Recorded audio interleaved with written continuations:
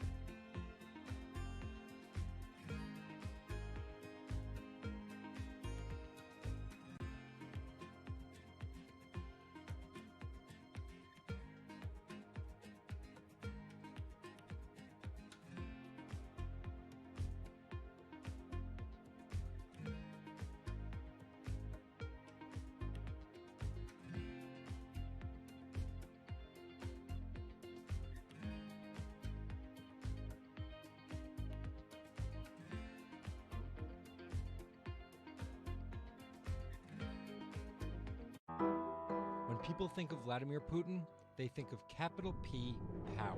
And that's exactly the impression he creates. Whether it's physical power, firing different weapons, riding in various James Bond-esque modes of transportation, or tossing hapless opponents in judo. Or political power, ruling his own country with an iron fist, crushing his political opposition, or, most recently, being accused of meddling in foreign elections for his own benefit. This is how Vladimir Putin went from a poor, tough kid in Leningrad to a KGB spy to the very symbol of modern Russia. Vladimir Vladimirovich Putin was born in 1952 in Leningrad, which is now St. Petersburg. His father was a factory foreman and his mother a homemaker.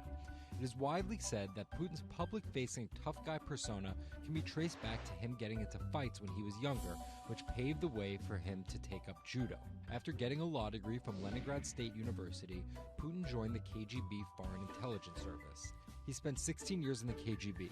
When Putin returned to Russia, he began his political career. He went to work for Anatoly Sobchak, who was then the mayor of St. Petersburg. That's Leonid Bershidsky. I'm a columnist at Bloomberg View.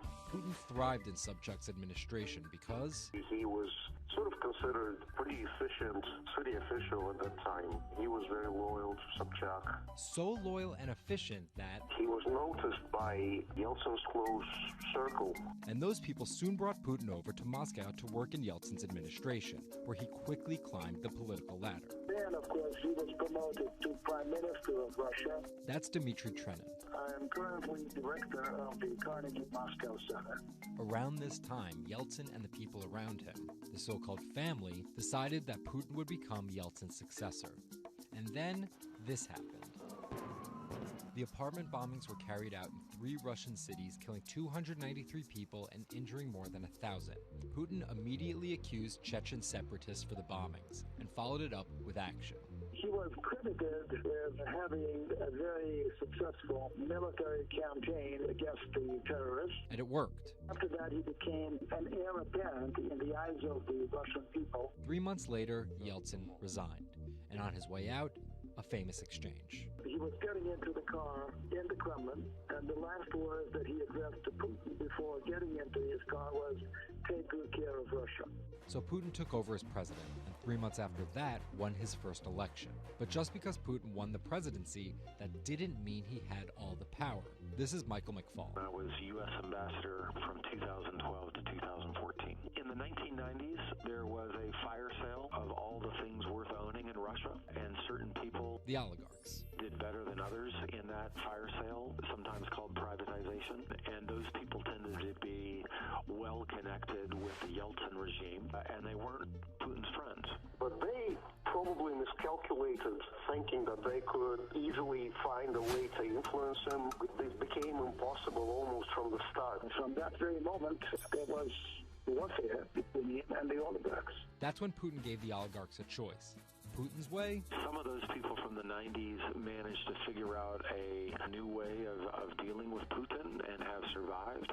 or prison. Others could not find common vision, and so they lost their assets. Khodorkovsky once was Russia's richest person, worth $15 billion, but he ran afoul of President Vladimir Putin and spent a decade in prison. With domestic power consolidated, Putin focused on restoring Russia's global influence. Putin is the guy who believes in the expansionist Russian state. Georgia and Ukraine and all the other Soviet republics that split off when the Soviet Union fell apart, he still believes that they're traditional Russian satellites. A lot of his strategy is about keeping them in the orbit. That Yeltsin line, take good care of Russia, that's how he understands it. And he used annexation and invasion, as well as oil, gas, and trade to keep former Soviet republics in Russia's orbit. In 2008, Putin's 2 terms were up, and he decided to step down as president. Dmitry Medvedev stepped in as president, and Putin went back to prime minister. But really, Putin never left power. He pretty much continued running the country, and Medvedev was a bit of a figurehead. there was actually a period of cooperation between Russia and the U.S. that benefited both countries during Medvedev's presidency. Because Medvedev did not have the same negative attitude towards the West as Putin did. But when Putin came back to run for a 3rd term, in the lead up to the 2012 election, it was widely believed that both the presidential and parliamentary elections were rigged, and Russians took to the streets. Putin blamed the protests squarely on America, and more specifically, Secretary of State Hillary Clinton. He believed that she had sent, and this is his words, a signal to demonstrators. Still, Putin won by a huge margin and set about crushing the protest movement immediately upon his return to the Kremlin. Over the next few years, Russia's economy tumbled. Putin annexed Crimea, leading to sanctions. The price of oil fell drastically. The ruble hit a new low, and America played down Russia's influence, with Obama calling Russia a regional power. Despite all of that, Putin's approval rating remained sky high, and then an opportunity for payback. I think I'd get along very well with Vladimir Putin. In 2016, there was one candidate who called Vladimir Putin very smart. Trump exhibited tolerance towards Putin's actions annexing Crimea, and similar views on NATO and sanctions. Secretary Clinton didn't support any of those views. Even though Putin denies any wrongdoing, U.S. elections. Yes. the U.S. has accused Russia of being behind the leaking of 20,000 Democratic National Committee emails, which many say helped Trump beat Hillary Clinton in the presidential election. Which leaves us here, with the possibility of a President Putin until 2024, positioning Russia to be the world power he always imagined it should be.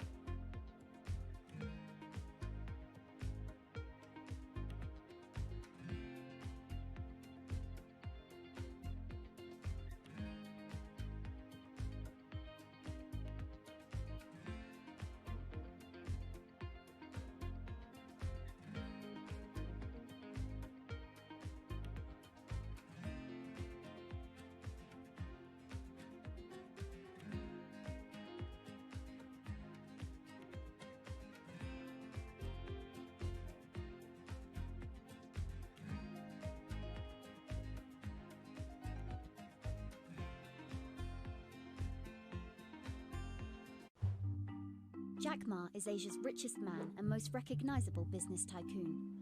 He's the chairman of Alibaba, China's e-commerce giant and one of the 10 largest companies in the world, yet he still wants more.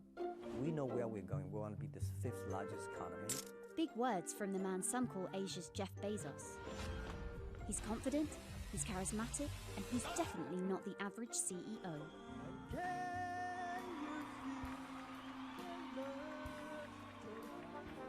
This is how a poor school teacher went from the classroom to being one of the most influential multi-billionaires in the world.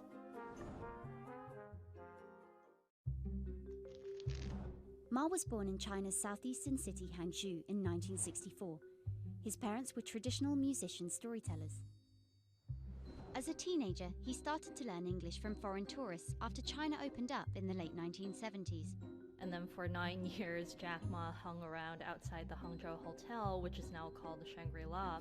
He would get up at 5 a.m. to talk to travelers. That's Bloomberg technology reporter Lulu Chen. And I cover China Internet for Bloomberg. Ma failed China's National University entrance exam twice before being admitted to local teachers' college. He graduated in 1988. He applied for 30 jobs and got rejected, including from the fast food giant KFC. When KFC came to China, come to us say, 24 people went for the job. 23 people accepted. I was the only one guy. Then Ma got a job at a local university and taught English there for about 5 years, earning just $15 a month. On the side, he started a translation company with several friends. During a company trip to the US in 1995, Ma had his first encounter with the internet at a friend's place in Seattle. I searched the first word, beer. I don't know why, because it's easy to spell, baby. And I see beers from Germany, beers from USA, beers from Japan, but there's no beer from China. So he searched for the word China instead and still couldn't find anything. And that got him thinking. He wanted to build something that would put China on the world's map. He started China Pages, a Yellow Pages-like website, but it didn't take off. Then Ma joined a government agency in Beijing to help set up a website. By 1999, the internet stock boom had gripped Wall Street, and back in his Hangzhou apartment, Ma decided to try again. With his wife and a group of friends, Ma raised $80,000 and set up Alibaba, a site that allowed businesses to sell stuff to each other. 人家美国人强，就强它的硬件，强就强它的系统建设，这方面确实比你高。但是玩信息玩软的，中国人的脑袋绝不比你们长。我们在座的所有人的脑袋绝不比你们长。By 2000, Alibaba had raised $25 million from investors, including Goldman Sachs and SoftBank. He had no business plan and zero revenue, but his eyes was very strong eyes. In 2003, Alibaba started Taobao, a platform for individual sellers to trade with each other, and publicly declared war against eBay, who had started to make a foray into China. Jack Ma has this famous saying that Alibaba is a crocodile in the Yangtze River, whereas eBay is a shark in the ocean. And if they fight eBay in the ocean, then they'll lose. But if they fight them in the Yangtze River, then they have a home base advantage. In 2007, just 1 year after it forced eBay out of China, Alibaba debuted its business-facing division on the Hong Kong Stock Exchange. But it delisted 5 years later as its performance sagged.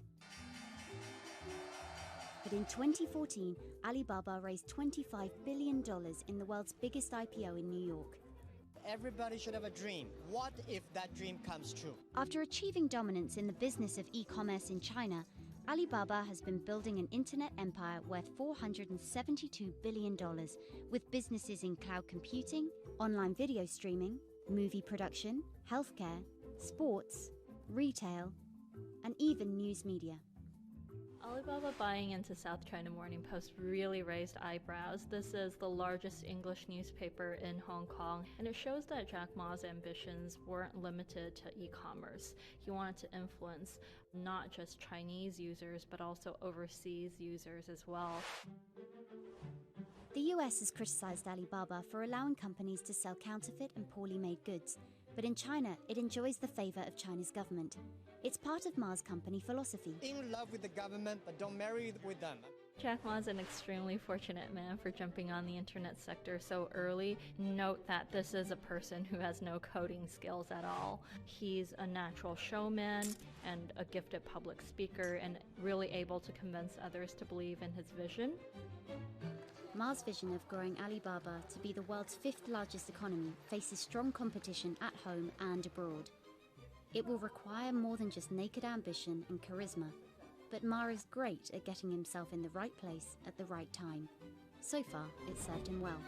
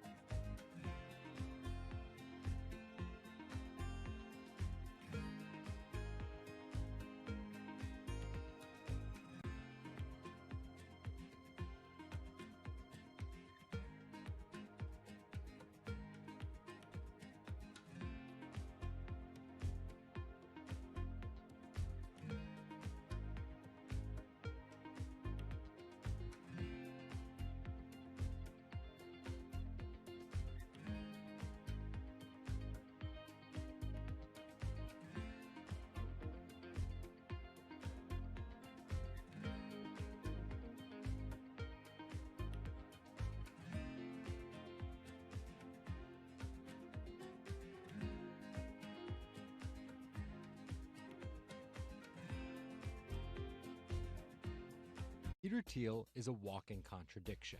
He got his bachelor's and Juris Doctorate from Stanford, but speaks out about the horrors of higher education, saying college is as corrupt as the Catholic Church was 500 years ago. He's a staunch supporter of the free press, yet he bankrolled a lawsuit to bankrupt an independent media company. But these were not journalists. And most of all, he's an immigrant libertarian who's the most public supporter of Donald Trump in all of Silicon Valley. What Trump represents isn't crazy, and it's not going away. This is the story of how an openly gay, immigrant genius, libertarian billionaire went from tech contrarian to Silicon Valley's biggest Trump supporter. Peter Thiel was born on October 11, 1967 in Frankfurt, West Germany, to Suzanne and Klaus Thiel. Peter's family emigrated to Cleveland, Ohio when he was 1. An Ayn Rand devotee during his youth, Thiel attended Stanford University majoring in philosophy. His Stanford experience shaped a really big part of who he decided to surround himself with. That's Lizette Chapman. And I cover technology and venture capital here at Bloomberg. He and his Stanford friends made their first big splash in tech with PayPal. After selling to eBay for $1.5 billion, they would become known as the PayPal Mafia for each incredible success after PayPal. For Thiel, that began with an early, modest $500,000 investment in Facebook. And in VC speak, early means big risk, but also big reward. He turned that initial $500,000 investment into more than $1 billion in cash. But Thiel was just getting started with Facebook, and he went on to make a whole bunch of wildly successful investments. From SpaceX to Airbnb to one of the largest, most powerful companies in the United States, if not the world, and of course that's Palantir. The incredibly controversial secretive data mining startup he founded with his colleagues from PayPal. It connects data silos and then allows non-technical people to search that information for patterns. Data like financial information, feeds from video cameras, biometric details, passport information, flight manifest. Palantir doesn't talk much about how they collect this data, who has access to it, or what they do with it. But they have contracts with the Department of Homeland Security and the CIA and the Department of Justice and the Securities and Exchange Commission and several other federal agencies. It's the richest company you've never heard of, valued at $20 billion. But there are plenty of obscenely wealthy people in Silicon Valley. What makes him different? He's a complex ball of multiple contradictions. Take college, for example. Even though college was extremely important for Thiel, there's something called the Thiel Fellowship. In exchange for dropping out and a promise not to pursue college, Thiel would give them $100,000 each. You basically tell people that if you get a diploma, you're saved. Otherwise you go to hell. You go to Yale or you go to jail. Also, his relationship with the press. Here's another contradiction. He's donated to free press initiatives, including the Committee to Protect Journalists. But he also secretly spent tens of millions of dollars bankrolling a lawsuit filed by Hulk Hogan over the publication of a sex tape and bankrupting the independently run Gawker Media. Why did he do this? Because in 2007, one of Gawker Media's blogs, Value-Ag, outed him as gay. And with the lawsuit, he found an opportunity to get back at them by funding the lawsuit that Hulk Hogan was able to bring then, but he wouldn't have been able to do that without Thiel's money. And finally, Thiel's biggest contradiction, his endorsement of Donald Trump. When he was asked about his support for Trump, he was surprised at the outrage that came with it from many of his colleagues in Silicon Valley. He didn't want more of the establishment. No matter how crazy this election seems, it is less crazy than the condition of our country. After briefly supporting Carly Fiorina in the primaries, Thiel pivoted to Trump, donating $1.25 million to Trump and his associated super PACs in October 2016. And he didn't just help Trump financially. He gave a full-throated keynote speech supporting Trump at the Republican National Convention. I'm not a politician, but neither is Donald Trump. He is a builder, and it's time to rebuild America. And when Trump was finally elected, Thiel was given the reins to an enormous amount of power. And I want to thank you, man. You have a very special guy. He was named the transitional advisor.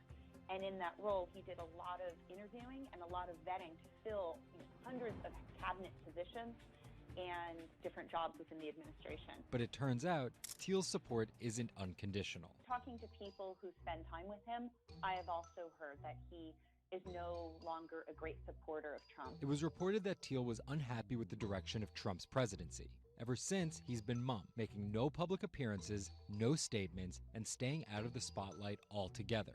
Although there have been suggestions that Trump could tap Thiel for a top intelligence post or ambassadorship, there's no indication he'd accept. He's described his relationship with politics as schizophrenic.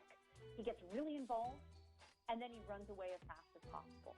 Whether Thiel takes a new position or simply continues as a board director at Facebook and Palantir, at just 50 years old, he's primed to wield some serious influence in technology and politics for decades to come.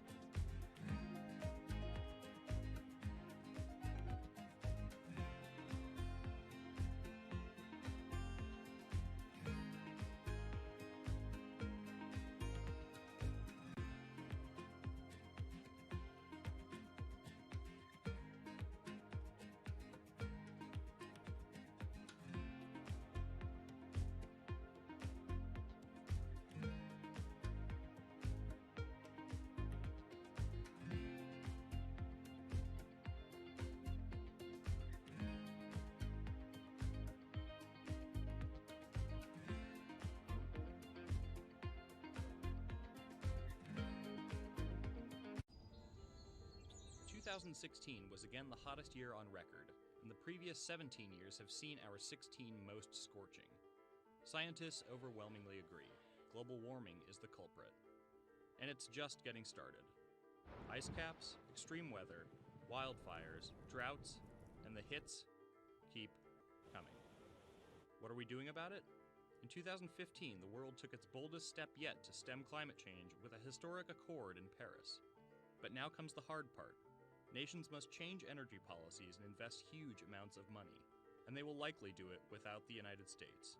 President Donald Trump announced on June 1st that the U.S. would withdraw from the accord. The reality is that withdrawing is in America's economic interest and won't matter much to the climate. Here's the situation. Decades in the making, the Paris Agreement united the U.S., China, and more than 190 other nations in a push to limit fossil fuel pollution. The UN-sponsored plan secured pledges to cut greenhouse gases, the emissions that trap heat in the Earth's atmosphere, in an effort to avoid the rising seas and other environmental disasters that climate models predict.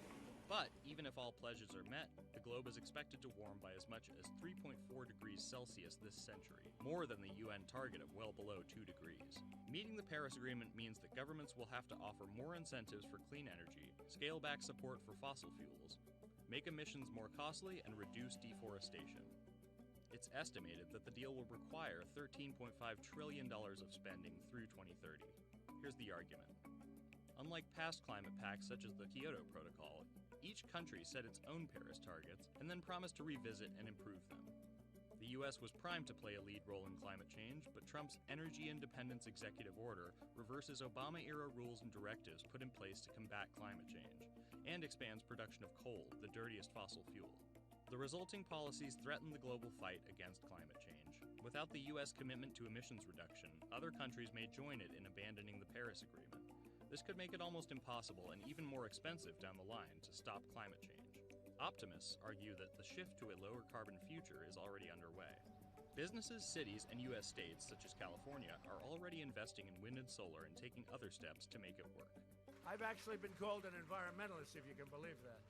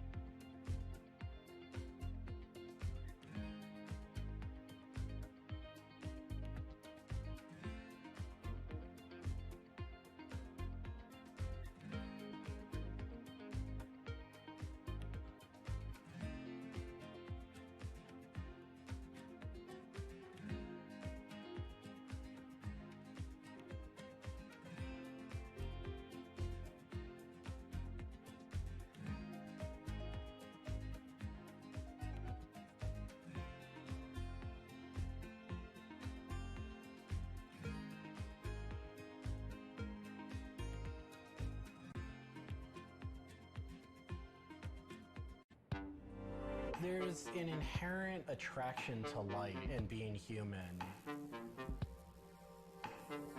And I think on a very deep psychological level, light is this way in which we experience the energy surrounding us in a very personal manner.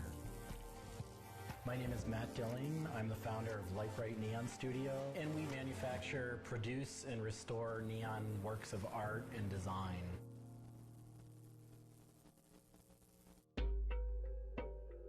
Origins of the creative content of a lot of the work at Light Bright comes from a variety of sources. Sometimes people come with a napkin sketch, some people come with an Adobe Illustrator file, and we have a whole design team who then we kind of work together to help create layouts of what it might look like. Scale it up and create a paper template using a pen plotter. And that paper template actually becomes our guide for what we're going to bend the neon to. We take from the office into the glass shop. We pick out the right size tubing with the right color for the right size project. From there, we heat up the glass tubing. The torches heat the glass well in excess of 1,000 degrees in order for it to get into its molten state. We heat up and bend the glass tubing to match the template. One of our chandeliers has over 100 different bends in it. So each one of those bends has to be marked for a heated up bend. We also have to allow the glass to cool between the bends so that the next area can be worked on and heated up in its own unique fashion. It turns into spaghetti, and then we have to make sure that that spaghetti lines back up and cools to the template. We use a blow hose to connect our mouth to the tube, create a volume that's closed, and we can control the pressure in there with our mouth. There's just a variety of challenges that come up inherently in working with glass. Glass can crack due to stress, and sometimes you'll just have a batch that all it wants to do when it gets near a torch is crack.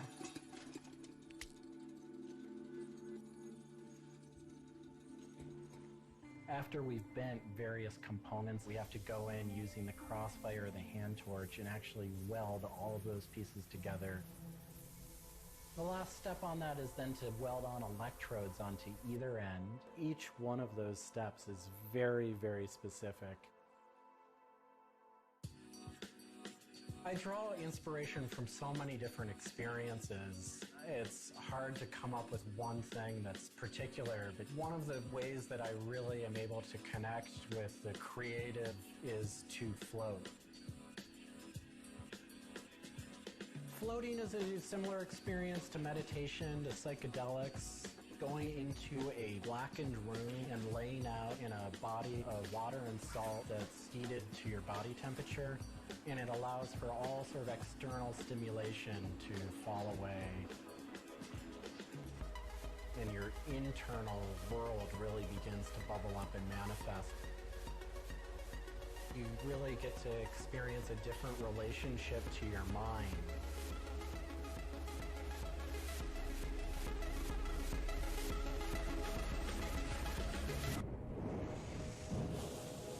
I think I work with neon because I can't not work with it. It's so challenging and so rewarding. And those things are so intertwined that there's no way of separating it out. I've learned so much and continue to learn so much by working with it. I find so much inspiration in working with it, and I just continue to experience new and different things through the medium. It's that close to me at this point.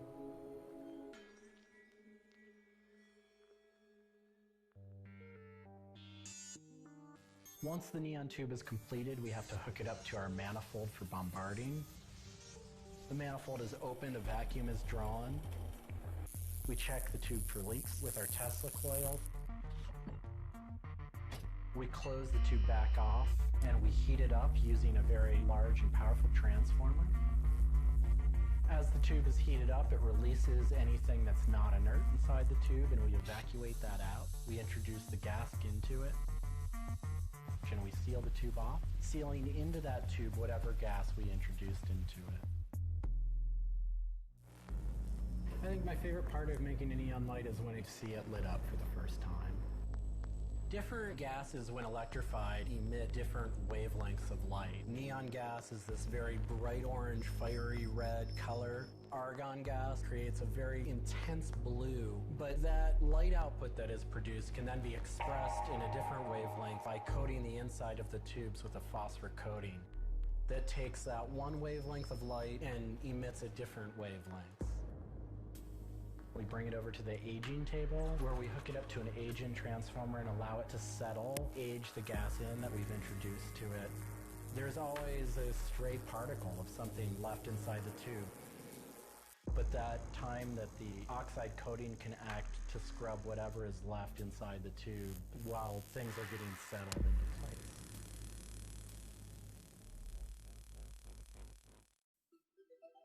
Once the tubes are aged in, we move on to our process of assembling two halves of the fixture together in a jig, gluing up the center of the fixture to its spindle.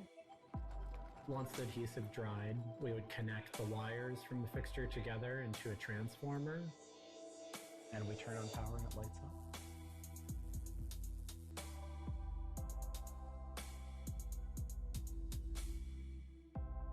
Part of what we love about what we do here is that we try and put out into the world the kind of things that we'd like to see.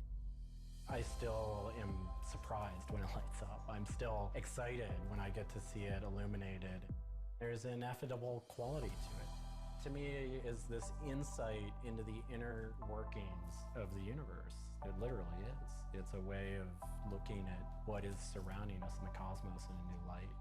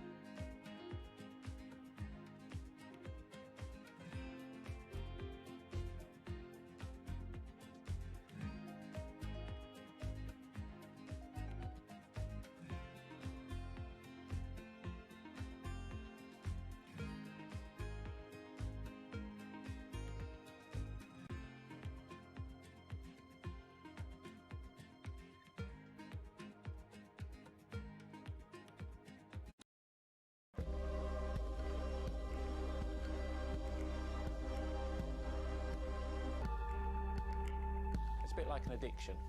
You've got to make something, you have to do something. It's borderline obsession.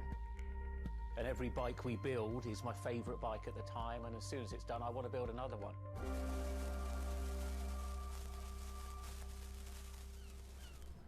Sven cycles is something I've been thinking about ever since I started cycling in my late teens. We want bikes that ultimately you'll really enjoy riding. There's never a bike that's the same. There's always a slight change. And as we build them individually as well, they have the marks of a bike that's built by hand. Most people I know cycle have an idea of their dream bicycle.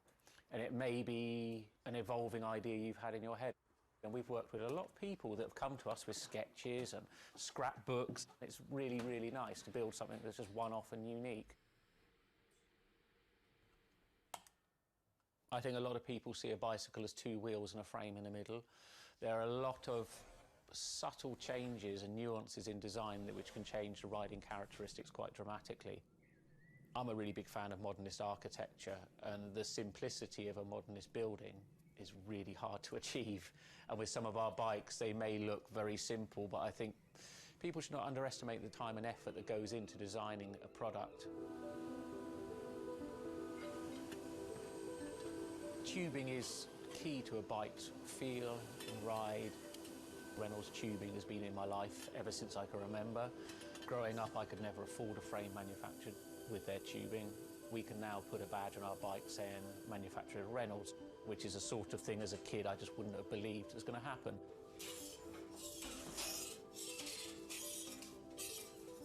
Every part of the bike has a specific tube. It's not universal. The first thing we do is get the tubes out, check they're correct, check the wall thicknesses, sand the edges, make sure it's all really clean, because if it's not clean, the tubes won't join together correctly. We build in steel because I still believe it's one of the best materials to use. It's been used in bikes since the late 1800s, and they're still using it now for a very good reason. It's the flexibility that we can replace the tube, repaint the bike, and you wouldn't know it's damaged. I just like working with it. It's very sculptural. This isn't sort of aerospace precision engineering.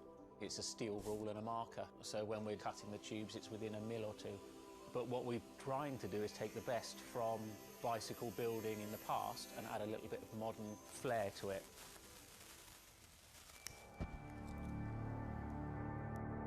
There's various techniques for building bicycles. We do a thing called fillet brazing, where you connect a pipe together. We use a bronze rod and a flame. We heat the tubes up to the same temperature and we fill the joint with bronze. And it gives a very, very sort of fluid, lovely, sort of quite sculptural feel. It's got to practice. You've got to be able to judge material temperatures. You've got to just look at it and you just get a feel for it. It's the stage where your tubes start to look a bit like a bicycle. My father's a jeweller. He'd make sort of very pretty things, which are lovely, but for me, they don't really have any function. What I love about bicycles, you can start on a Monday with a box of tubes, and you can be riding it by the weekend, and it can last you for the rest of your life.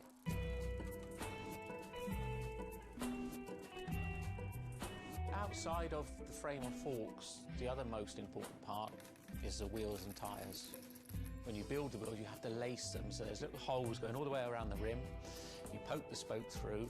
We do build all our wheels by hand here because a machine can't get 30 years worth of wheel building experience. Colour is very, very personal. With any of our bikes, you can have them painted whatever colour you want. We've matched one to a teapot, so we can get that scanned and we can match that, or someone's favourite item of clothing. I like to let the bike sit for 4 or 5 days minimum, just so the paint can have time to cure a little bit, and then we assemble it.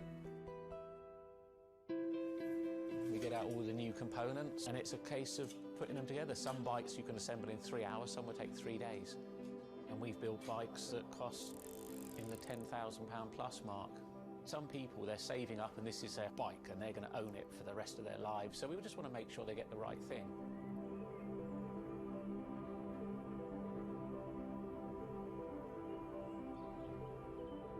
I think the bike for me was the first time I had some freedom, so as soon as I had one I was off. A lot of people still get that thrill as when they were a kid blasting down a hill, wind going through their hair. It's fun. Everyone has their favourite jacket or something that just makes them feel good. If you've got a bike that fits well, you actually feel part of it. Building bicycles as a creative outlet is fantastic. It's not something you do because you're going to get a big paycheck at the end of the day. You do it something you have a passion for it.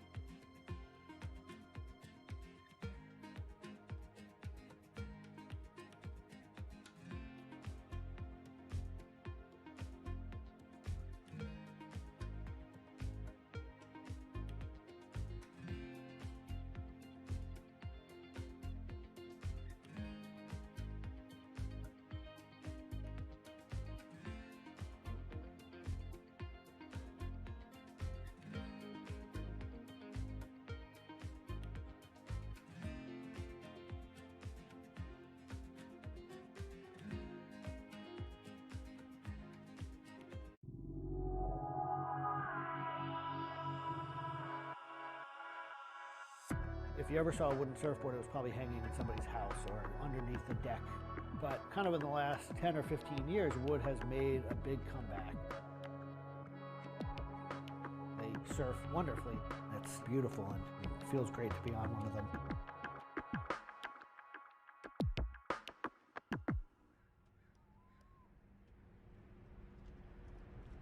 I always had a love for wood and kind of passionate about things that went in the water. I've kind of been around wooden boats most of my life. There's just so much character. The way they're built, the stories that come with them, a lot of that has translated over to why we build surfboards the way we do. When we first started thinking about building surfboards, wood was the natural material we chose. They have a very high strength to weight ratio. Wooden surfboards have the longest history of use in the surf world than any other material. People have been surfing wooden surfboards since kind of the first documented history of people riding waves. The board starts in CAD, where we take a 3D model, break down the shape, and kind of create frames and templates and all the inner parts of the board that we get cut on a CNC machine.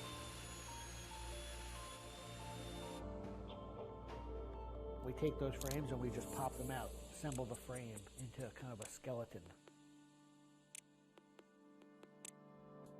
We go out to our lumber shed, pick a bunch of cedar, and bring them into our mill shop, put glue along the edges, clamp it all together into a panel. Everything's book matched. You have symmetry in the colors and texture of the wood. Cut your outline. Take our assembled frame, gently put it down right on top of the plank.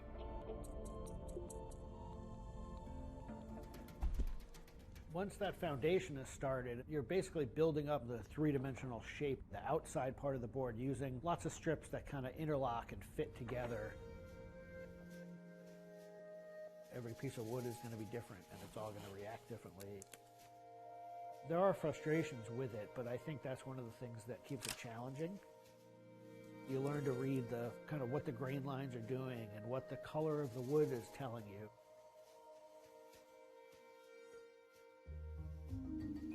Once those rails are cleaned up, we put our top planks on. It's a little bit like putting a lid on a box. It's like, this is it. Whatever's inside that board is staying inside that board. And by tensioning some rope, you can clamp the two together. It's like a time capsule.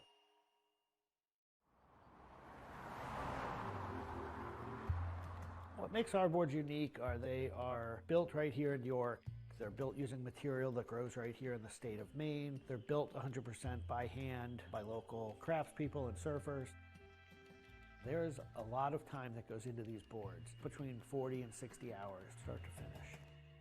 We wanted to build surfboards that were as hollow as they could be, but still be strong enough to work well. Too light and they don't surf well, but too heavy and they don't surf well. So there's a balance point there, and that's where we try to be. Taking the board off the rocker table once the top has gone on, that is by far one of my top favorite parts. It's just you and a shaping stand, a board, and a hand plane. Everything else is out of your view. It's simple, it's pleasurable, it's quiet. You can be with your thoughts and you can just kind of be present. There's something about taking a nice sharp edge tool to a beautiful piece of wood and feeling the curls coming off and knowing that every pass that you're making, you're kind of getting it closer and closer to what you have in mind.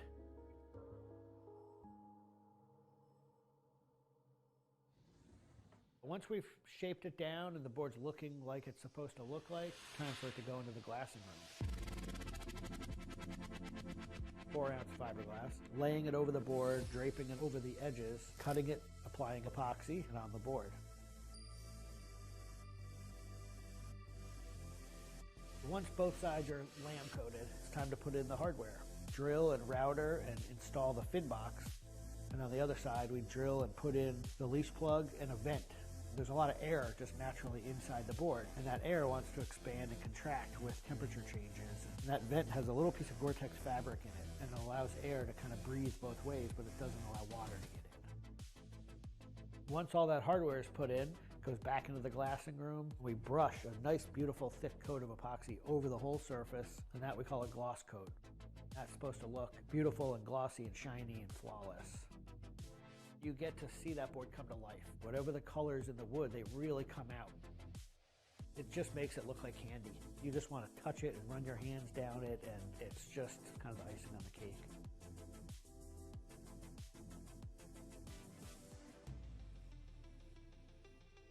Once everything is hard, we put it into what we call the oven, get that epoxy to cure, really kind of bake it, and just get it to harden.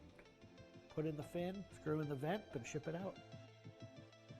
We just love the idea of building something that's sustainable and long-lasting and made by hand. Kind of gives you a deeper connection to the product over something you might buy on a shelf.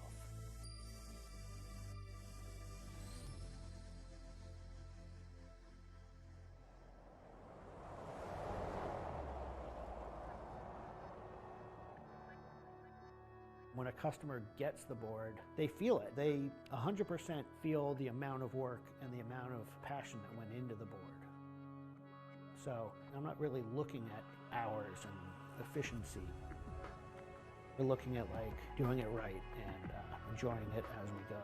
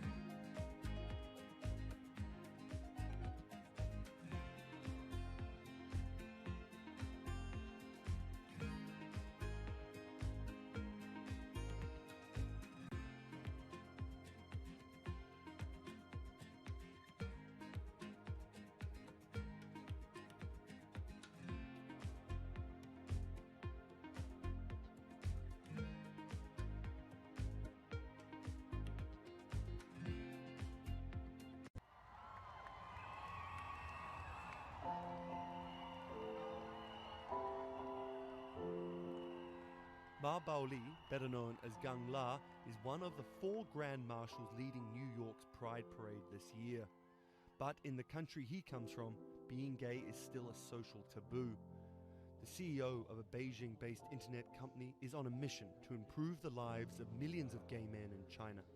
对于每一个 LGBT 人群来说，即使这个国家不允许你跟同性爱人结婚，但是你仍然要勇敢地去选择你自己的生活，你仍然应该拥有幸福生活的权利。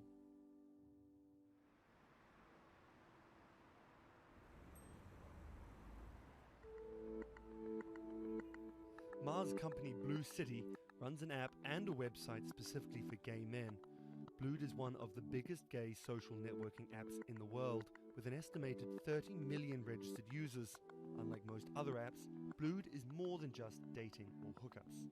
大家可以在我们这个软件里面找他自己的情感，然后可以阅读相关的内容，然后可以进行一些娱乐，比如玩游戏啊，比如看直播啊等等。Back in 2000, when Ma studied at a police school in northern China, he realized he didn't feel like everyone else. 因为他们都找女朋友，然后谈恋爱，但是我对长得好看的同性的男生，我反而觉得对我更有吸引力。所以那个时候我就到互联网上去找这样的一些资料，然后希望能够告诉我自己我到底是谁。互联网上所有的信息都是负面的，都是错的，就是说同性恋要电击疗法，要被治疗，然后要吃药等等。After visiting some foreign websites with different attitudes to homosexuality, Ma created his own site for a Chinese audience, encouraging people that 他们也是正常的，他们不用自卑，然后也不用自杀。Even though attitudes towards homosexuals are slowly changing in China, it's still a social stigma. The virtual world of Blued, where members can be open about their sexuality, is for most a striking contrast to their real lives. This is live streaming, a function added to Blued in late 2015, right as the internet craze was starting to take off in China. Many self-made stars like Jin make decent amounts of money by receiving audiences' virtual currencies and gifts. 我们不是彼此的初恋，初恋这种事儿多不靠谱啊。For Kyle and Klaus, a couple who have come out, live streaming on Blued means something different. 其实我经常会收到很多粉丝的一些互动的留言，就是类似就是说你们让我们看到了同志情侣之间的一些希望啊，我看到这样的留言我是很欣慰。The government's rules for acceptable content online may shift quickly in China, with LGBT material in a grey area. Many companies feel the chill of the recent internet crackdown, but Blue City still runs as usual. Ma has won the Chinese government's trust by helping with HIV prevention among gay men. A third of the company's staff are dedicated to screening pornographic and politically sensitive content. 我不太多的愿意去对抗，我更多的愿意去对话，去改变他们的想法。我觉得这个可能在中国来说是更有效的。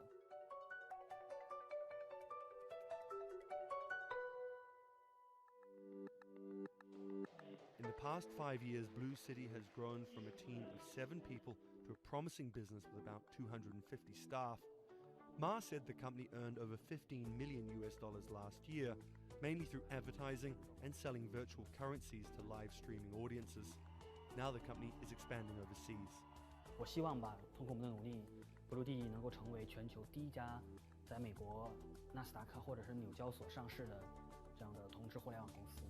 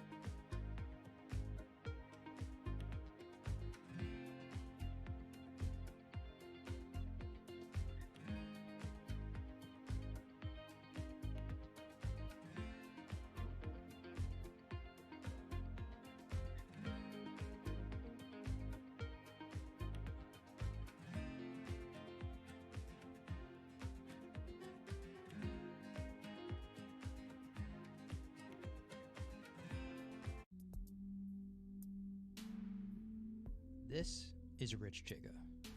He's a Chinese rapper by way of Indonesia, and he's very popular on the internet. This is Joji. He's a Japanese-Australian singer, and he's also very popular on the internet. Plus, Joji invented the Harlem Shake meme. Let me say that again. This guy, Joji, in the blood bathtub, invented the Harlem Shake meme. But we'll come back to that. So Rich and Joji are both signed to 88 Rising, an entertainment company hoping to build a lasting global brand that will outlive singular moments of virality. They primarily create content combining Asian culture and hip-hop, a formula that apparently pleases the internet gods greatly.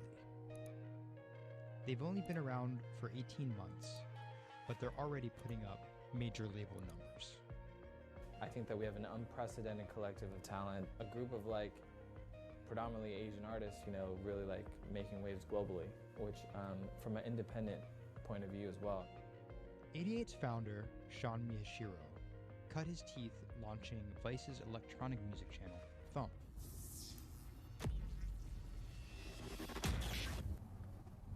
But quickly, Sean became interested in life beyond dance music.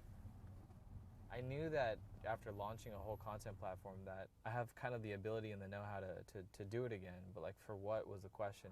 So Sean moved to the Bronx to start over and figure it out. He couldn't afford an office space, so he worked out of his car at the top of a grimy parking garage. Everything kind of started here. If you look around, this is my environment. This is my serenity, really. 88 Rising was built here. Built on the grounds of LA Fitness, residence in a parking garage. I was living in the Bronx. I'm just like, damn, where the hell do I go? So I just come up here and I just kind of figure things out every single day. Being like, okay, what the hell is this thing?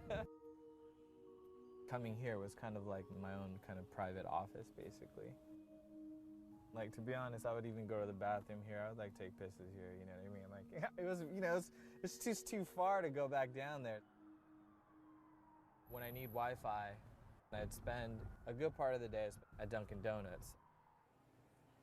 Hi, how are you? Can I get a chicken snack wrap? Before 88 Rising officially launched, Sean caught a surprise break in the form of a Twitter friendship with a funny 16-year-old kid from Indonesia named Brian, who taught himself English by watching Rubik's Cube tutorial videos on YouTube. Seriously, that's true. I thought his Twitter was genius, from the future, just crazy, and just the shit that he was saying, the memes he was making. But I didn't know that he rapped or anything like that. I really didn't, and he came up with Dat Stick 2 weeks later.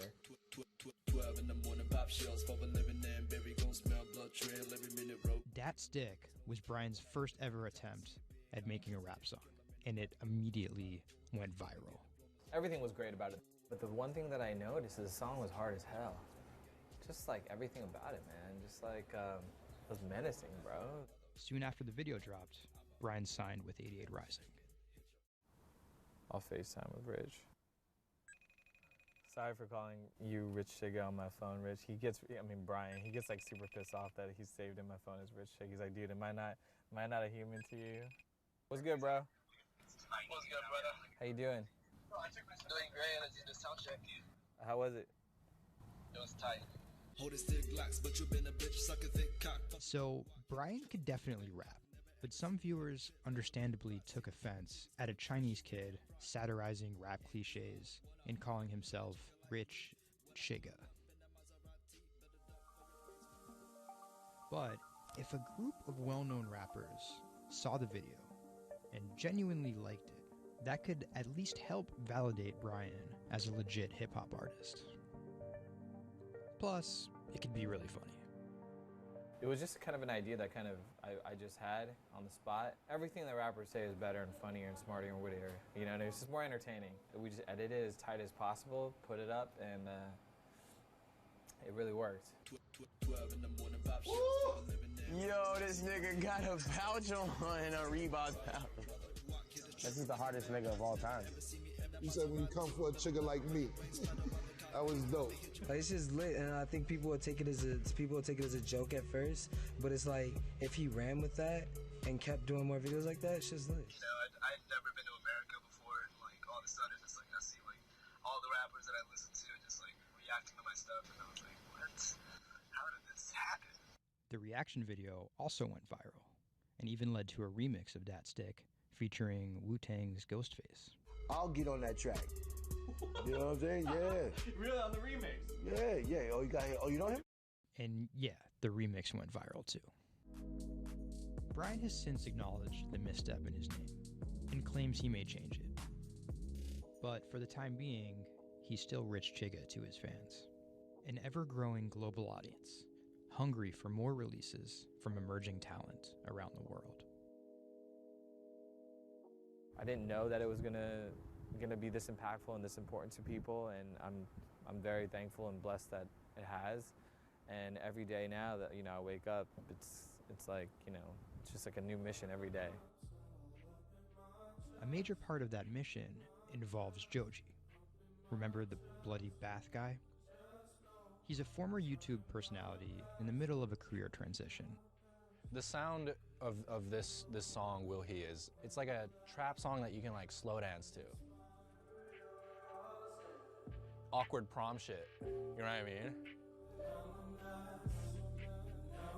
I used to do crazy episodic internet videos. It was going well, and one day it was me and a few friends just in a room. We were casually chilling, and then someone plays the song, and it's brand new at the time. I happened to have a lot of costumes laying around, so I told the other guys, I was like, get in these costumes and let's just dance to it, like who cares? We were like, okay, let's just go crazy at the drop. So that video goes up, I go to sleep, and the next morning, everyone's doing it, like next morning.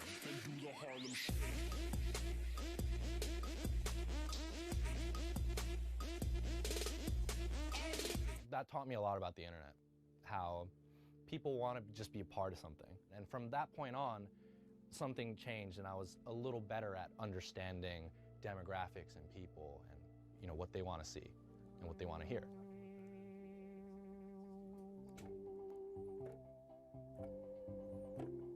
I was friends with a couple other artists who were affiliated with 88, and then I also started to realize that 88 is the bridge between Western and Asian entertainment, and I really wanted to be a part of that. Joji just released the In Tongues EP, his first project as a serious artist. Joji's In Tongues record came out a couple weeks ago. It's #2 on Billboard on the R&B charts, which is crazy for independent release, and he's like a brand new artist. And the success is even more impressive, knowing he went from creating something like this, It's just Taco Bell. What could possibly go wrong? to creating something like this, the newest music video for his song Demons.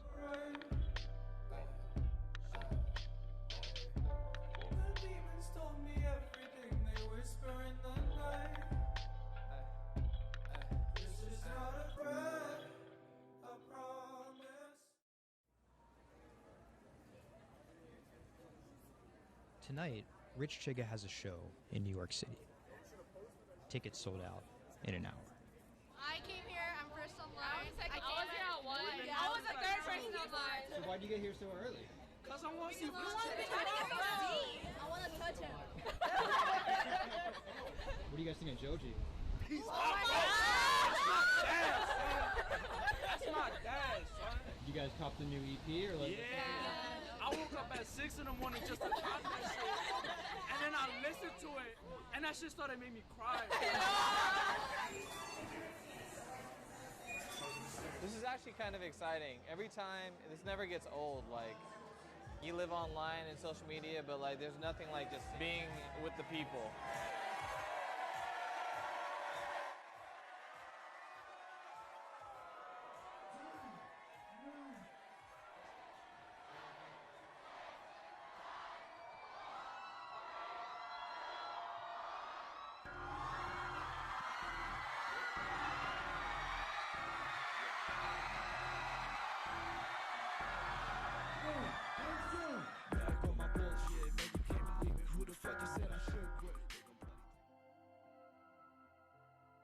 More often than not, viral success happens by accident.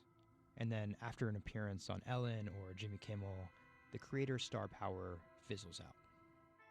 But Idiot Rising has figured out how to turn potential gimmicks into brands with an actual following that keeps coming back for the next thing. Oh, shit!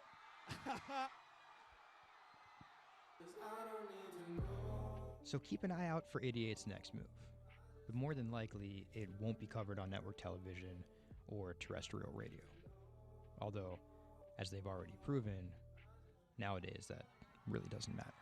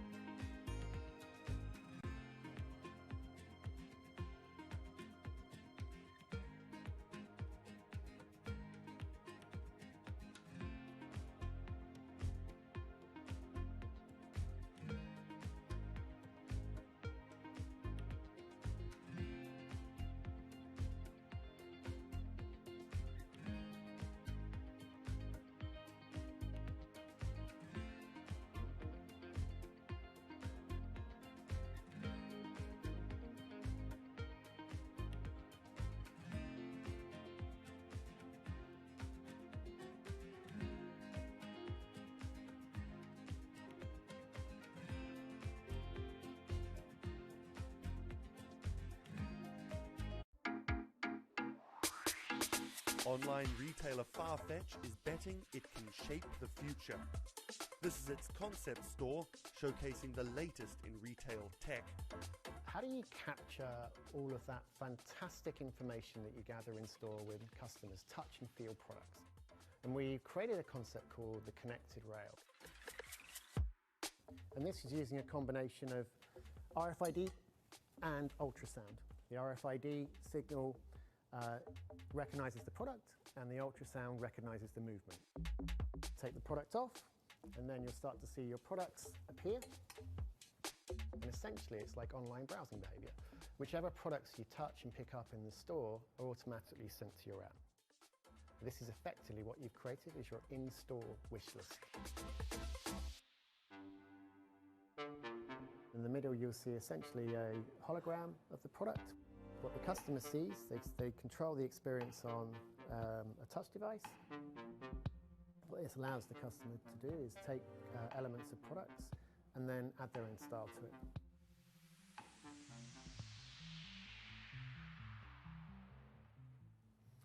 Right, so this is the connected mirror. So in this example, I see my products. I select a coat, and that's tried it, and it's slightly too big for me. So what I can do is choose an alternative size and send a request to the sales associate, and they'll bring that size to me in the fitting room mirror. You'll also see that we've got some product recommendations here. Crucially, the sales associate's able to push items into the mirror from their device. If you wanted to, you could simply use the mirror and pay and go.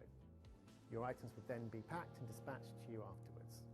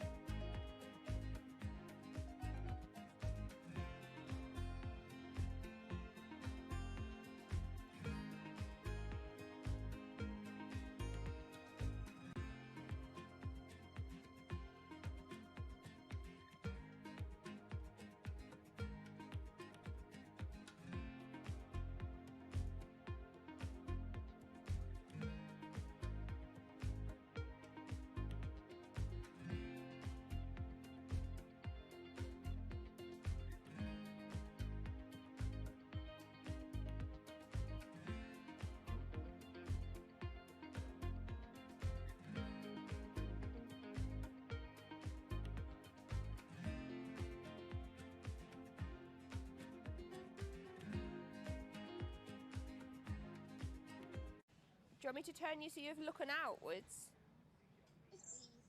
Yes, please. How about there? First time we came out with B, Jade said, "It feels like I've been released from prison." Do you want these, Mrs? Definitely. Definitely. Right. Yeah. And she could say hello to everybody, people she hadn't seen for months. It's Hi, it's Jade. Oh. So you can talk to Jade through this. Hi, Katie. She's there. Hi.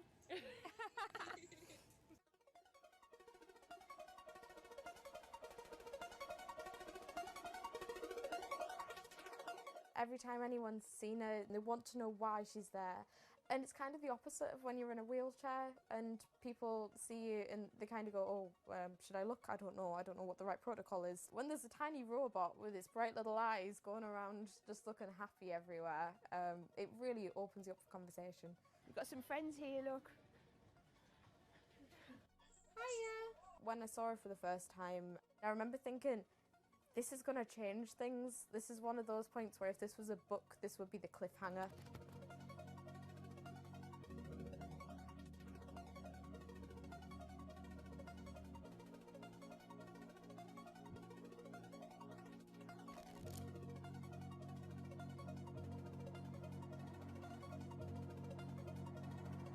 condition called Ehlers-Danlos syndrome, which means that I have a lot of dislocations, there's a lot of pain, and a lot of seizures and whatnot. So I can end up on my own in my room for long periods of time.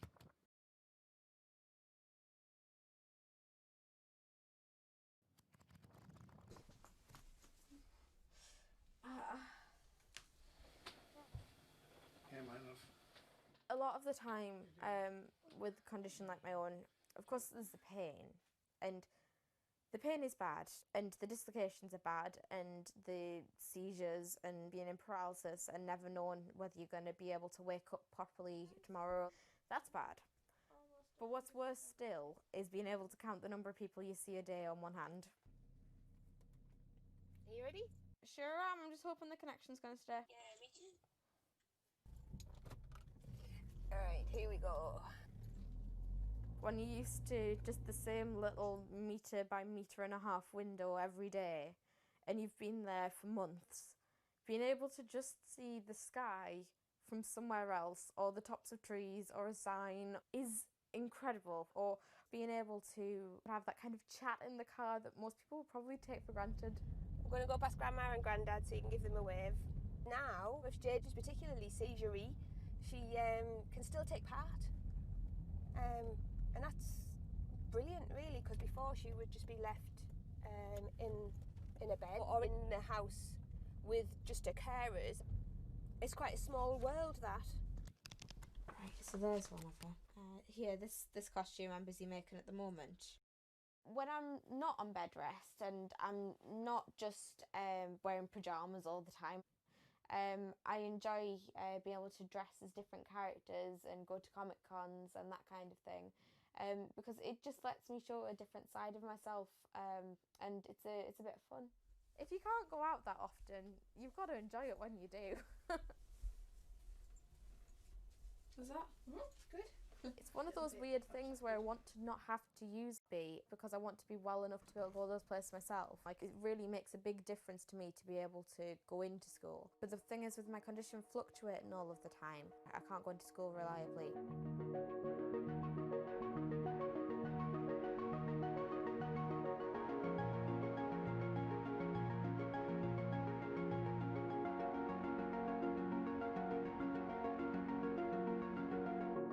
He's written it out bigger on the board, thank you.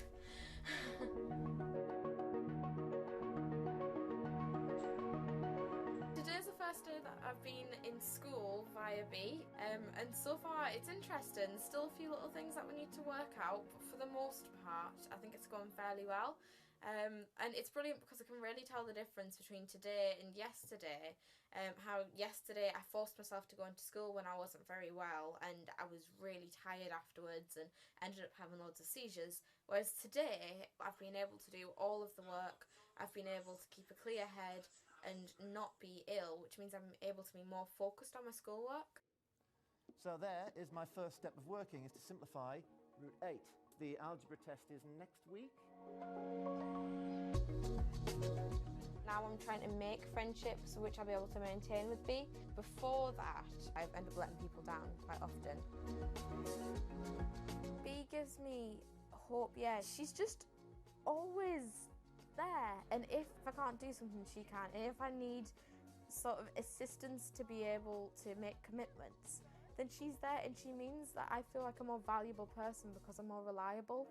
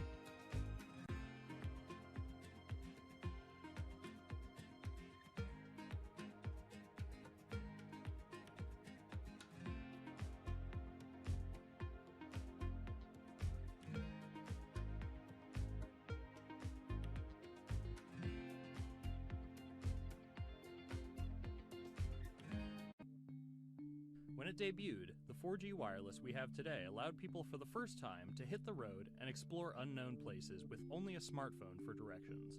When 5G arrives, it could enable driverless cars to take us there as well. 5G stands for 5th generation mobile networks or wireless systems. It's insanely fast and can accommodate a lot more connected devices. But the reason it's being called revolutionary is because 5G will allow connected devices to speak to each other as well as people. Right now we're living in a world where really it's a one-way experience. That's Bloomberg tech reporter Ian King. The network talks to your phone, you look at your phone and access data, then you send something back to the network. What we're being told about 5G is that really for the first time we're going to see machines communicating with each other over mobile networks in a meaningful way. 5G could end up being 100 times faster than what we have now, with speeds that could reach 20 gigabits per second. In plain English, that means downloading a full-length HD movie in seconds. 5G will also increase total bandwidth, which we will need in order to accommodate the growing Internet of Things.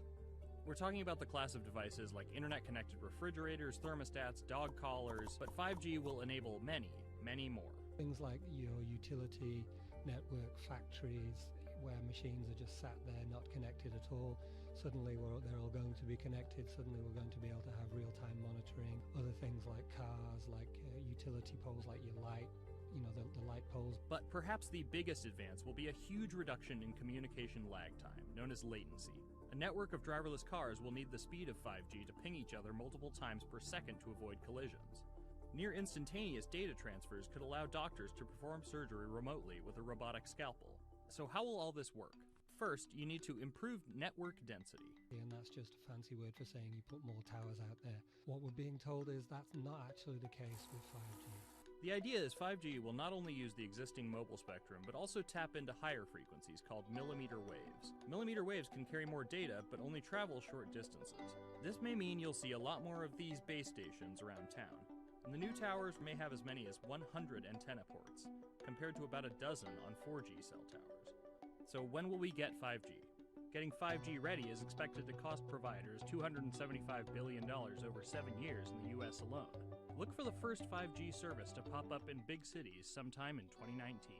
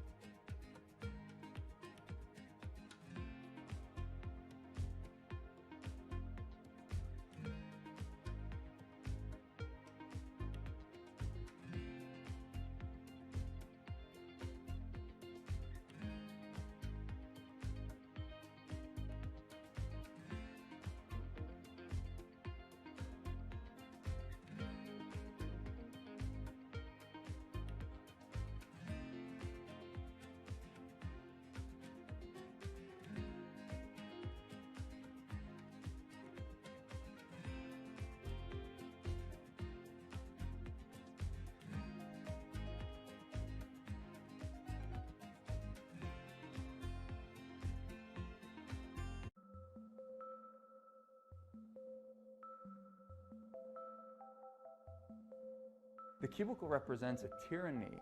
It confines your imagination, your thoughts, into a small physical area. Imagine pretty much every software engineer or finance person being able to, disconnect from their desk and look at holographic monitors on a beach and doing their work from there. That's not going to be science fiction. It's the modern office place. Silicon Valley is all about building the future. A startup called Meta thinks it's getting there first, thanks to a big bet that it's made on augmented reality. How are you? Good, thank you. Welcome to Meta. Thank you. Call it a 360-degree office where you can spatialize your thoughts as part of your workflow for education, architecture, design, engineering, etc. People often mix up augmented reality with virtual reality. VR totally blocks your ability to see or hear the real world. AR overlays holograms onto what you already see. Meta has tried to make its version of the workspace feel familiar. You grab the hologram instead of using a controller or a mouse, and your brain already knows how to do it. In other words, we've designed an operating system that humanity has always known how to use.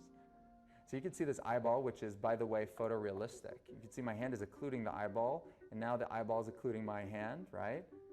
You see those two circles? They get small, and then they turn into this glowing white ball, and then I can move my hand around supernaturally. I can do this with two hands and rotate the thing. I could stretch it. I could throw it back right into the shelving system, and that's all you have to learn to become a modern worker. And to prove this, the employees at Meta have started to get rid of their computer monitors, trading them in for Meta's augmented reality headsets. Myron thinks that in less than a decade, we'll all be just wearing strips of glass that can project holograms.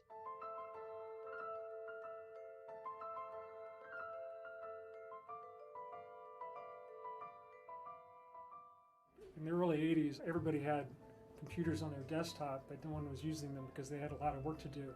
So they were still using typewriters. And at some point, the CEO took all the typewriters away and everybody was forced to use their computers. So it's very exciting to see a new generation of technology, a new paradigm. I consider us like pioneers in the holographic wild. I'm pulling up my browser with my hands and sending out emails to colleagues and just kind of really acclimating to the new environment.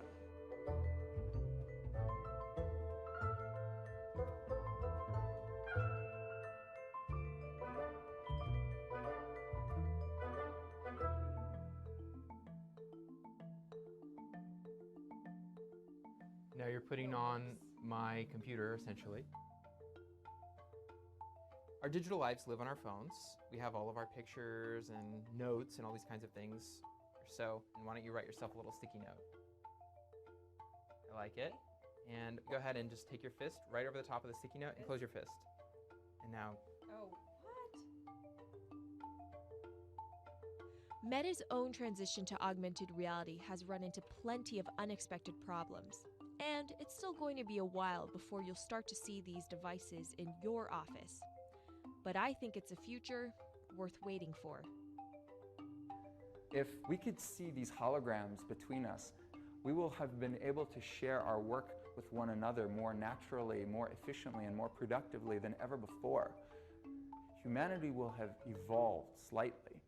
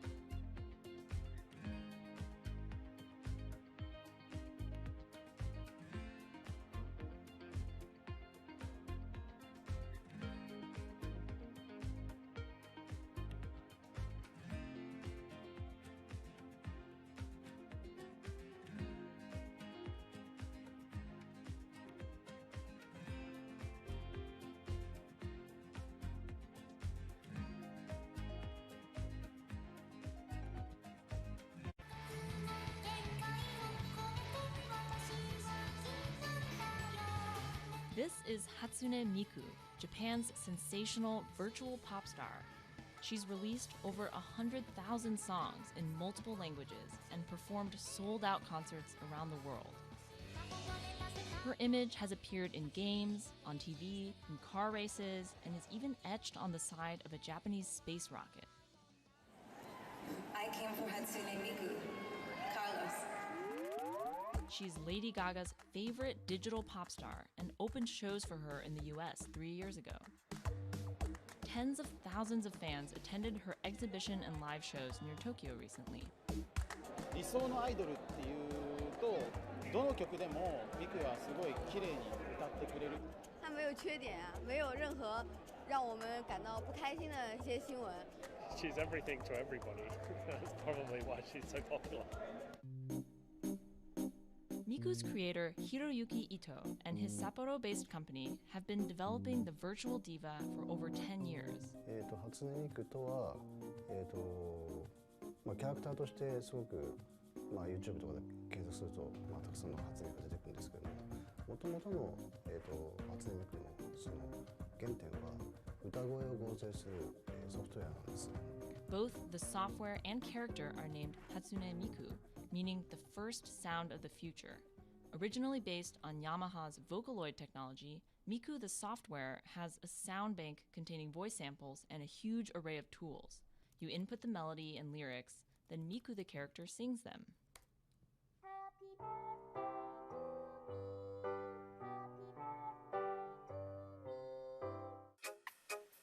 To date, Krypton has sold 120,000 software licenses at $200 each to fans around the world who use it to create numerous songs and share them online.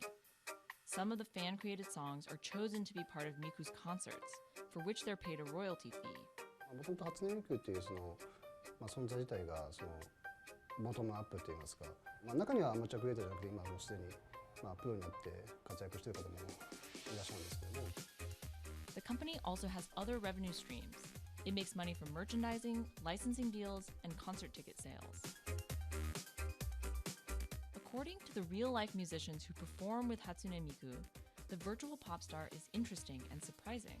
今年で3年ぐらい、ちょうど3年ぐらいやってきて、ライブも数十本、数百本やったので、そういうことが演奏によって起こせるためのそういう器みたいな感じになってきて、初音ミクらしさって僕はあんまりない。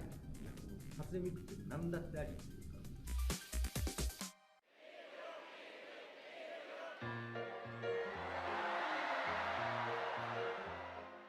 For Ito, Miku has the potential to change the way we think about music. そういう新しいそのテクノロジーによって新しい音楽のあり方っていうものを模索していきたいと思っていました。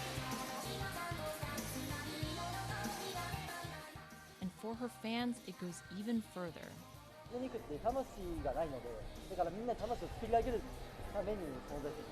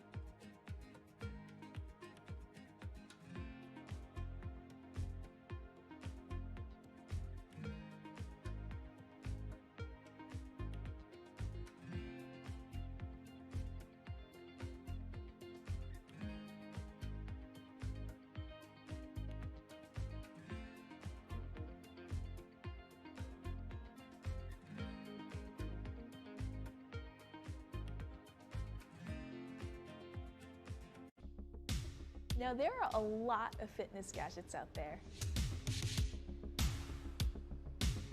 In my quest to get fit, I tested 17 of them over the last few months. At least one personal trainer I know was a little bit skeptical. Yeah, I've been watching these new technologies come to the market for almost as long as I've been a personal trainer. They're just tricks and tropes. They're not much different than the Bowflex machines or, to be honest, the original Jane Fonda workout video.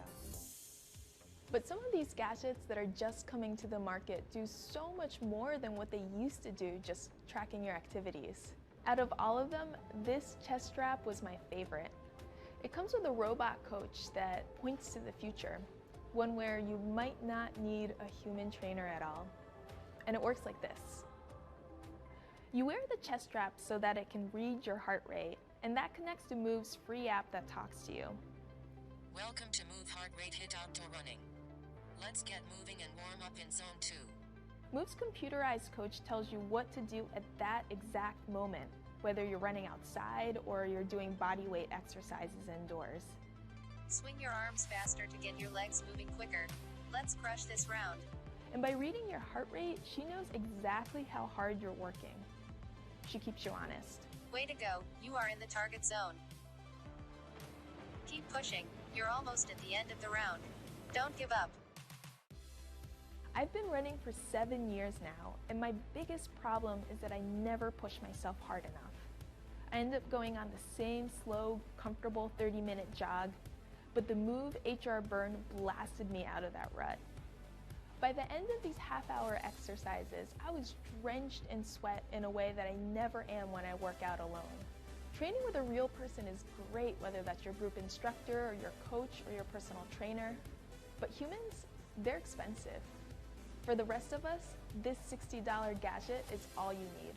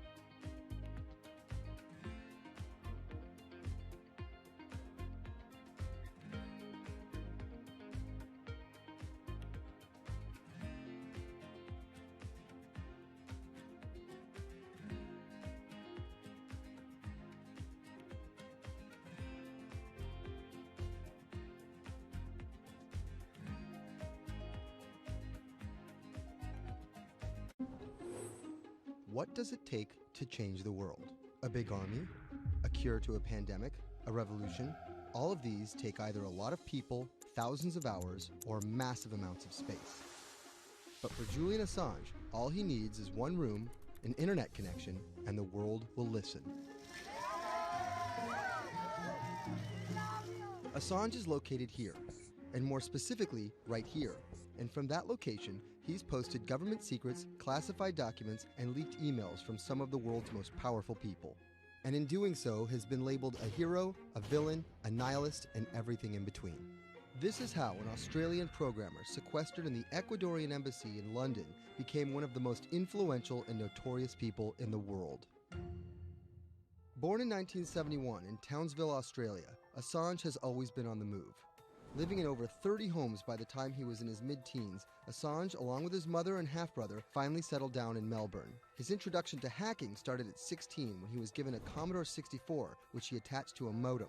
He attended the University of Melbourne, where he studied programming, physics, and mathematics. He never graduated, but that doesn't mean he didn't get an education. By 1991, Assange hacked into the Pentagon, U.S. Navy, and other branches of the U.S. government. In 1996, he was caught by the Australian Federal Police and charged with over 30 counts of hacking and computer-related crimes.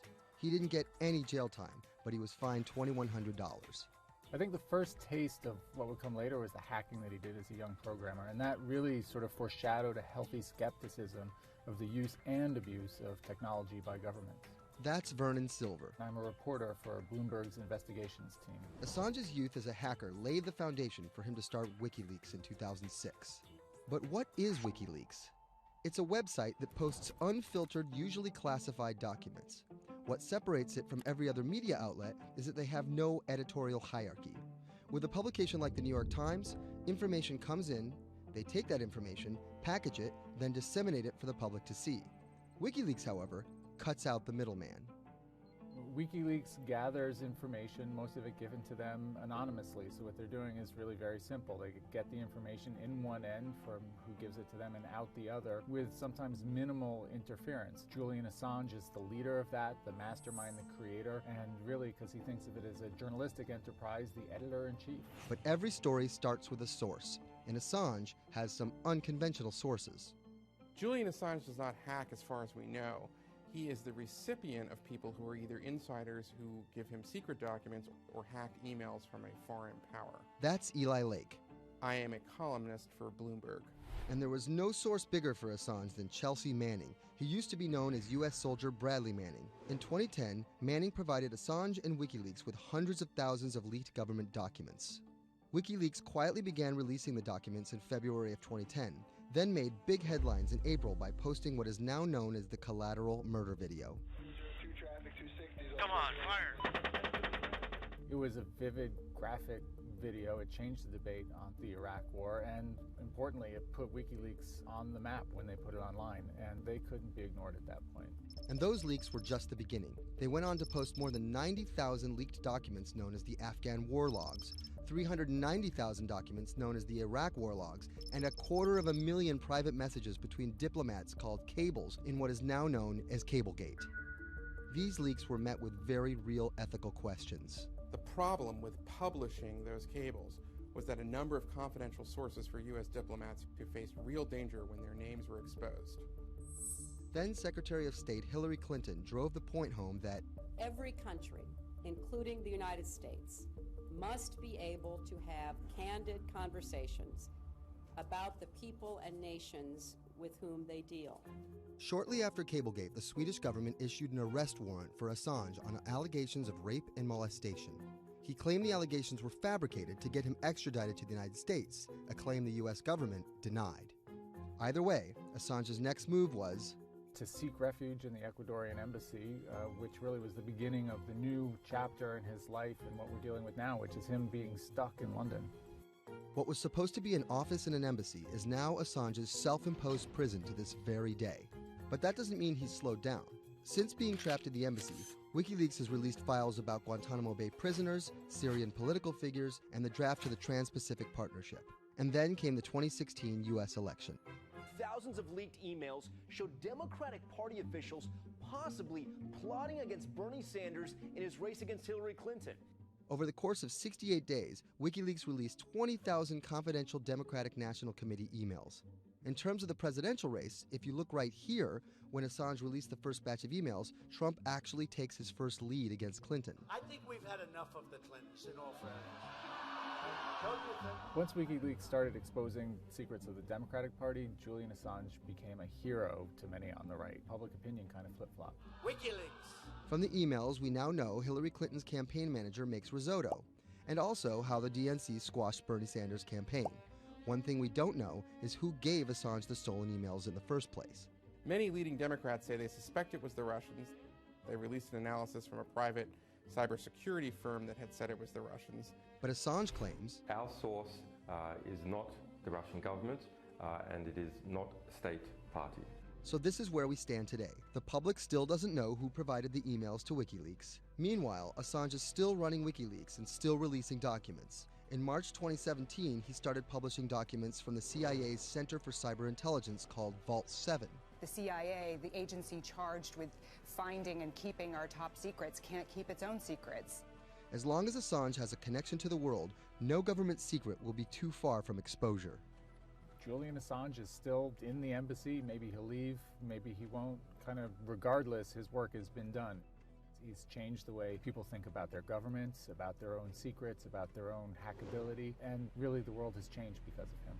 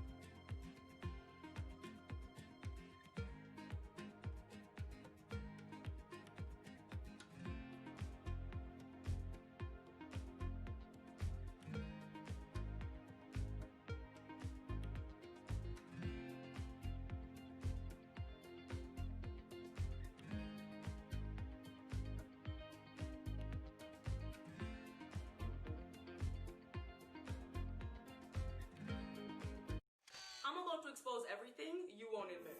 And action! This entire video is based on a true story.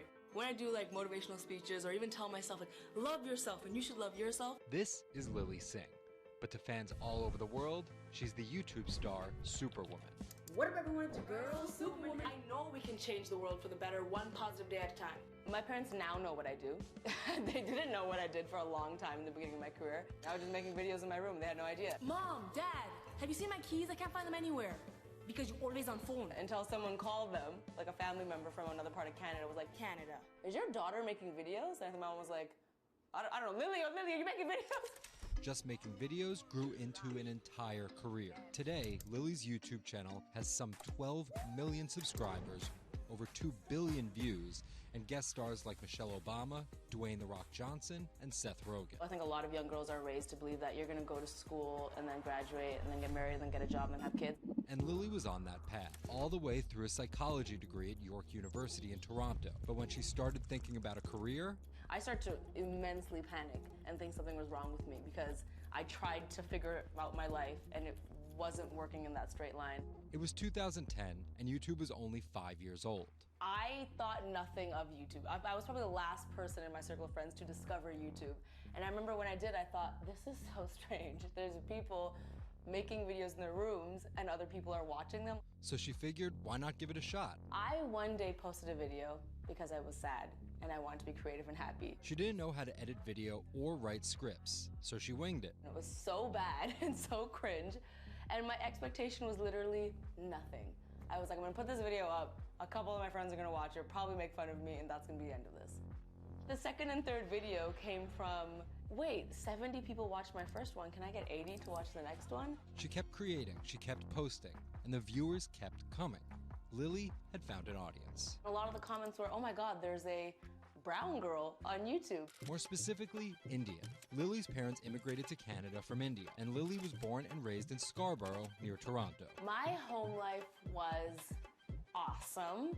My parents, even though I portrayed them to be quite strict in my videos. Oi, Lily, where the rest of your skirt, huh? I teach you like this to walk around like this, showing everything to everyone? They actually aren't like that at all. They're pretty modern and pretty cool. Your dress is short. Don't know what for. And were pretty lenient with me. I mean, I got away with a lot of things. I was a brat. I was a brat. She had a different idea of what she wanted out of life than other kids. In a grade school graduation slideshow, her classmates said they wanted to be lawyers and doctors. And then I came up and I was like, rapper. Making out with your friends, man. But then you say that you hate hoes. I could just feel my parents being like, why?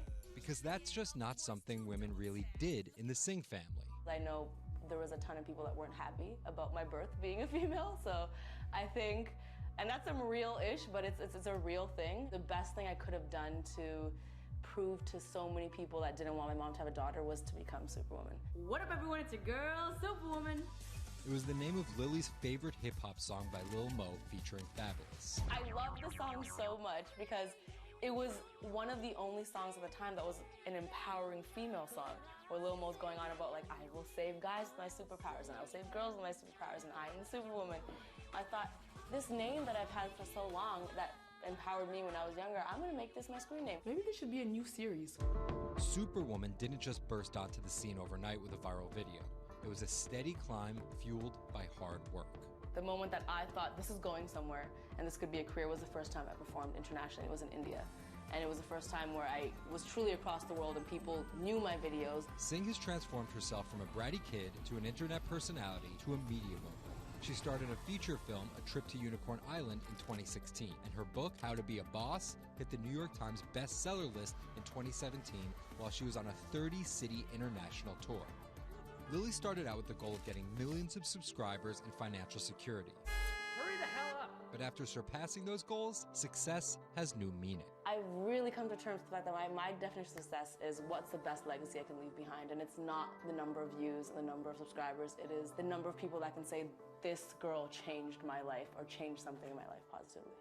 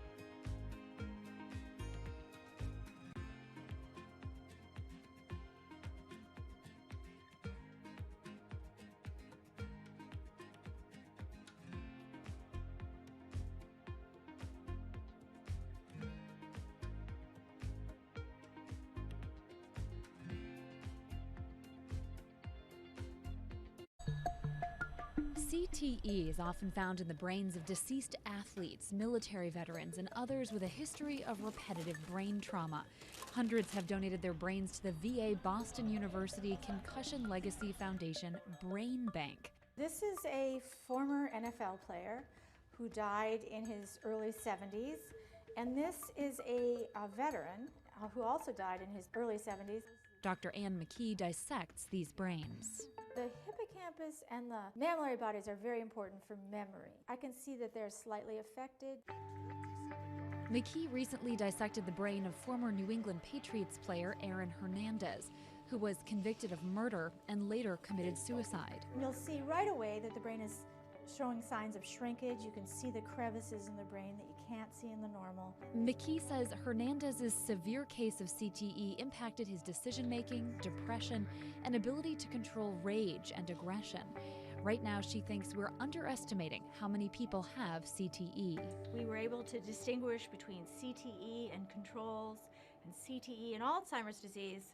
The next question is, can we do this in the blood, and can we do this in living people? And we aren't there yet with those answers.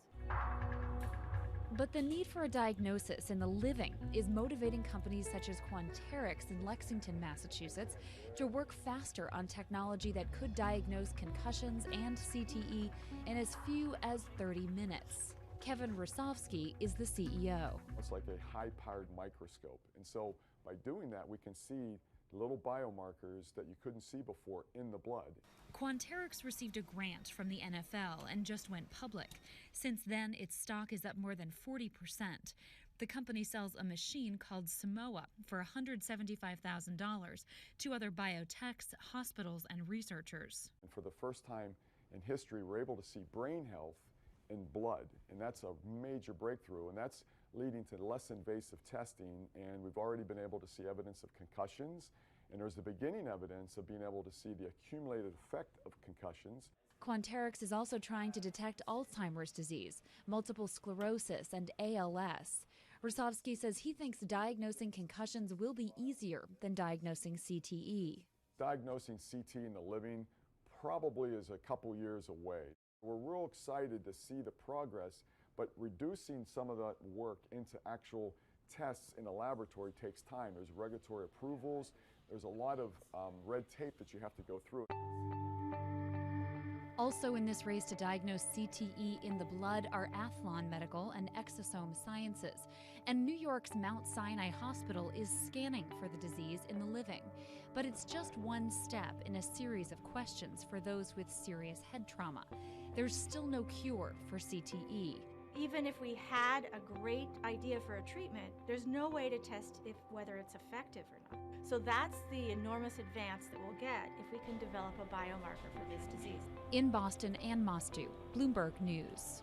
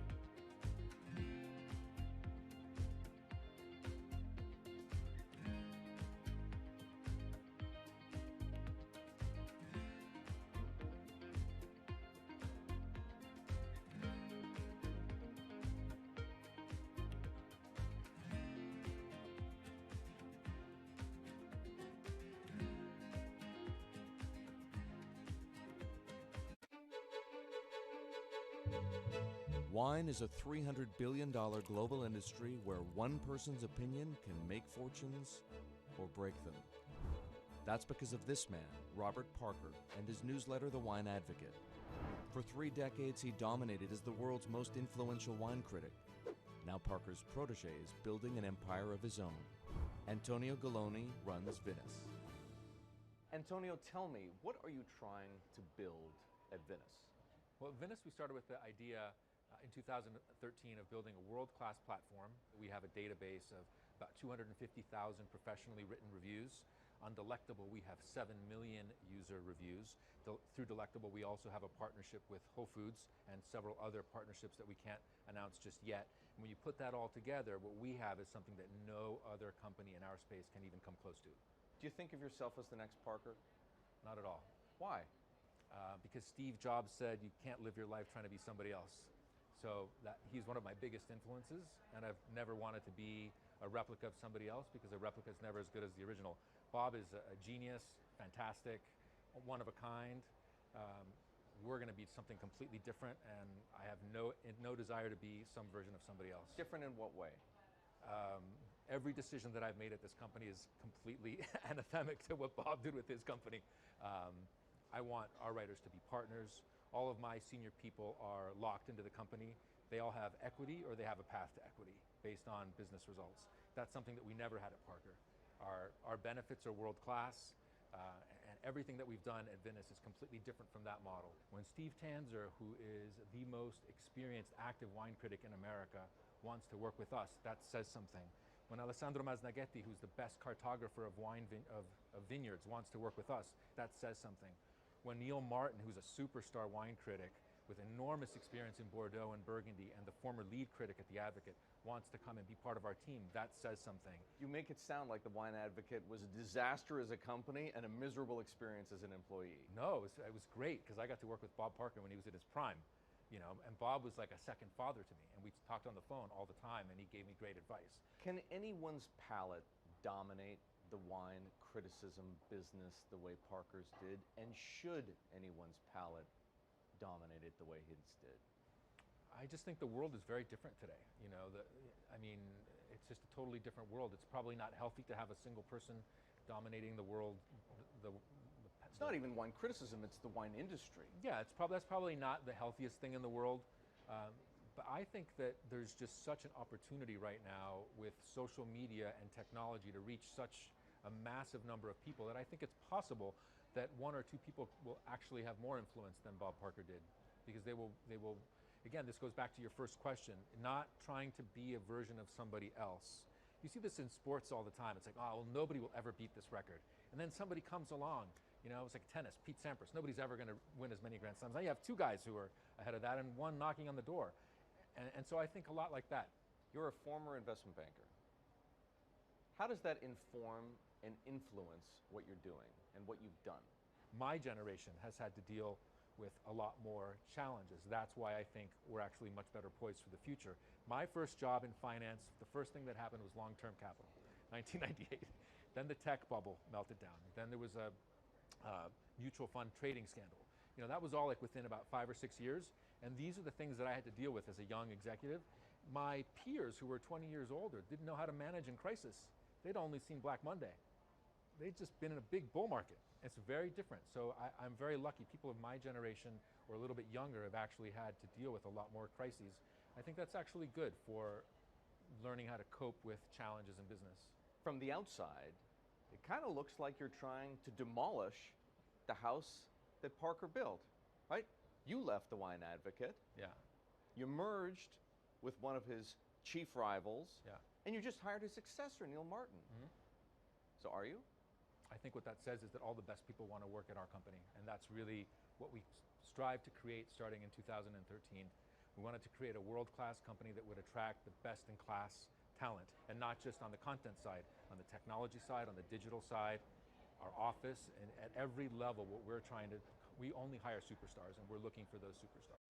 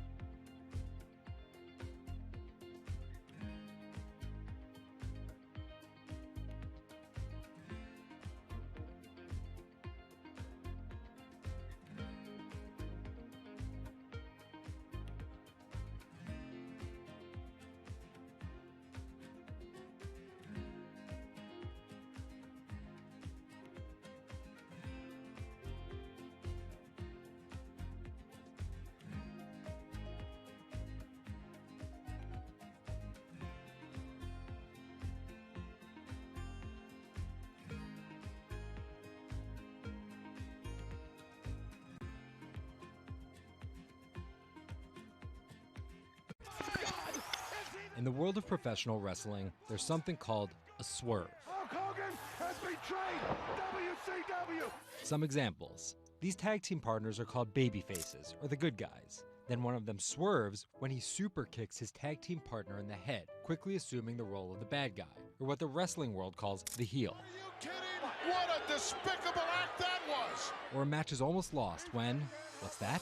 The superstar wrestler appears out of nowhere sprinting down the aisle to save the match. That's the Warriors music! That's the Ultimate Warrior! That's a swerve. So it should go as no surprise that World Wrestling Entertainment, known as the WWE, the most popular brand of sports entertainment in the world, is prepared for any swerves that come their way. So here's the story of how the WWE learned to see the swerve coming.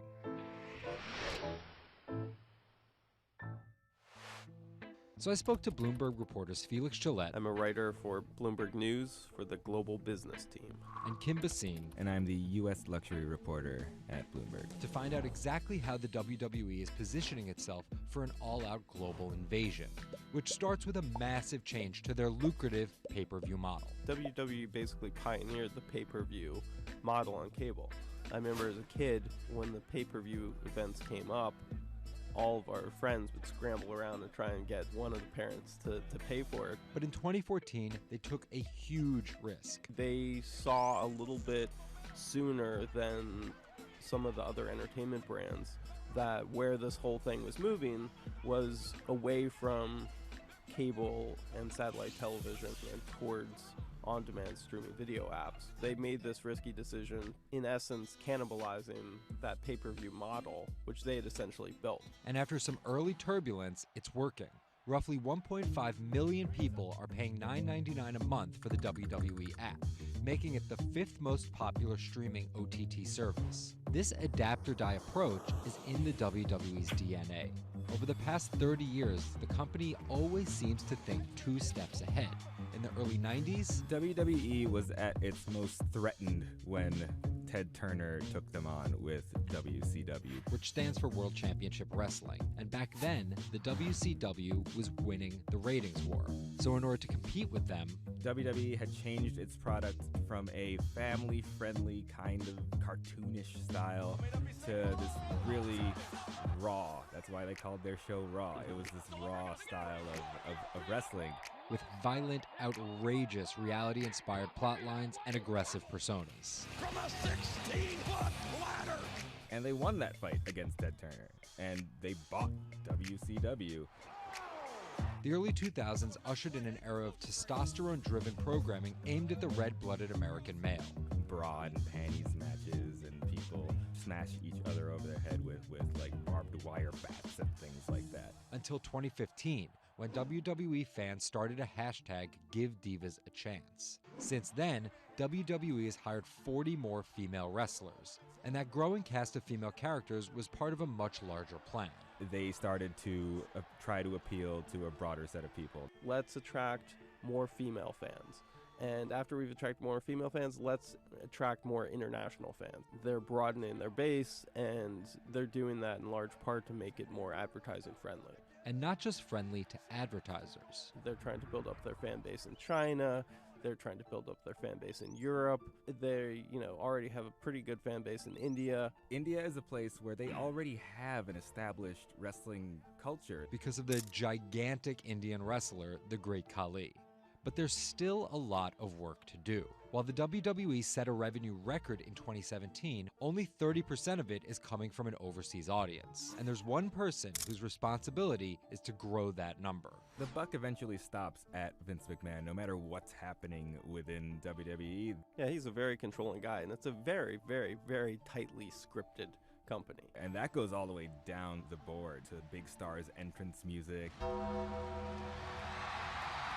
And their outfits and things like that. So with a CEO like McMahon always planning 2 moves ahead and an aggressive push into multiple international markets, a big issue is money. It's hard to do all those things simultaneously without committing a huge amount of capital to it. And that's where the WWE becomes an attractive company for buyers. Potentially, one thing that could happen with WWE is they could benefit by being acquired by a bigger technology or telecom company, an Amazon or Facebook or a 21st Century Fox. So with a market cap of $2.8 billion, the advantage of owning 100% of their own content, and a rapid consolidation spreading throughout the entertainment industry, it looks like the WWE is well positioned even if there are swerves ahead.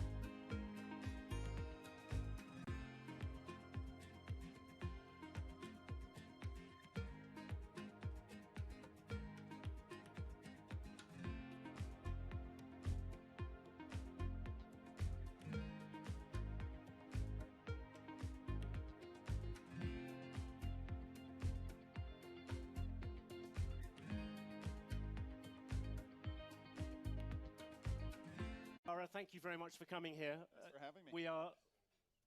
I've always been relieved ever since you were appointed, because at least until your appointment, I seem to have the most unpronounceable name. But now we will keep it as Dara and John. This conference is called The Year Ahead, but in your case, you are close to 6 months into the job. And I wondered what you saw in terms of the year ahead at Uber as your biggest challenge. What's the thing that you think about most when it comes to 2018? We definitely have our share of challenges at Uber. And for me, where I want to get Uber to the year ahead is a year of normalcy. 2017 was, I think, will go down as one of the most difficult years for any company out there. And I have to give credit to the Uber team and the employees there. It is a group of true believers who believe in our mission, who believe in mobility as a service being available to consumers everywhere at a reasonable cost. And what my job in 2018 is to get rid of the distractions and get the company back to business, get the company back to normalcy. There's a lot that we've done in the past 6 months as far as bringing in new investors, driving a new culture and norms where doing the right thing, period, comes first, bringing in a new management team, et cetera. There's a lot that we've gotten done, but this is a company that knows how to execute. This is a service. Mobility as a service is something that's universal, that's needed in the world, and I just want to get back to doing business. It's quite interesting. You said true believers. Yep. Normally, true believers are the last possible people where you're able to change a culture.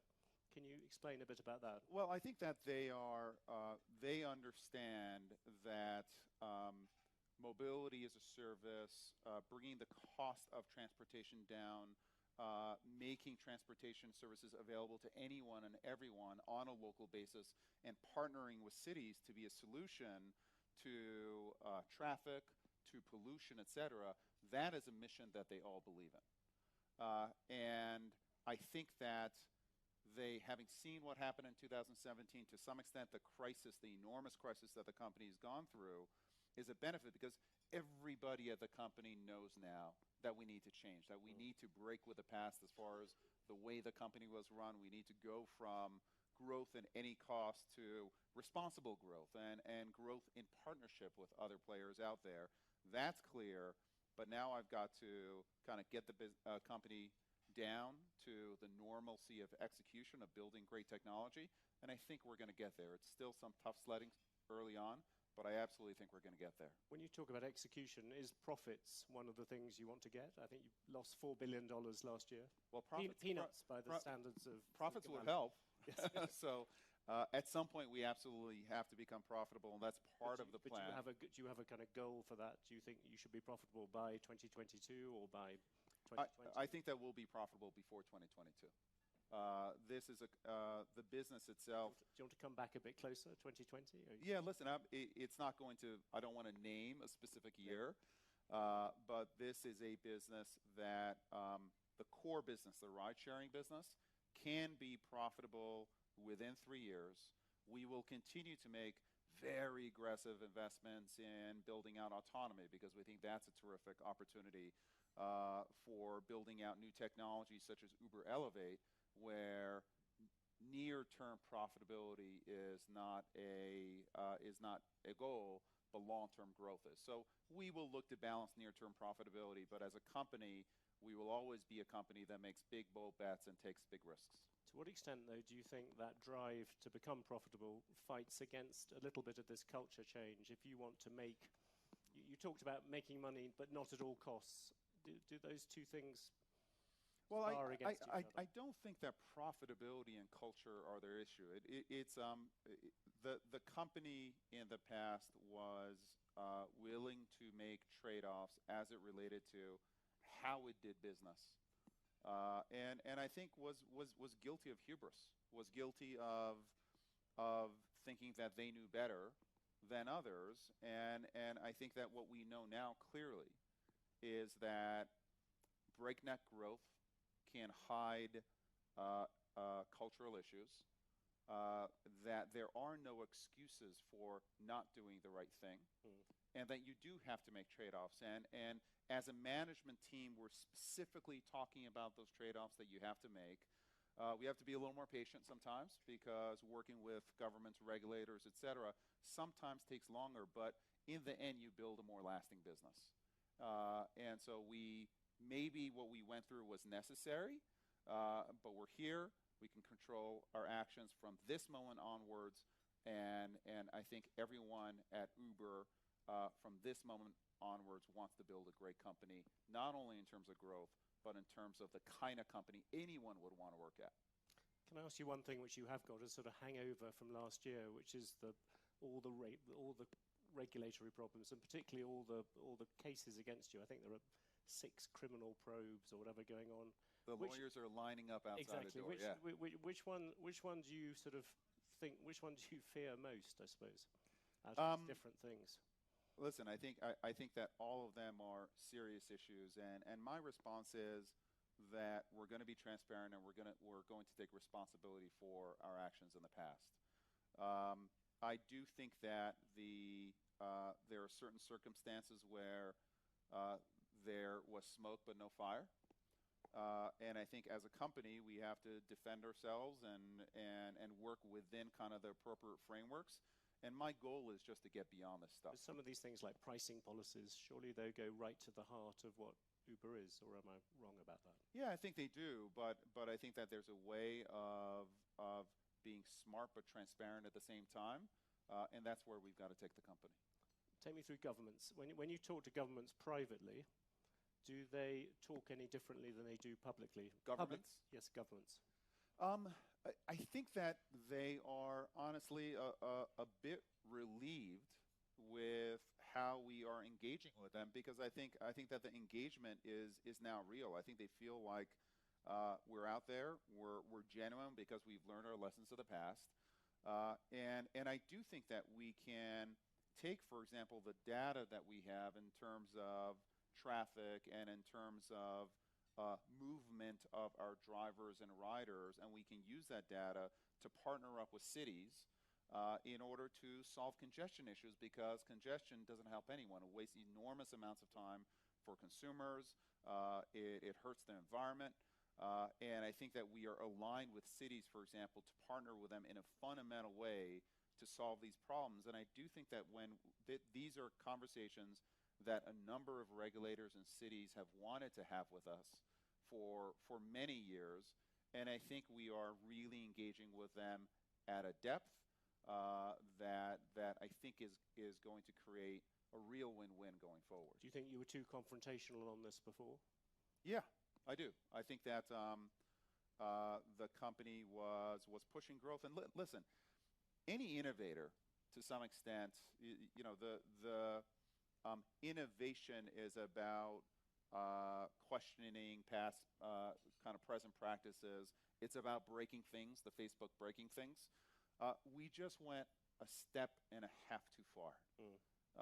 And what I want to keep, hopefully, is the best of both worlds, which is the spirit of innovation, the spirit of can-do, etc., but the responsibility of partnership. We don't know better than you. We're actually going to work with you, of actually having dialogue and respect for our city partners, for regulators, and then continuing to take risks and continuing to do daring things. And I think we can accomplish that. Imagine this audience here is a collection of mayors or a collection of city officials, and you want to depict, this is the Year Ahead conference, depict what the years ahead in this thing are going to be like. How far is driverless cars going to go? You talked just a few days ago about the idea there being flying cars in 10 years' time.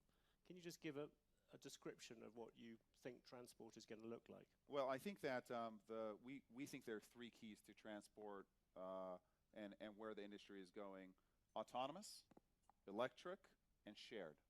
And I think all three are necessary in order to get to the next level of city planning, etc. There are many cities where up to a fifth of the space taken in these cities is taken by parking and storing these cars. And so I do think that you need autonomous, you need electric, and you need shared. And I do think it's going to take some time. True autonomy for every single use case is some ways away. What we bring to bear is our developing autonomy, and we will have autonomous cars on the road, I believe, within the next 18 months, not as a kind of a test case, but as a real case out there. And over a period of time, we're going to bring autonomous transportation and feather it in with the non-autonomous transportation with drivers. What does feathering in mean? Feathering in mean to a layman like me?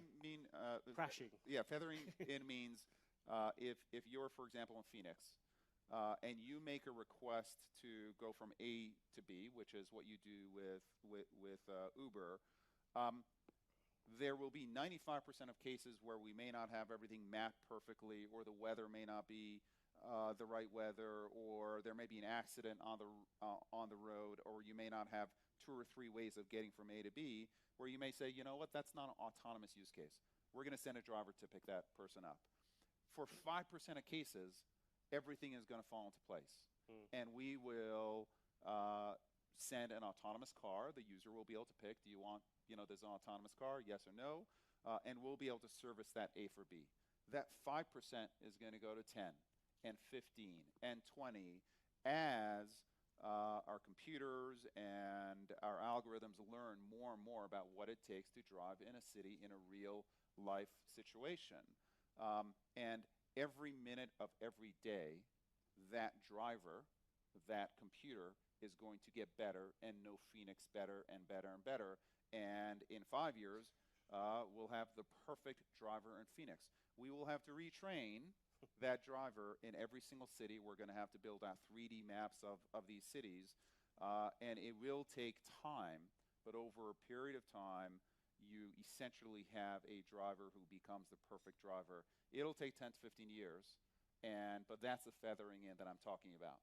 And will a child born today, will they ever need to learn how to drive? A child born today? No, I don't think so. So within sort of 20 years from now, we will... I don't think so. Listen, I hear some groans. And also, listen, I heard a couple of groans. 1.3 million people die from car crashes every year. 1.3 million people die from car crashes every year. That doesn't count an estimated 20 to 50 million people that are injured. Okay, this is actually a public safety issue. If you look at cars, 96% of cars, 96% of time, cars are sitting there not being used. It is a huge amount of pollution that's caused by these cars being in the road, and a huge amount of wasted time. So the safety is there. Electrification is absolutely key. And sharing these platforms is going to allow us to be much safer and also put our assets where they add value. But it's quite interesting because when you first came in, I remember you sounding somewhat more skeptical about self-driving cars. You've been converted. Is that a? The choir has spoken, and I'm listening. It's pretty exciting technology out there. But again, it will be a hybrid technology for some period of time. What about flying cars? That came as a slight surprise. Yes, that's a great project that we're working on. It's called Uber Elevate. And it is actually about battery technology. It would have helped a lot of people here. I know. I wish that I was available. We'll launch it here if we can. But battery technology is allowing us to have multiple rotors on planes, or helicopters, if you want to call them that. These rotors that are much smaller will be much quieter than helicopters are. Much quieter, much safer. If you add sharing into the equation, you can actually get the economics of going from A to B. We think within 5 to 7 years to a place where normal people would think about taking these flying cars. That'll be the beginning, and then it's about scaling. And we're working with a number of partners right now. Do you think the regulation on flying cars, I've heard some proponents of it argue that it might be easier than it has been on driverless cars, because driverless cars you have to deal with existing roads, existing everything. Flying cars, essentially, you're going into unconquered space. I think that mayors that are forward-thinking understand that traffic and pollution are a real issue, and I think flying cars can be a significant solution to traffic issues in cities. And these cars, to start with, they're going to be very specific. They'll be kind of highways in the air. There'll be very specific routes that these flying cars go on. They're not going to be able to take you to your backyard and land in your backyard. There'll be these skyports. So there'll be very specific routes that you go on. And I think if you build a regulatory framework that has that kind of structure around it, I think you get to a better solve. Can I drag you back somewhat reluctantly back to the real world? But you have Rajiv Misra, who came in with you from SoftBank. Yes. He's going to become a director. Last week, he said that Uber should focus on repairing its market share in the US and on key European markets rather than going to new ones. Do you agree with that? Is that the way you look at Uber? I think one of the fundamental strengths of Uber is the global scope that we have. This is a you brand. had that motto, everywhere. What's it? Everywhere for everyone. Yeah, everywhere for everyone. Do you want to make it some places for some people? No, we like the everywhere for everyone. It's much sexier than some places for some people. That's telling me. Just not interesting. I do think seriously, though, the global scope that our company brings is important. Our being able to build technology that we can amortize essentially everywhere in the world is hard, but it is part of the fundamental value that we introduce. So I would look at Uber very much as a global brand. That said, we're going to look at all opportunities, but at this point we are leaning forward, and 2018 for us is going to be very much a lean forward year for the company.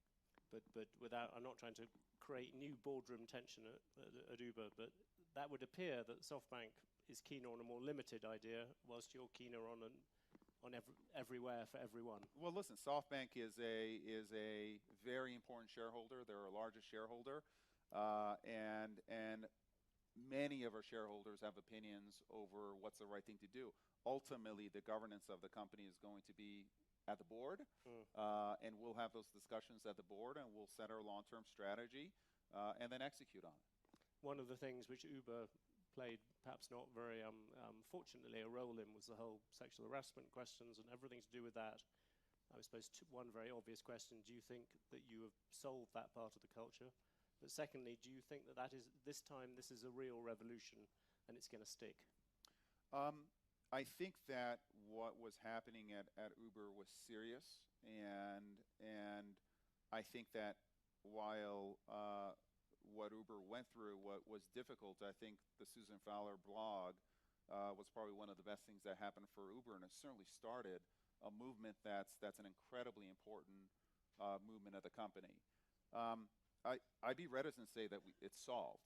Yeah. But it's not an endemic issue within the culture of the company, and I think the company has learned, and I think the company took very harsh and appropriate steps to make sure that that kind of behavior is absolutely clear, that that kind of behavior is not accepted in any way, shape, or form of the company, regardless of where you are, regardless of if you're a great performer or not. So I think we're at the right place for Uber as a company, but I think in general, we're not where we need to be in terms of women in senior positions, making sure that we're welcoming of women in technology, and we help women really build their careers within our company. There's a great kind of bottoms-up energy there, but we're not where we need to be, and we have a lot of work ahead of us.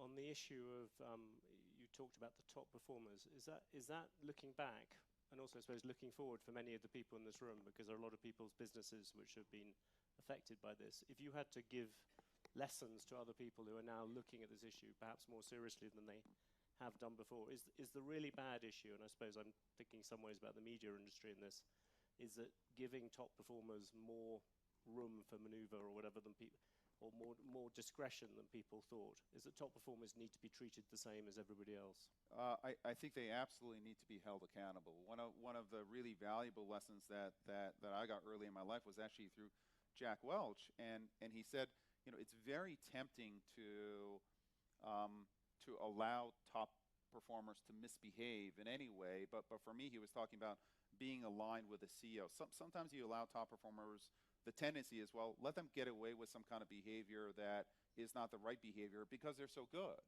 And what Jack told me very early on is that it's the top performers who are problematic culturally that are the most dangerous, because they have followership within the company, because people look up to them.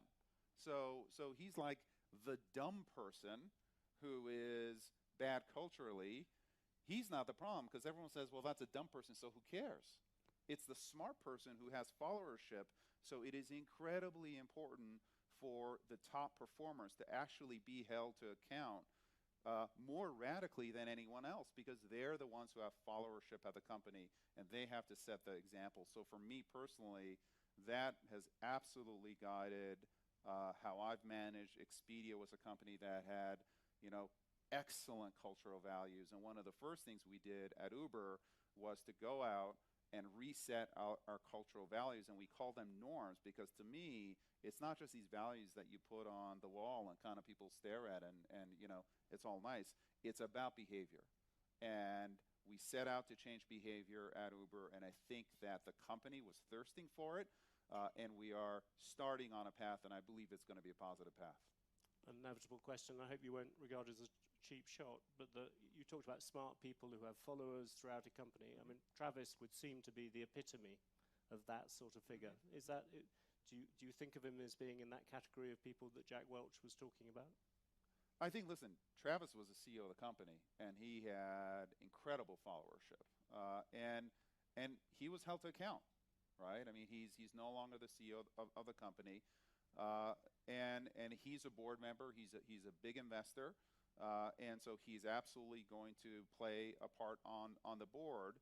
But we've also been very clear as a company that we do have to make a break with the past, with how we behaved as a company, and to some extent with the new CEO being a very different kind of a CEO. So in the end, you have to be held accountable, and I think that Travis was held accountable, and at this point, he's a board member and a constructive one at that. If you look around the world now, where do you see the next competitors to Uber? You've obviously got Lyft breathing down your neck. Yes.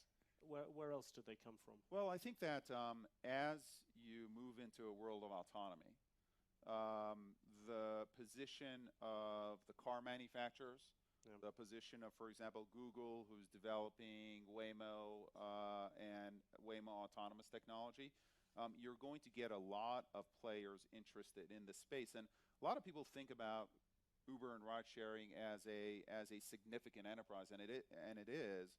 But the fact is that we account for less than 1% of miles driven on the road now. When autonomy comes in, that number over the next 10 years is going to be closer, I believe, to 15 to 20%. So because we're not yet a true alternative to car ownership, and I believe that as you bring autonomous and you bring the price of mobility down and make it available to everybody, everywhere, then we become a real alternative to car ownership.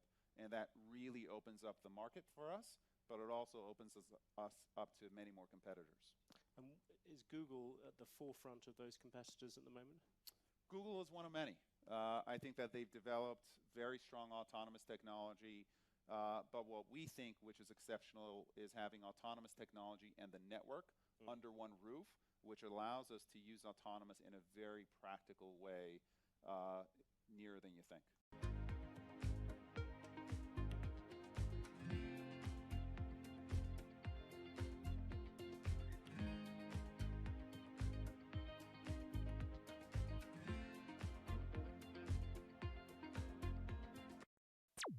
This is Bloomberg Business Week. Insight from the reporters and editors who bring you America's most trusted business magazine. Plus, global business, finance, and tech news as it happens. Bloomberg Business Week with Carol Masser and Jason Kelly on Bloomberg Radio. It's a big day, live from New York and New Jersey, streaming on YouTube. It is Fed Wednesday, and we've got the latest Fed policy decision. Here's a headline. Fed holding rates near zero says that the virus poses considerable risks. Excuse me, I lost my screen of my laptop. Fed says to buy treasuries, MBS is at least at the current pace. And the median projection showing rates holding near zero through 2022. Yeah, that's pretty amazing. To me, that's the thing that really jumps out. We're going to break this down extensively over the next couple of hours, and we're going to hear from the man himself. We're talking of course, about the Fed Chairman Jay Powell. But first, let's get an update on the market reaction and what's going on in the broader trade from Charlie Pellet. Hey, All right, hi, thank you very much. And here's what's going on. The 10-year up 13 30-seconds yield, now 0.78%. Equities continue to trade mixed, right where they were heading into the announcement a minute ago. S&P down 12 now, a drop there of 0.4%. The Dow down 174 points. That is a drop of 0.6%. Nasdaq holding on to gains, back below 10,000 now. It is up 40 points. The Nasdaq Composite Index up by 0.4%. Gold, a drop of $5 the ounce at $17.09, down 0.4%. And West Texas Intermediate crude up 0.6%, $39.19 a barrel. Again, repeating the headline, Fed holding rates near zero, says the coronavirus poses considerable risks. Our coverage continues on Bloomberg Business Week. I'm Charlie Pellet. That is a Bloomberg Business Flash. All right, Charlie, thanks so much. Well, let's get into it even deeper with Kathleen Hayes, Global Economics and Policy Editor for Bloomberg, in our Bloomberg Interactive Broker studio. All right, KH, you saw the headlines break. You're continuing to look at them. What jumps out at you? The Federal Reserve, led by Jay Powell, has made one thing perfectly clear. They're providing lots of stimulus, and they intend to continue to provide lots of stimulus. They're going to buy treasuries, as you read the headline, and mortgage-backed securities, at least at the current pace through 2022. In a related statement, that means about $80 billion a month for purchases of treasuries and about $40 billion of mortgage-backed securities. This is something that bond investors, bond traders really wanted more clarity on. I think it's also important. People were talking about the Fed's guidance and how it's been kind of fuzzy and wondering if they might make it a little more specific. Well, they're going to hold rates near zero, and they're going to all do this through 2022. Okay, we're going to 2021. Then we've got 2022. I think that's making their guidance, their forward guidance, more definite. I think that's very important to investors, to the markets as well.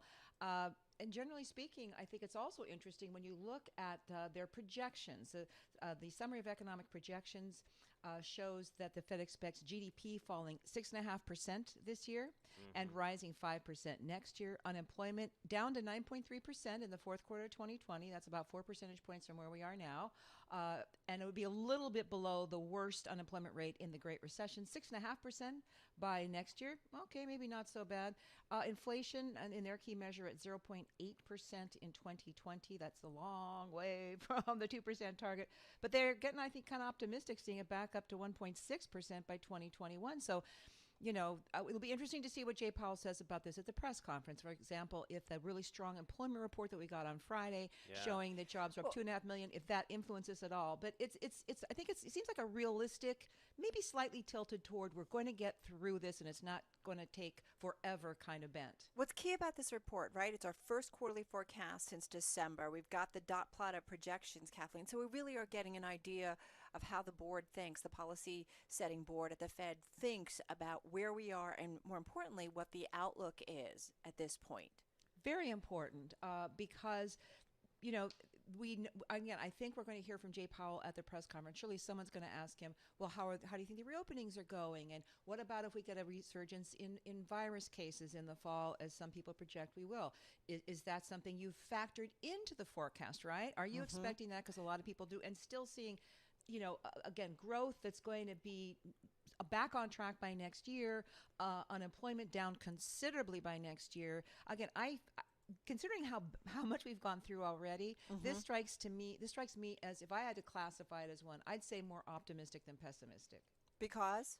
Well, because they see growth picking up next year, because they see unemployment coming down. We're not going to be stuck here forever, you know? And so V-shaped, U-shaped, you know, we've all kicked around these. Does it give you better indications? I would say, if you want to call it a V, it's a V that's really got wide arms. You know, it looks more like half of a W than a V standing alone. Do you know what I mean? We went way down, and we're starting to come up. It's almost like a cheerleader doing sort of like the Y. There you go. But it's not going to be a quick V up. It's not going to go from 0 to 60. Yeah. Maybe it goes from 0 to, you know, you get to 60, but it takes you longer. I just want to point out market reaction, right? Because we're all about, you know, what's going on in the markets. And equity is seeing this, I guess, as a bit of a dovish report. And, you know, they are going to their highs of the session. I mean, we're only up about 11 on the S&P. We're up about 60 on the Dow. And we're now up about 105 on the Nasdaq. I bring that up because negative across the board. We were actually down on the S&P and the Dow. The Nasdaq was higher. But yeah, that's how the equity markets are certainly reading it. But that's because money's going to remain cheap for a long time. Exactly. And I think because the jobs report showed that strong gain in payrolls, as I was speaking to Ellen Zentner from Morgan Stanley, she's going to be with us tonight on Daybreak Asia. And she said that it's as though the jobs gains, for example, that her team thought would come in June, came quicker. They came in May. Yeah. And I think there's a lot of investors, because stocks have run so far so fast, they need more ammo to keep going. And the fear that maybe the Fed would say, come out, oh my gosh, we got a good jobs report, we can start pulling back. But I think most Fed watchers say that wasn't going to happen, it ain't going to happen, and that's not what Jay Powell's going to express. Why we were also seeing yields tick up a little bit. I mean, the 10-year was at 0.77. It's now 0.79. If I look at the short end, 2-year was at 0.1846. It hasn't changed too much, but, a little bit of an uptick, but not really worth noting, I guess. Well, I don't know. Maybe they were really hoping the Fed was going to announce yield curve control or something like that. Yeah. And again, I think people think it's too early. Do you really need yield curve control if your forward guidance is so definite, right? If you're going to now say you're going to keep the rates near zero through 2022. So can I ask you about that, Kathleen? Because, just at first glance, that's a long time away, right? Isn't it? I know. Now remember, the Fed can change that. Let's say they're surprised by the data, but it's a very long time. That's a year and a half to keep the key rate at zero. And they're buying bonds, and they just said how many they're going to buy, 80 million of the treasuries and then 40 of MBS. So they're going to keep doing that indefinitely. You got a lot of liquidity coming into the system. They've kind of put a floor under that. They're going to keep the key rate there. And I guess maybe what they're trying to tell us too is this isn't now. It isn't just we're going to try to keep the the virus crisis from becoming a financial crisis. Maybe what they're leaning toward now is someday things maybe will be improved enough businesses open, people back to work, that this low rate and near zero and all the bond purchases will become stimulative, right? Because so far this is to prevent crisis and a demolished economy. At some point, though, maybe that's the idea. We keep it in place and starts get the economy growing again. But for those of us who've not bought our yield curve control T-shirts yet, that's the whole idea of the Fed buying longer-term rate securities, correct? I want a yield curve control T-shirt. Yeah, Carol. we got to make those. I think we got to make some, and we'll wear them here in studio. Why do we want the Fed to do that? Because we have to be careful. We throw out these phrases because we use it all the time. But why do we want the Fed to do that, Kathleen? Well, I guess if you are a bond bull, you want to you want the Fed to make sure it's going to keep buying bonds and prevent yields from rising very much. That's the idea. The other side of the coin, though, I guess if you're not so much in favor, is that the Fed's idea presumably is that we don't need to do that. If we can. The market the bond market is maybe still enough in step with us and our forward guidance that they're not going to really expect us to remove stimulus. They're not going to start pushing yields higher. And then there's still a lot of people out there, take the Jim Biancos of the world, who say this is very bad. It's destroying the bond market. And you don't get any kind of signal from a market that you used to get. All right. Well, Kathleen Hayes, great immediate insight. We really appreciate it. There's a lot to digest there, and you really walked us through it very cleanly and enthusiastically. We love you. Thank you so much. Yield curve T-shirt, though. It's on my list. I know. And before Christmas. Well, we also like the Lending and Spending Tour 2020. By Jay Powell. Jay Powell. We could say yield curve control. We could say yield curve control on the front, and on the back, what would it say? Like the Lending and Spending Tour 2020. The Lending and Spending Tour, not spending. Okay. I've got my name is on the list. We got a plan. We got a plan. I got it. Hey, let's just remind everybody what our plan is, Jason, just quickly over the next few hours, because we're going to talk a lot about, obviously, Jay Powell and the press conference. So he's going to lay out kind of what our future looks in terms of monetary policy and the economy. We're also going to talk about what our future looks like. We've got VC investor Roger Lee. He's general partner at Battery Ventures. He's invested in Groupon, Angie's List, Trip.com, Hotel Tonight. So we've got I'm excited to talk to him because, venture capitalists are in an interesting mode right now, trying to manage through this and also just manage a lot of different things, not just with the pandemic, but also sort of the broader social unrest. And speaking of which, Jason Flom is going to be back with us. He's an author, CEO, music man, but he's also got a very powerful connection that he has created to the incarceration system, the prison system. He has a podcast called Wrongful Convictions. So thoughtful, and just one of the people that you and I have talked about. We want to hear from him right now. Yeah, as soon as everything in terms of what was happening over the last couple of weeks. Get me Flom. We wanted to talk to Jason. And on the subject of speaking out in the magazine this week, Jack Dorsey's stand against President Trump, marking really a long debated red line. It really contrasts Twitter versus Facebook and what was going on at Twitter to make Jack Dorsey and the team at Twitter kind of stand up to those tweets from the president. All right, let's get a check on world and national news headlines. For that, it's over to Nancy Lyons in her 99.1 studio in the nation's capital. Busy day, Nance. Yes, it is, Carol. Philonis Floyd says his brother George did not deserve to die over $20, a reference to a counterfeit 20 George Floyd allegedly used at a convenience store prior to his arrest. Philonis Floyd testified today before the House Judiciary Committee. I'm tired. I'm tired of pain. Pain you feel when you watch something like that. When you watch your big brother, who you looked up to for your whole life, die begging for his mom, I'm here to ask you to make it stop.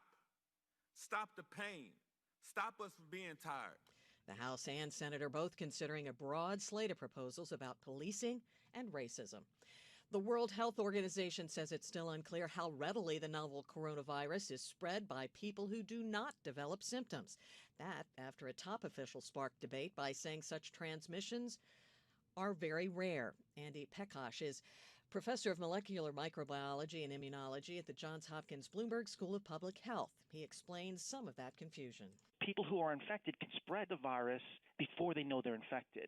Now, that got confused with this small number of people who get infected and never show symptoms. And so the WHO statement made it seem like people who aren't showing symptoms can't spread the virus, and that's not true. The proportion of truly asymptomatic infections, though, is unclear. The retired judge who's been reviewing the Michael Flynn case is urging a court to reject the Trump administration's efforts to have charges dropped against the former national security advisor.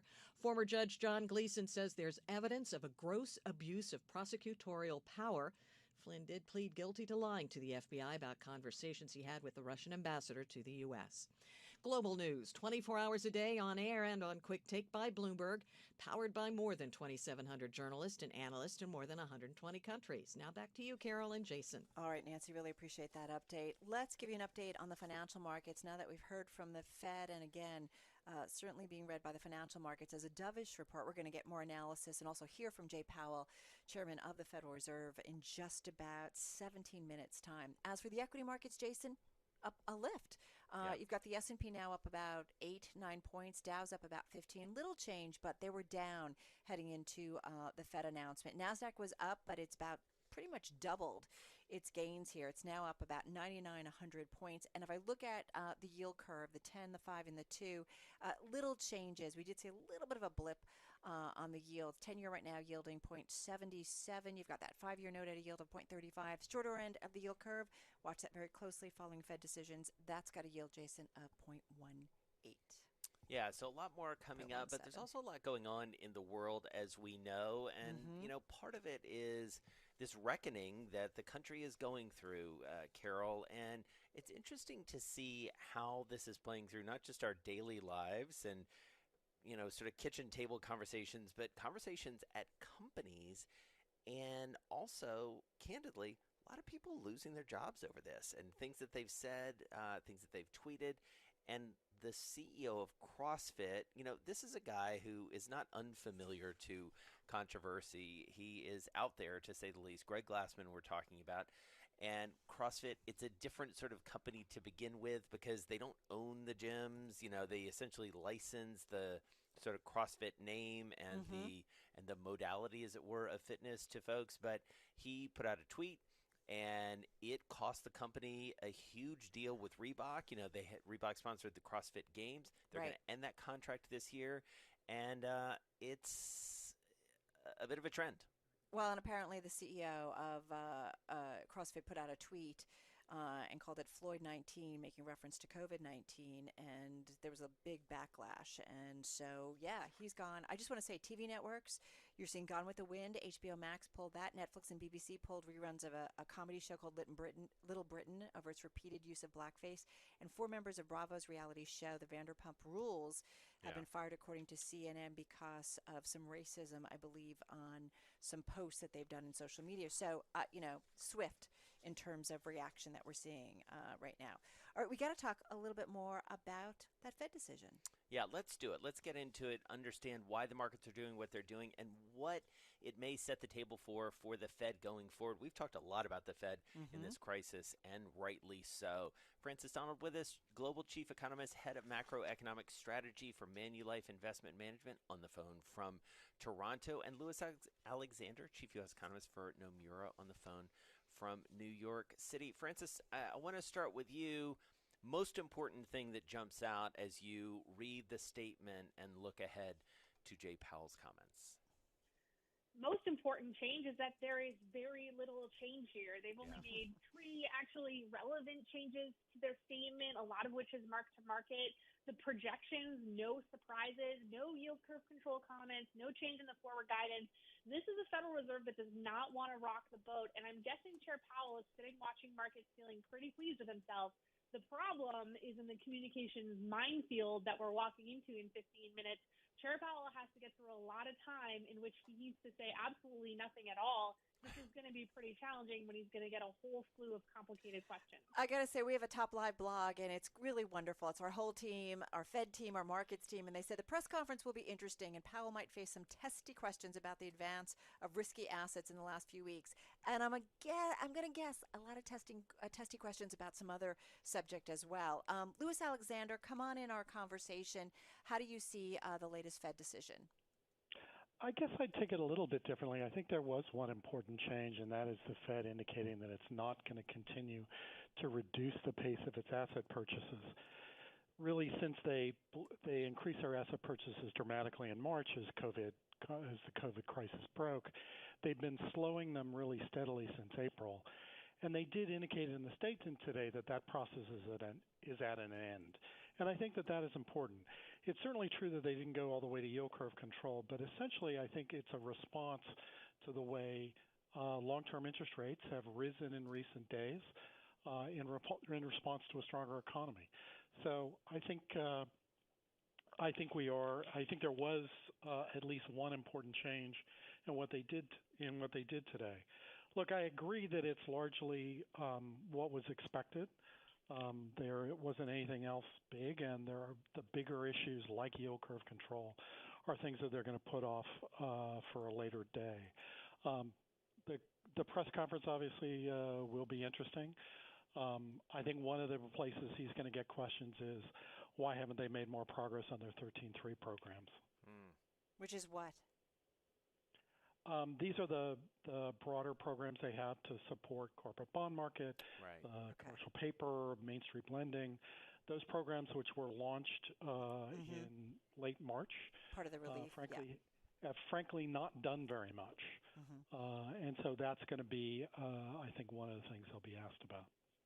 So, Francis, one of the interesting things to think about at this moment, June 10th, and several months into this crisis and another crisis piled on top of it is that, the Fed and Jay Powell has, gotten pretty good reviews, it feels like, so far. What do you make of it in terms of what they've done and what they haven't done by way of programs and relief and, whatever stimulus they can provide? Well, they've certainly thrown a lot of the problem, but it's an excellent point that a lot of the tools that have been engaged have not been fully engaged or fully utilized. I think the challenge for the Fed is actually the next chapter. How is the Fed going to be viewed when actually the economy starts to show more signs of reacceleration, more gangbuster numbers that surprise us to the upside? And how does the Fed respond if fiscal policy momentum starts to slow? That's going to be a more difficult chapter for the Fed. They're going to have to avoid any type of miscommunication where they acknowledge too much upside risk and risk a taper tantrum that probably keeps Chair Powell awake at night. And how is he going to continue to emphasize that the real problem here is solvency, not liquidity, and the fiscal lever has to be the one that comes into play? So up until now, it's very easy to give the Fed, a rave review. They closed spreads, they avoided a credit crisis. But the challenging next act, I think, is the one where a lot of central bankers are going to be up at night. So, Louis, what would be the question you'd want to ask Jay Powell right now? I would want to ask him, what is he doing with those? What does he expect to do with those 13.3 programs? I think that's the most immediate question. Another one, though, which I think would be important is they are completing their strategy review. We've kind of forgotten about that a little bit in the wake of COVID-19, but that is something they're going to be completing and over the next meeting or two. And how does that play into the decisions going forward? I agree very much with the way the previous speaker characterized the challenge in coming months.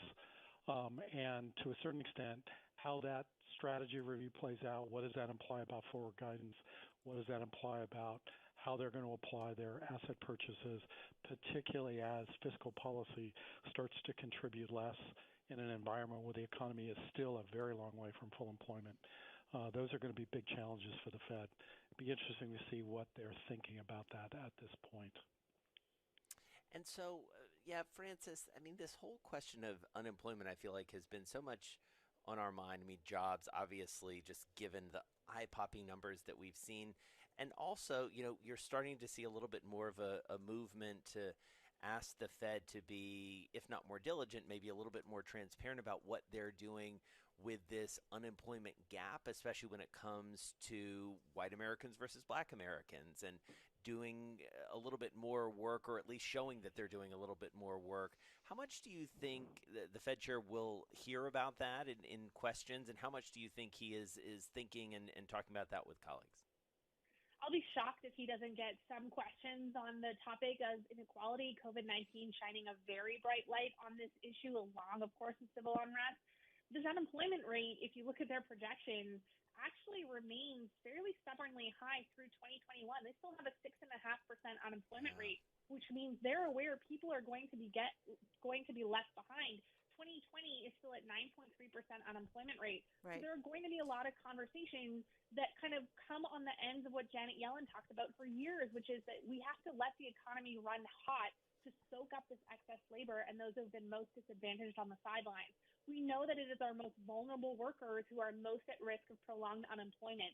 So there's going to be additional motivation here that aren't just about getting your inflation target sustainably and symmetrically at 2%, but also how do we rectify some of this inequality? And from the central bank that basically has one very blunt tool, monetary policy, it means lower for longer. Yeah, which That's is exactly what That's we're a getting. really interesting observation, because I feel like it feathers right into something we've been talking about with CEOs all the time, which is, you have a lot of different things that you can do and a lot of different things you have to think about. And you can't just think about, all right, well, I got to, in the case of a CEO, just think about my shareholders. Like, this is more complicated. And I think if there's one thing we've learned over the past couple weeks, that this is an economic crisis as much as anything when it comes to inequality. Well, and I do think, we're going to come up on 1 year, right? Anniversary of the Business Roundtable, saying multiple stakeholders, and we're going to, do a scorecard, a report card in terms of what we've done in that first year. And this has been a rough year. Let's remind everybody the headline: the Fed met. It was the fifth meeting of the year. We've had two emergency meetings. The Fed pledging to maintain asset purchases at least the current pace, and projected interest rates will remain near zero through 2022 as policymakers really look to support the economy's recovery from the virus and the subsequent recession. We're talking with Francis Donald at Manulife, Louis Alexander at Nomura. I asked this of Louis, Francis, what's the question you want to ask Jay Powell then? I would really like to know how they're paying attention to medical data. Powell has talked at length about how they need to pay attention to the medical data. How does he look at some of the curves are falling, some of the curves have reaccelerated, and what about the curves outside of the United States? How does that weigh on him? I know we've all forgotten, but we're in a pandemic that drove massive market moves and the greatest policy response we've ever seen. Seems like we're focused on other components here a little bit, but we still have to come back to the crux of the issue, which is, are we still facing downward curves, and how does that medical outlook translate into the way Powell is thinking about monetary policy?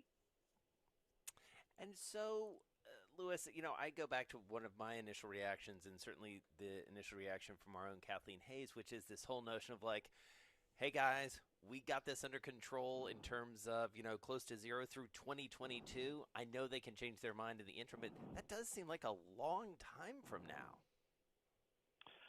So if you look at the inflation forecast they've got core inflation well below 2%, even out to 2022.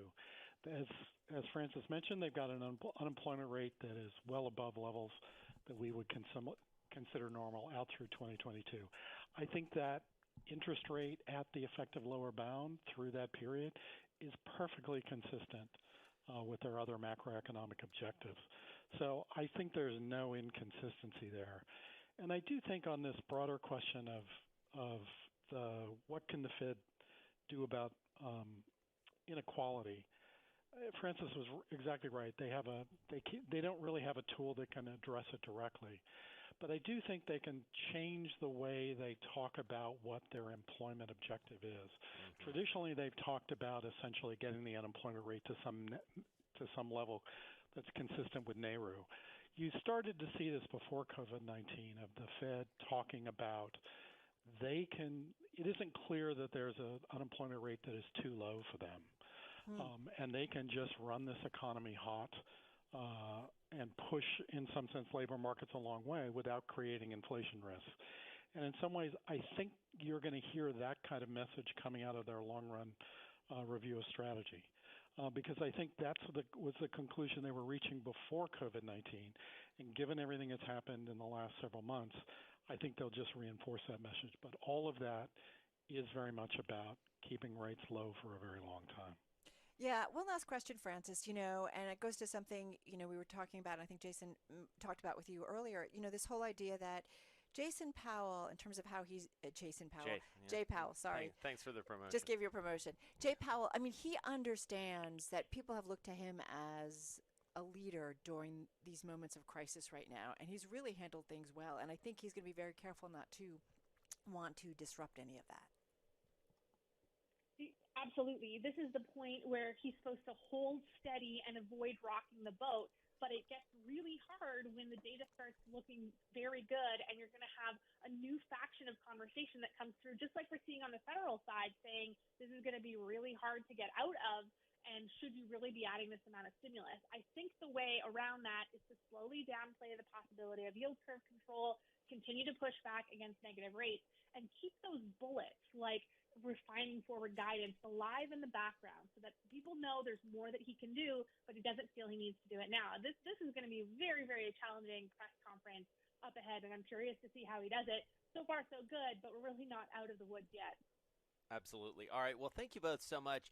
Really fun to break all this down for you. And, when we make our yield curve control T-shirts, Carol, we'll certainly around. They should each get one. All right. Francis Donald, Global Chief Economist, Head of Macroeconomic Strategy for Manulife Investment Management, joining us on the phone from Toronto. Louis Alexander, Chief U.S. Economist for Nomura, on the phone in New York City. I got to say, Jay Powell's got to be looking right now at the financial markets and being like, okay, the markets were okay with this. In terms of very little movement along the yield curve, equities, a little bit of a positive bounce here, but not like they're off and running. Right. So kind of resuming, just like, okay, cool, we got this. It's kind of what you want to see. If you're Jay Powell and his advisors, because that was not always what happened when he first started speaking, when he first started giving these press conferences. So we'll see. We'll see whether it holds. I think Francis Donald said it exactly right at the top, that he's got to spend however long it is, 45 minutes to an hour, saying nothing. Right, which is not so finding easy. new ways to say nothing. But especially because he's going to be challenged. Big questions. Well, first of all, people are going to say, Friday's jobs report shocked everybody. So everybody's getting it wrong. Like, we're doing okay. We're doing much better than we thought, right? So he's going to, I'm sure, going to be challenged several times on that. And then, the role of the Federal Reserve, right? And in terms of, their role in society, especially against, all of the inequalities that were, exposed during the virus, and then laid bare, and then also again in terms of what happened in Minneapolis. And Big it's something that we continue to talk about, and I do think, and Francis alluded to this whole notion that people are going to expect more. I am interested to hear both Francis and Louis talk about this, kind of Janet Yellen notion of like, you got to let it run hot. Like, don't get too worried, because when you let it run hot, it really, could solve some problems. All right, let's take you to the Federal Reserve. Jay Powell, the chairman of the Fed, getting ready to hold that press conference. Here in the United States and around the world. People have lost loved ones. Many millions have lost their jobs. There is great uncertainty about the future. At the Federal Reserve, we are strongly committed to using our tools to do whatever we can, and for as long as it takes, to provide some relief and stability, to ensure that the recovery will be as strong as possible, and to limit lasting damage to the economy. The most important response to this crisis has come from our healthcare workers, and on behalf of the Federal Reserve, let me express our sincere gratitude to those dedicated individuals who put themselves at risk day after day in service to others and to our nation. Let me also thank the many other essential workers across the country who have helped meet our basic needs for goods and services in these difficult times. The virus and the forceful measures taken to control its spread have induced a sharp decline in economic activity and a surge in job losses.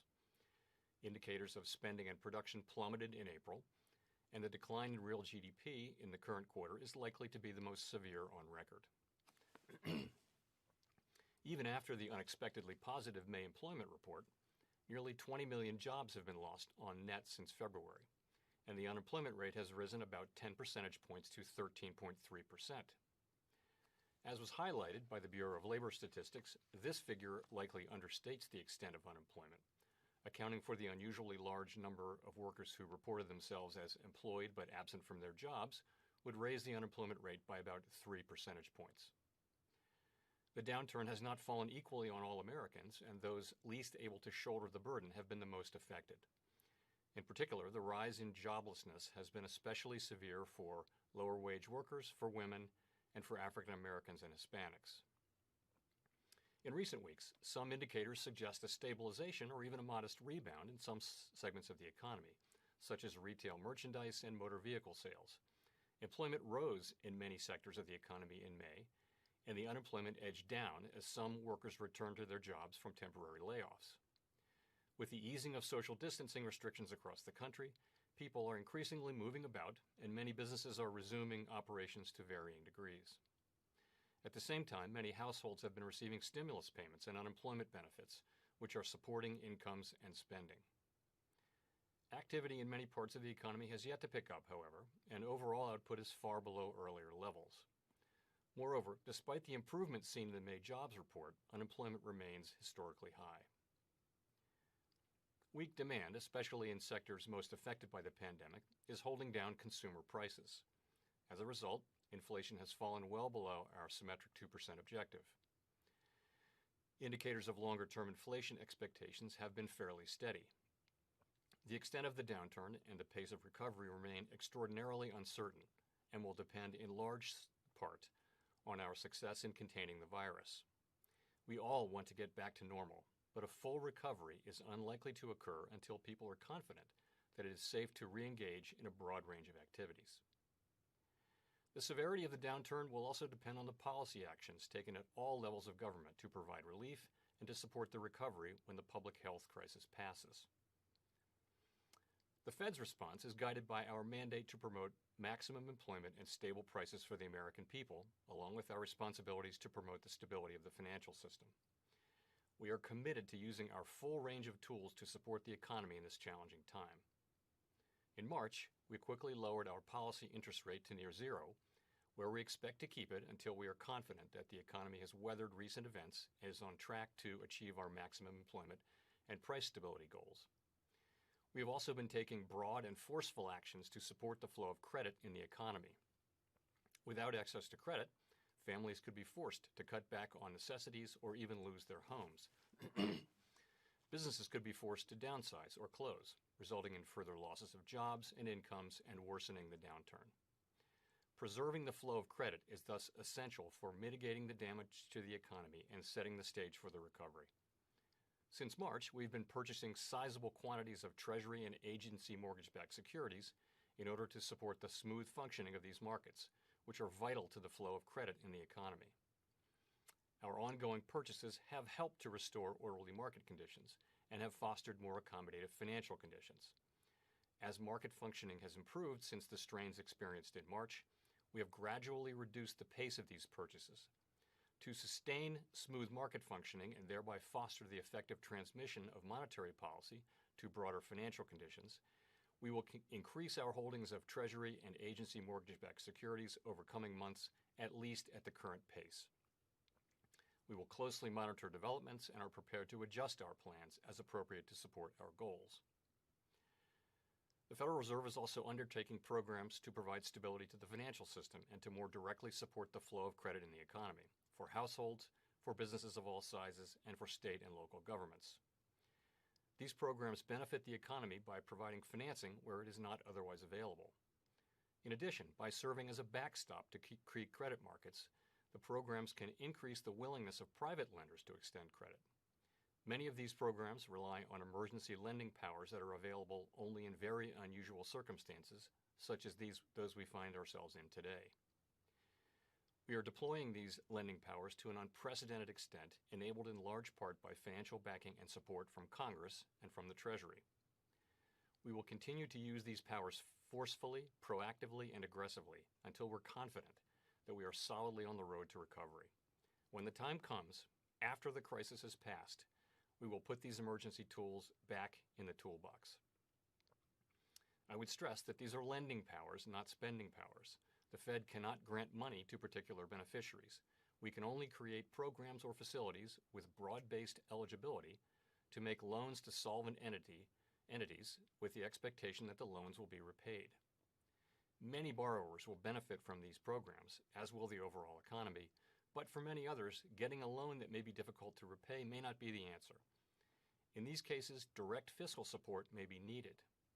Elected officials have the power to tax and spend and to make decisions about where we as a society should direct our collective resources. The CARES Act and other legislation provide direct help to people and businesses and communities. This direct support can make a critical difference, not just in helping families and businesses in a time of need, but also in limiting long-lasting damage to our economy. At this meeting, my colleagues and I continued our discussion of approaches for conducting monetary policy when the federal funds rate is at its lower bound.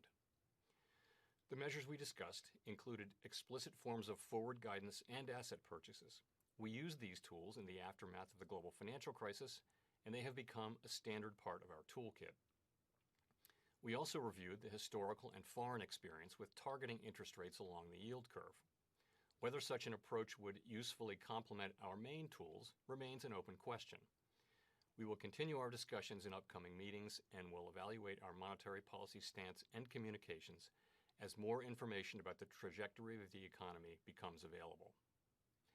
We also resumed our regularly quarterly Summary of Economic Projections, or the SEP. The SEP is an input into our deliberations, not an outcome, and it does not represent a committee view. Rather, FOMC participants write down their individual views of the most likely path for the economy, conditioned on each participant's view of appropriate monetary policy. We tabulate those submissions and we publish them as the SEP.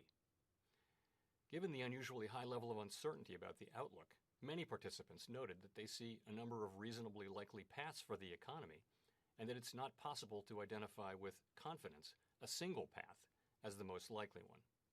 Nonetheless, we believe that regular publication of the SEP provides a useful perspective on the way FOMC participants are assessing the path ahead. What the June SEP shows is a general expectation of an economic recovery beginning in the second half of this year and lasting over the next couple of years, supported by interest rates that remain at their current level near zero.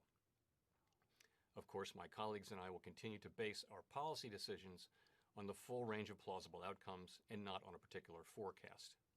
The risk management approach, is the best way we can promote our maximum employment and price stability goals in these unusually uncertain circumstances. Finally, I want to acknowledge the tragic events that have again put a spotlight on the pain of racial injustice in this country. The Federal Reserve serves the entire nation. We operate in and are part of many of the communities across the country where Americans are grappling with and expressing themselves on issues of racial equality. I speak for my colleagues throughout the Federal Reserve System when I say that there is no place at the Federal Reserve for racism, and there should be no place for it in our society. Everyone deserves the opportunity to participate fully in our society and in our economy. These principles guide us in all we do, from monetary policy to our focus on diversity and inclusion in our workplace, and to our work to ensure fair access to credit across the country. We will take this opportunity to renew our steadfast commitment to these principles. We understand that the work of the Fed touches communities, families, and businesses across the country. Everything we do is in service to our public mission. We are committed to using our full range of tools to support the economy and to help assure that the recovery from this difficult period will be as robust as possible. Thank you. I look forward to our questions.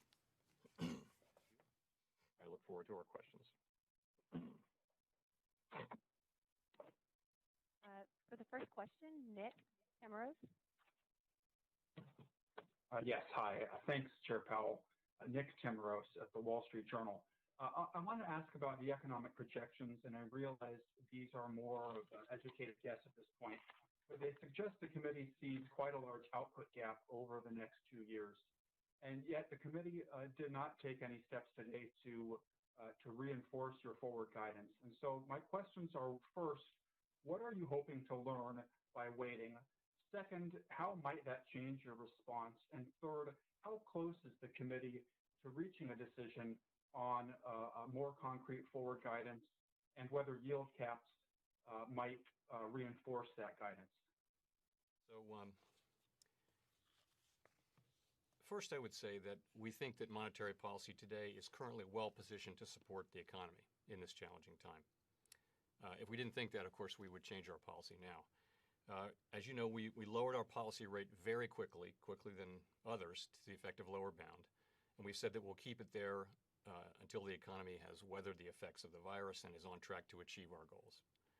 You can see that in the dot plot, as I think you pointed out, that overwhelmingly FOMC participants expect as their baseline expectation no rate increase at least through 2022. And if you look at surveys of forecasters and market participants, financial market prices, et cetera, those also appropriately reflect a long spell with rates at the effective lower bound. So the first thing is monetary policy is in a good place, and that's well understood in the markets. Secondly, we've also taken strong measures to support the flow of credit in the economy, as I mentioned. And third, we're continuing asset prices in coming months at a relatively high level. So for all those reasons, we feel like policy is now in a good place. So as we look ahead, we see that the path ahead for the economy is highly uncertain and continues to depend to a really significant degree on the path of the pandemic. So at this meeting, what we did was, as I mentioned, we looked in some depth at forward guidance and asset purchases and looked carefully at those. We also received a briefing on the historical experience with yield curve control. And we'll continue those discussions in upcoming meetings and evaluate our stance and communications as more information about the trajectory of the economy becomes available. I would just say, in terms of what we're looking for, we expect to get a better understanding of the economy's trajectory, and particularly how we should best deploy those tools to achieve those goals. So that's really what we're looking to achieve, and as you can see, we're actively at work on that. We're actively at work on that.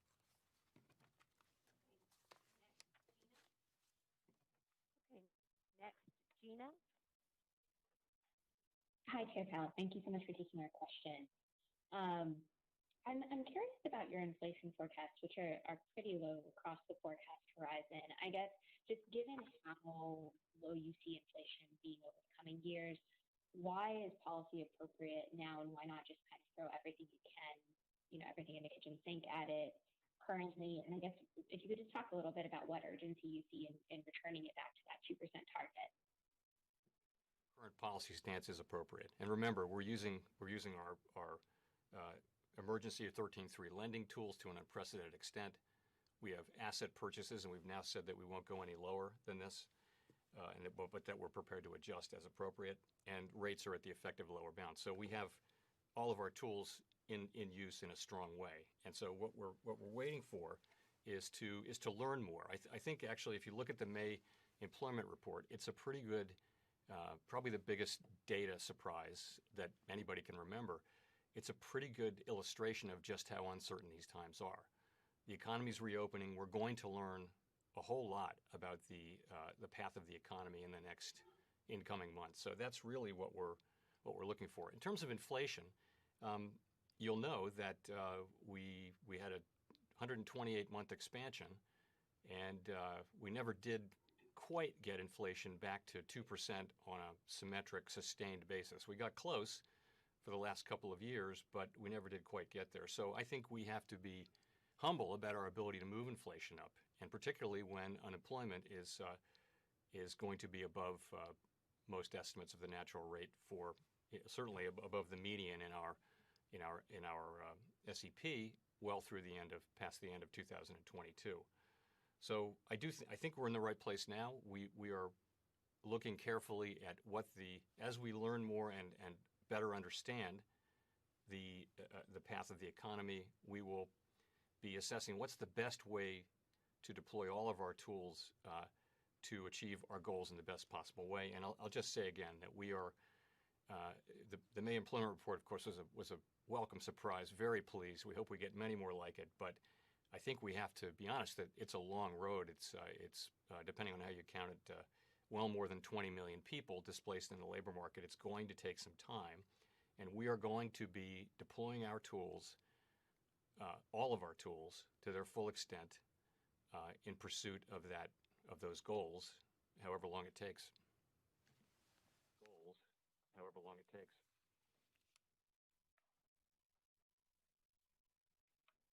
Okay, Steve Leeson.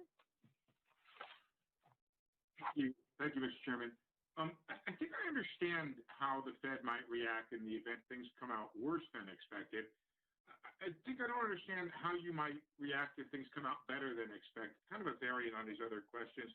How firm is the commitment to lower interest rates? And if things end up better, do you stick with these low interest rates as you projected them? Or is it specific points that you have in mind, for example, unemployment or inflation that is animating where you might go? And what are those numbers that you're looking for that might cause you to change about the policy as it now is projected?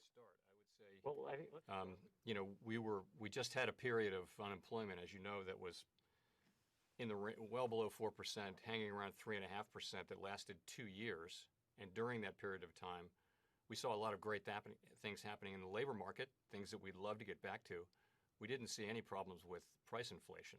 Price inflation didn't really react much. So I would say, we'd be looking to get inflation back up, and we'd be prepared to tolerate pretty low, welcome, in fact, not tolerate, but welcome very low readings on unemployment, just based on what we saw in the last expansion. So, we're not thinking about raising rates. We're not even thinking about raising rates. So what we're thinking about is providing support for this economy. We do think this is going to take some time. I think most forecasters believe that. It would be great if we got a whole bunch more months of job creation like that. Notwithstanding that, as I mentioned, there are just a lot of people that are unemployed, and it seems quite likely that there'll be a significant group at the end of even after a lot of strong job growth that'll still be struggling to find jobs, and we'll still be providing strong accommodation for that.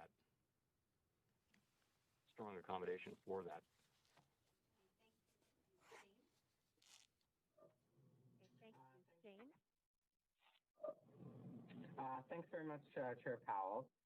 There have been plenty of comparisons with the Great Depression of the 1930s, the crisis began. Is that scenario sort of that more dire scenario now goes out and we're looking at a more traditional and sudden recession?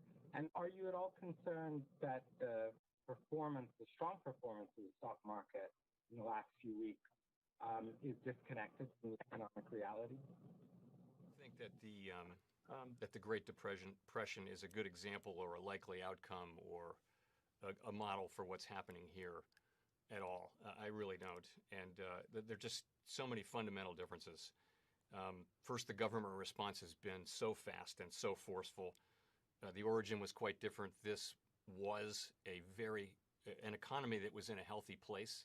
Of course, every economy has longer run challenges, and that includes our economy. Notwithstanding that, 50-year low in unemployment and the longest expansion in our history, and every reason to think it could continue. So that's different from what was happening around the time that the Depression started. The financial system this time was in very good shape, much better capitalized. So, it's just not the right model.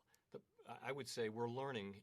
Every month that passes, we're seeing more, we're learning more, and I think particularly the next few months will be very important in learning what the real story will be, because we'll see the significant incoming data about the opening of the economy, the reopening of the economy. and I would say, assuming that the disease remains or becomes pretty much under control, I think that what you see is a very weak second quarter, historically weak, and then an expansion that builds momentum over time. People will adjust probably a little bit gradually to some of the activities that involve getting together in large groups in close quarters. Those will be the harder parts of the economy to recover. But ultimately, we do see a full recovery over time, and that's really what what I think I'm personally seeing. And you could see significant job growth in coming months as people return to their jobs. But you're still going to face probably an extended period where it will be difficult for many people to find work, and that's what you see in really many forecasts at this point. That doesn't mean it's right, but that's sort of a broad expectation. Certainly not the Depression forecast. A broad expectation.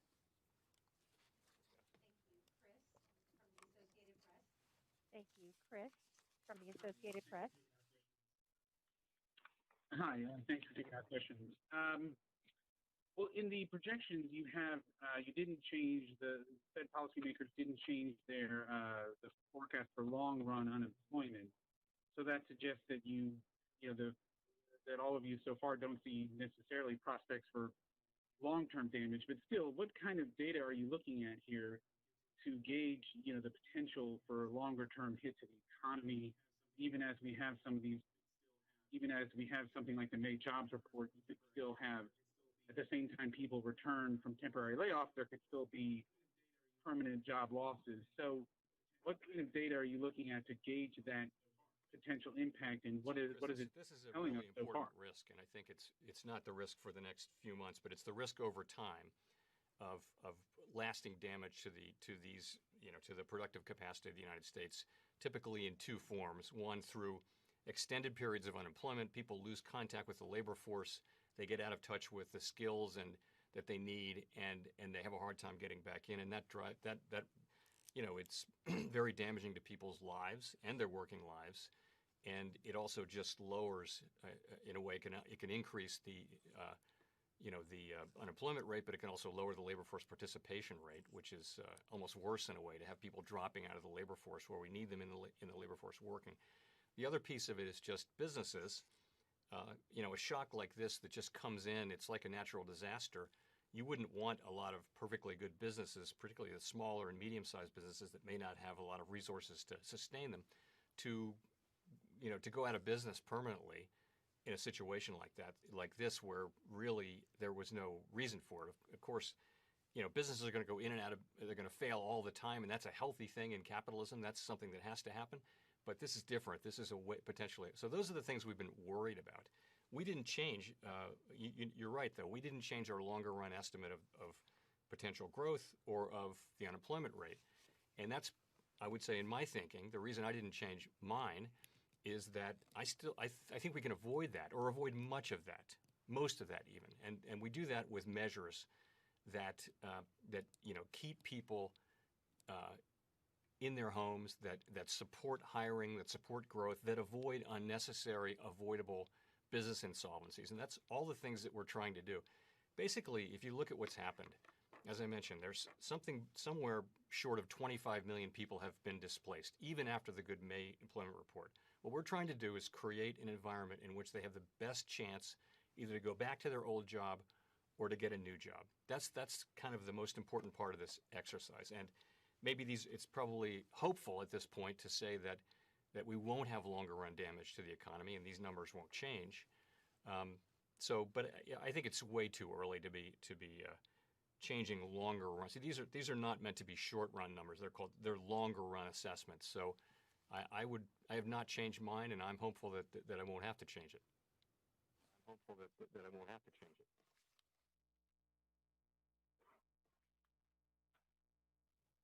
Heather Long. Hi, good afternoon. Good afternoon, Chair Powell. I'm struggling with two things that I'm hoping you can provide some clarity on. Is the ongoing bond buying program. You say that it's needed to continue the smooth functioning of markets, but I guess most of us aren't really seeing a lot of instability in markets right now. So if you could kind of give us some clarity of what you're seeing that needs to continue to be smooth at that level and that pace. Second is, you were just talking about Fed concerns about small and medium-sized companies going out of business during this. And I guess, the Main Street lending program still isn't running yet. When do you expect loans to start happening? And do you think the 2-month delay has hurt the chances of some companies surviving? There have been gains in market function, although not fully back to where you would say they were, for example, in February before the pandemic arrived. We don't take those gains for granted, though.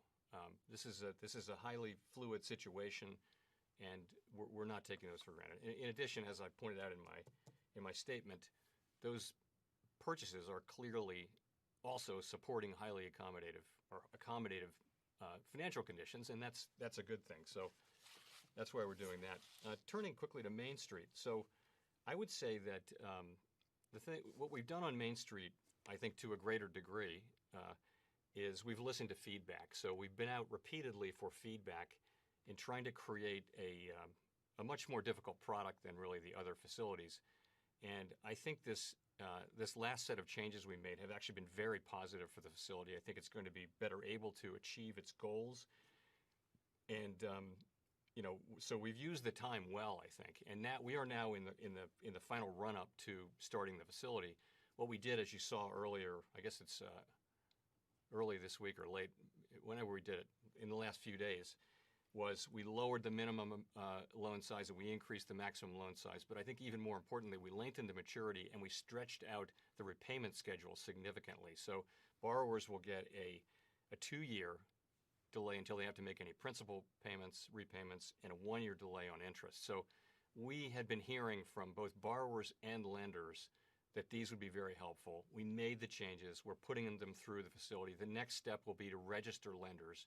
At that time, loans can begin to be made. Shortly after that, the facility itself will be up, and those loans can be sold. 95% of the loans, and it's 95% across the board now in the Main Street facility, can be sold. So all of that should happen quickly now. And I do think this has been a challenging project, but I think we've come to a better place. And by the way, we're going to be prepared to adapt further if we need to, and that's true of all of our facilities. These are unique. There's no playbook here. You have to draw this up and then try it out. And we've been very willing to adapt, and we'll continue to be very willing to adapt, and we'll. Okay, Matt from Bloomberg. Hello, Chair Powell. This is Matthew Bosler with Bloomberg News. I wanted to ask you about regulatory forbearance. There were some piecemeal forbearance measures put into place in various jurisdictions and also to a slice of the mortgage market to prevent banks from foreclosing on such debts amid the widespread financial hardships caused by the pandemic. And with many of those set to expire soon and many businesses and households still in dire financial straits, I'm wondering if any consideration is being given at the Fed to more comprehensive regulatory forbearance measures or other regulatory measures to prevent businesses from going under just because they can't meet those payments. There have, of course, been some tweaks to the Paycheck Protection Program on the fiscal side to address this, but I wanted to ask you about things you might be able to do on the regulatory side as well. Thank you. We can make changes to bank regulation and supervision. I don't know that we have the ability to make changes, for example, in mortgage payments, if that's what you're thinking of, or credit card payments. That's something that could be legislative, or it could just be what the banks themselves are doing. There's been a tremendous amount of forbearance on the part of the banks, and I guess our role there would be to encourage it. But those are not decisions that we hold any legal authority to make. And by the way, we have encouraged those decisions. I hope that's responsive to your question.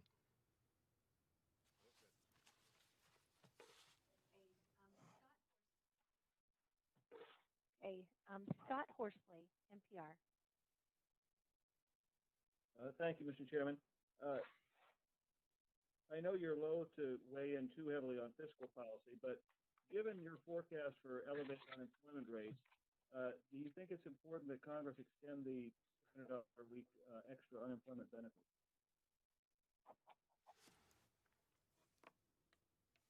I think we try to keep our comments on fiscal policy at a high level, and I'll come to your specific question. But I would just say this. This is the biggest economic shock in the U.S. and in the world, really, in living memory. We went from the lowest level of unemployment in 50 years to the highest level in close to 90 years, and we did it in 2 months. Extraordinary. And appropriately, the response from fiscal authorities has been large, forceful, and very quick by the standards of these things. Roughly $3 trillion Congress has authorized, and that's benefiting households, laid-off workers, small, medium, and large businesses, hospitals, state and local governments. 14% of GDP. It's in a class by itself in terms of both the size and the speed of it. And it's also pretty innovative. You know, both the PPP and the unemployment insurance are quite innovative in the American context. And there were difficulties in implementing it, but that's really a function of their novelty, I think. Those programs, by the way, let me add, the Fed also, we both innovated and acted forcefully, progressively, proactively, and aggressively as well. You put those together, all of that is making a difference now. You look at the income data, the expanded unemployment insurance and also the stimulus checks have gone a long way to replacing lost income from job loss. I think you're seeing it in the job market data. Many are giving the PPP credit on that front and in keeping small businesses going. So so far, it's a good response and it's having a big effect. You get to the question is, it's big. Everyone can see that it's big. Is it going to be big enough? And that is a question. And the question the question that I've been concerned about really is this issue of longer run damage to the economy. We're doing a fair job of getting through these first few months, more than a fair job. The question though is that group of people who won't be able to go back to work quickly, what about them? And that could be many millions of people, you know, who worked in parts of the economy that will be the slow ones to recover. And, you know, we want those people back in the labor force. We want them getting jobs. So, and they're going to need, probably will need further support. So I would just say this. It's possible that we will need to do more, and it's possible that Congress will need to do more. In terms of the $600 unemployment insurance, I wouldn't try to give Congress advice on the specifics of that. I know they're looking at, I know from both talking to people and reading the papers that they're looking at a whole bunch of different possible approaches going forward, and some of those seem kind of promising. So, you know, we're happy to give advice if people ask for it, but probably not publicly.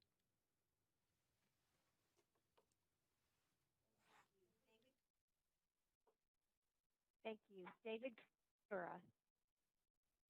Thank you, Chair Powell. I'm going to pick up on what Scott Horsley was asking just a moment ago. You have been studious about threading this needle in the interviews that you've given and speeches and the colloquy that's followed. Not giving advice to Congress, but indicating that there's likely to be a need for more fiscal stimulus or additional policy in the future.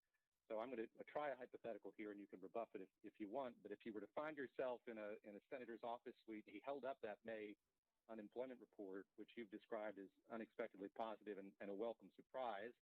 And if he or she said to you, look, this is an indication that we can put on the brakes, I wonder what you would say. Your message throughout this crisis has been one of how unprecedented it is, about how much urgency there is in dealing with this. Indeed, we've seen that from the Federal Reserve. I wonder if you worry that sense of urgency isn't being matched and what the consequences of that might be. If there's a fear that the Fed could be seen as a Cassandra here as we look at that unemployment report and then through the summer, and you have more and more politicians inclined just to wait and see what happens here in subsequent reports. And a quick second question, if I could. You've talked a lot about your fear about a second wave of this disease, and it strikes me there's a difficulty here with definition. You've talked about us weathering this crisis and getting through this storm. It seems to me, as I listen to the chatter coming from the White House and from politicians and epidemiologists, there isn't agreement on what getting through this means. And you have an administration now inclined to, if not direct, be content with states opening up their economies perhaps too early. How problematic is that from a policy perspective, not having agreement on what it means to have defeated this virus or gotten to a place where the economy can take any advice, but I will provide a little context. Okay, so I'm not going to give you. I want to be clear about picture, one way to look at the picture, really, and that is this: if you can get at this by looking at the widest measure of unemployment, of labor market slack, if you will, is the U6 measure. And that's the one we talk about all the time is called U3 by economists, and the one that has a much broader measurement of slack in the economy is U6. So in U6, the U6 level of unemployment has tripled from 7% to 21%. That amounts to 22 million additional people who've lost work in the economy, either by going to part-time or something like that. So that's in the low 20s, and that's post the May employment report. You can get at it a different way. You can look at just the regular unemployment rate. You can take the 21 people who were listed as unemployment now. You can add more on for the ones who were miscoded. You can also take those people who are suddenly out of the labor force. You put those together, and that has gone up by about 24 million. So those are two different measures of what's happened. So the question is 22, 24 million people. Got to get them back to work. Somehow we got to all, as a country, get those people back to work. They didn't do anything wrong. This was a natural disaster. And I do think the responses so far have been great. So that's the way I would think about it. And if you think, I would just, in terms of the May employment report, it's so nice to see. I mean, I think what people were thinking was that you'd start to get those back to work kind of numbers in June and July and August. Very few people saw them in May. I mean, almost no one saw that happening as early as mid-May, but it did. And so, and we don't know fully what that means, whether it's just a timing change or whether it will prove to be much more than that. We're going to have to wait and see. It is, as I mentioned earlier, it is clear evidence of just how uncertain things are and how humble we have to be about our ability to really have confident predictions as opposed to just predictions. So bottom line, I would just say that is the key thing people need to understand is that there's just a lot of work to do in the labor market. We're going to stick with this and support that until the work is done. That is something we're going to do with all of our tools. And I think it may require Congress to help as well. It may, but that's going to be their decision. You also asked about the second wave. Yeah, so we have major responsibilities and powerful tools, but the decision about when to reopen the economy is one for elected officials at the state and local and federal level. And, if they ask, we don't have any particular expertise here at the Fed in pandemics or coronaviruses or anything like that. We talk to experts, but, so we don't have anything special to add on that. I would just say it's kind of self-evident, I think, that if it happens, the issue would be, first of all, people's health, but secondly, you could see a public loss of confidence in parts of the economy that will be already slow to recover. So it could hurt the recovery, even if you don't have a national level pandemic. Just a series of local ones, of local spikes could have the effect of undermining people's confidence in traveling, in restaurants, and entertainment, anything that involves getting to people together in small groups and feeding them or flying them around. Those things could be hurt. So it would not be a positive development, and I'll just leave it at that.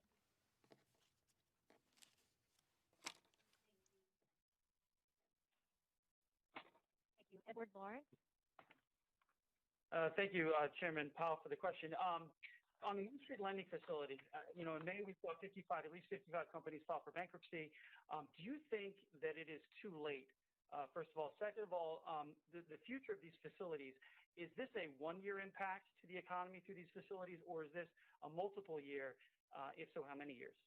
We have, significant interest, we think. And also remember, lots and lots of companies are getting financed, too. The banks are lending, the markets are open.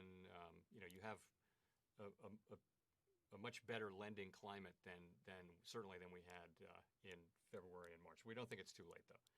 We do expect it to be up quite soon.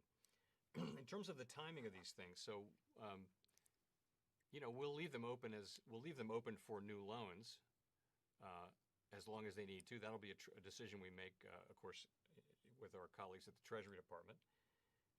And at a certain point, there won't be a need for further loans, and then the assets will be there.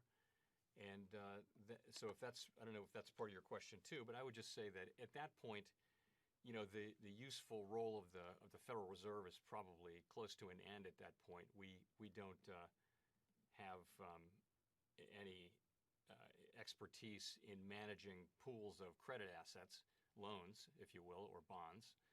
And we don't want to be we don't really want to be part of the decisions that have to be made to manage such a portfolio. So we'd be looking to have that done either someplace else or by a third party or at the Treasury Department or something. And we're working on ideas for that. But our real focus now is getting these facilities going and getting them to do the job that they need to do.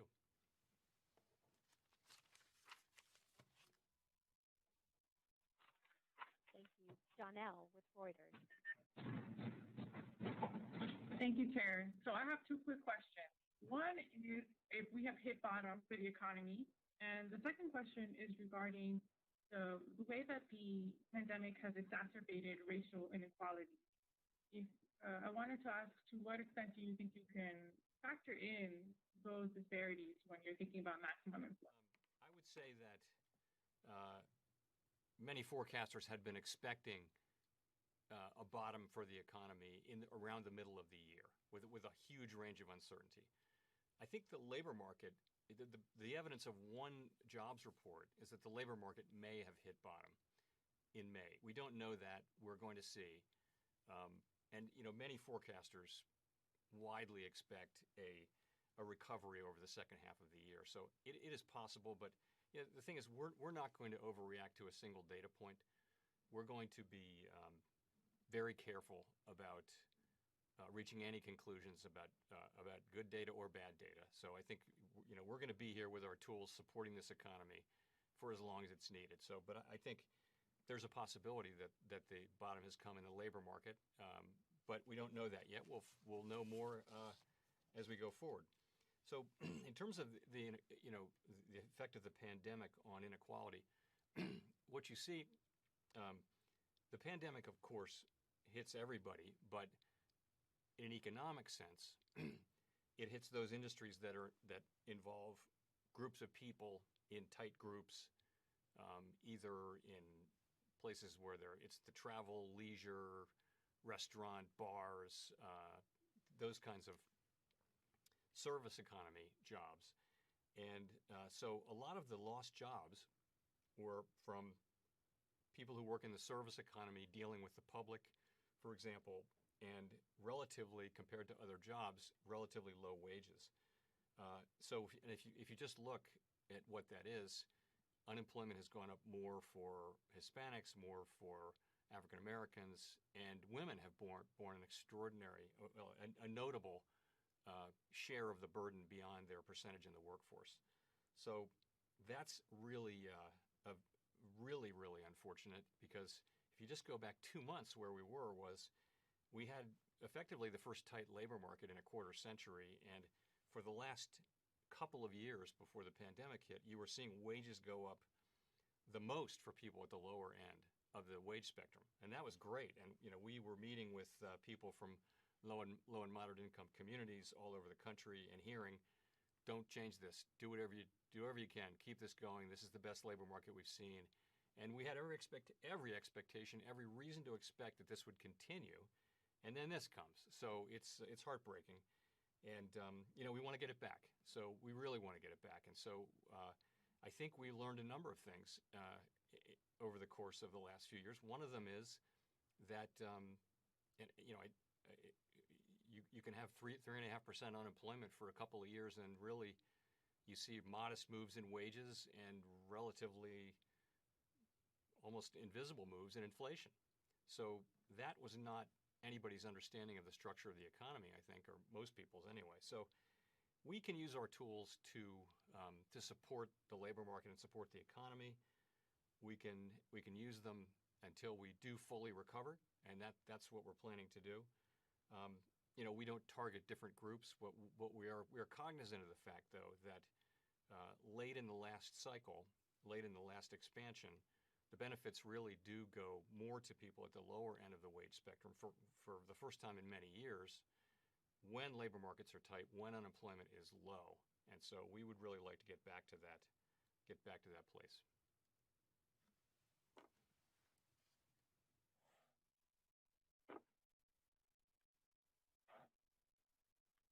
Victoria, Politico. Hi, Victoria Guido with Politico. I just wanted to follow up on a couple of things that have already been asked. First of all, on fiscal policy, you all obviously put out your summary of economic projections today, and I'm curious to what extent future fiscal policy is factored in or not factored in to those projections, and how more or less fiscal policy might affect those projections. And then my other question is on Main Street. You've mentioned multiple times that the Fed and Treasury are willing to expand the program further. So my question is, what's the threshold for those types of changes? Is it just making sure that borrowers that want to borrow through the program are able to do that? In terms of the way we do forecasts is we don't tend to incorporate things we're highly uncertain about. So I think the forecast would not have included substantial additional, big additional fiscal support for the economy. Maybe a modest amount, something that looks like a low-end guess on what might come out of the current negotiations. That's basically what would be in the baseline. So of course, if there were more fiscal support, you'd see better results sooner. But that's a question for Congress. We're spending a lot, and that's really what they get to decide. In terms of Main Street and our willingness to expand it further, I think one thing we're looking at, very strongly looking at, is nonprofits, and is there a way to incorporate them into that facility or a similar facility? So that's another dimension. If we had a great idea for changing Main Street, we would have done it, and we have done some things that I think are really very positive lately here. But as we learn more, it could be in terms of size, it could be in terms of lots of different things. But I think we have a good product to go to market with now, and I think it'll get out there soon. And we'll see, and we'll be willing to continue to adapt.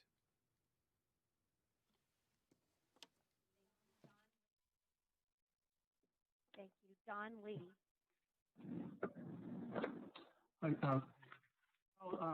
As you know, the vast majority of people who have been laid off are expecting to be recalled by their employers. At this point, what is your expectation of how much of these job losses will be permanent? Reliable estimate of that. Clearly, not everyone will go back,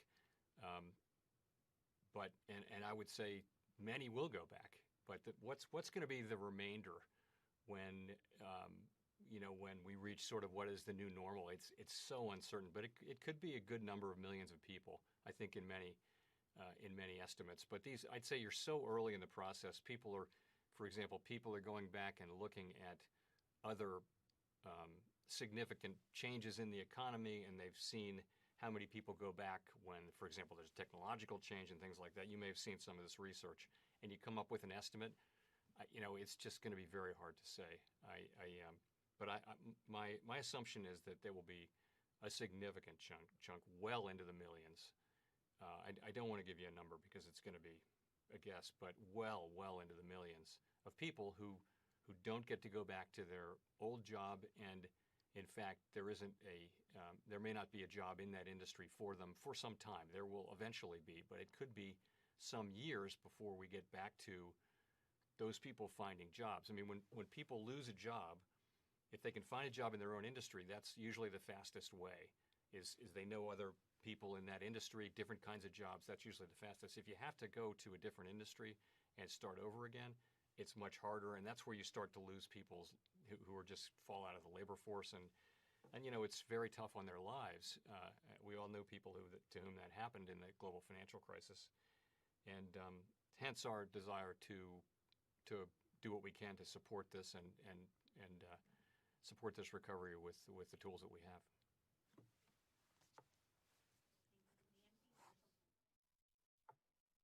Thank you, Nancy. Marshall Genzer. marketplace.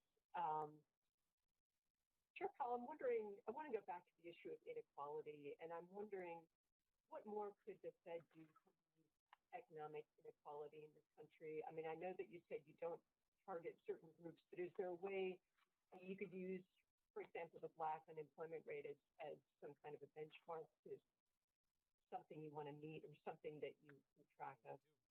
Track all unemployment by all kinds, as you know, all kinds of different demographics, including particularly the African American unemployment rate, which reached an all-time low since the data started being kept in the modern era.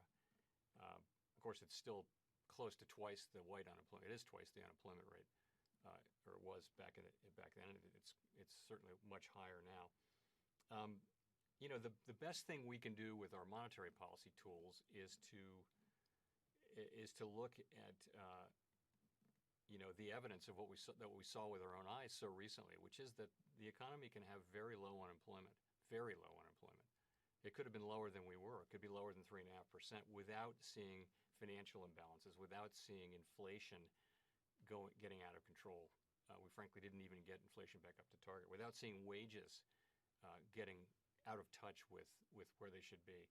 So that's the biggest thing we can do. You know, inequality is something that's been with us increasingly for more than 4 decades, and it's not really related to monetary policy. It's more related to, there are a lot of theories on what causes it, but it's been something that's more or less been going up consistently for more than 4 decades, and there are a lot of different theories.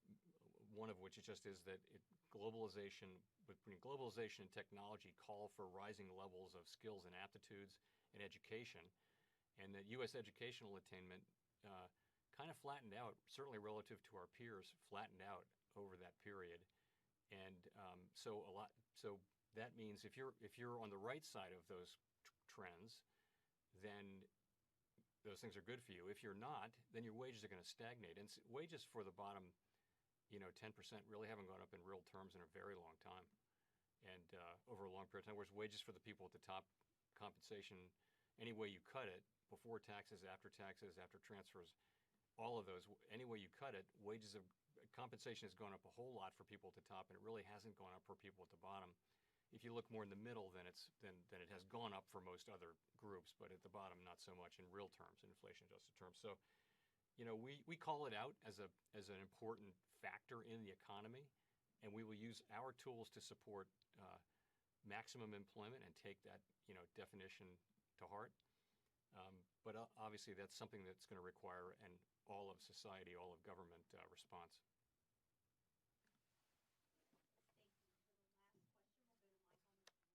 Thank you. For the last question, we'll go to Michael McKee with Bloomberg TV.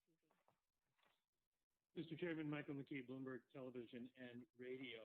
I came across a statistic the other day that amazed me. Since your March 23rd emergency announcement, every single stock in the S&P 500 has delivered a positive return.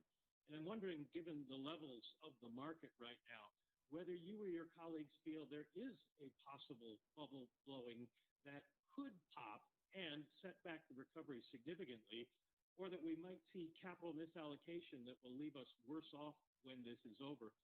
And second, inequality is not just about wages, it's also about wealth. And a number of studies have suggested that by keeping rates low for so long and targeting the markets after the great financial crisis, that the Fed did contribute to wealth inequality in this country. And I'm wondering if you think there is some tweak or some message you could give that would affect that.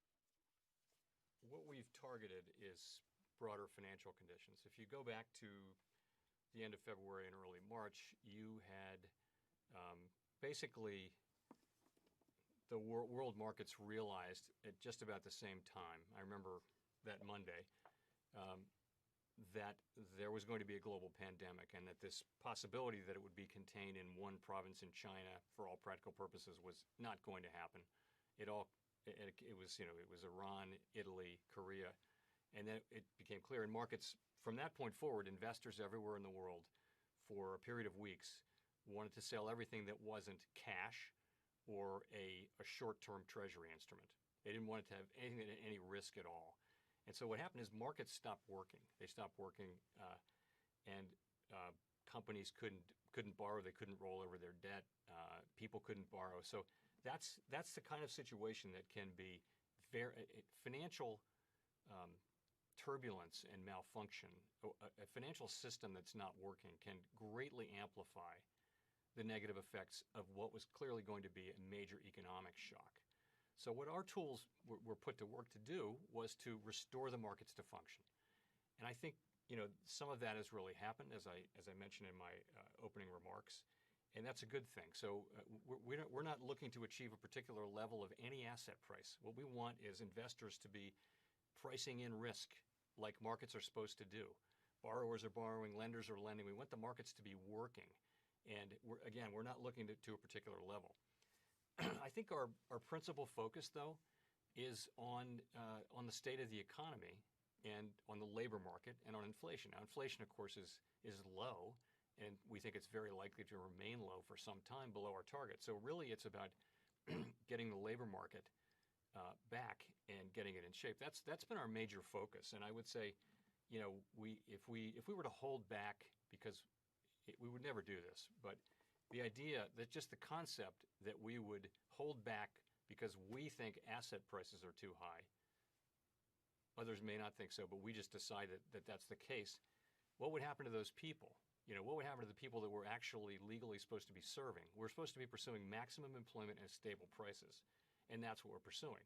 We're also pursuing financial stability, but there you have a banking system that is so much better capitalized, so much stronger, better aware of its risks, better at managing its risks, more highly liquid. You have all of those things, and they've been lending, they've been taking in deposits, they've been a source of strength in this situation. So I would say that we're tightly focused on our real economy goals, and again, we're not focused on moving asset prices in a particular direction at all. It's just we want markets to be working. And I think partly as a result of what we've done, they are working, and we hope that continues. Thank you very much. And you've been listening to Fed Chair Jay Powell take questions. I mean, looking candidly, we'll go over some of the headlines in a minute, Carol, but if you look at the S&P just as a gauge, I mean, almost to the 10th of the percentage point. Now it's popped up just a little bit. But right as he was taking that last question, an excellent couple of questions by Michael McKee, I might add, the market was almost exactly where it was at 2 p.m. It was like all this whipsawing that we saw go back and forth. Now it is slightly up, just a touch up. But an interesting, series of questions and answers, and sort of what we expected, wide-ranging to the Fed chair. Yeah, exactly. And I think some of the highlights, no doubt about it, is, he certainly is concerned about what's happened in the labor market, because I thought, he brought up a really good point that because our labor market was so tight, it's when you are in extreme conditions that you start to see benefits go to those at the lower end of the labor market. And Jay Powell's saying, we'd like to get back to that and help those lower wage workers again.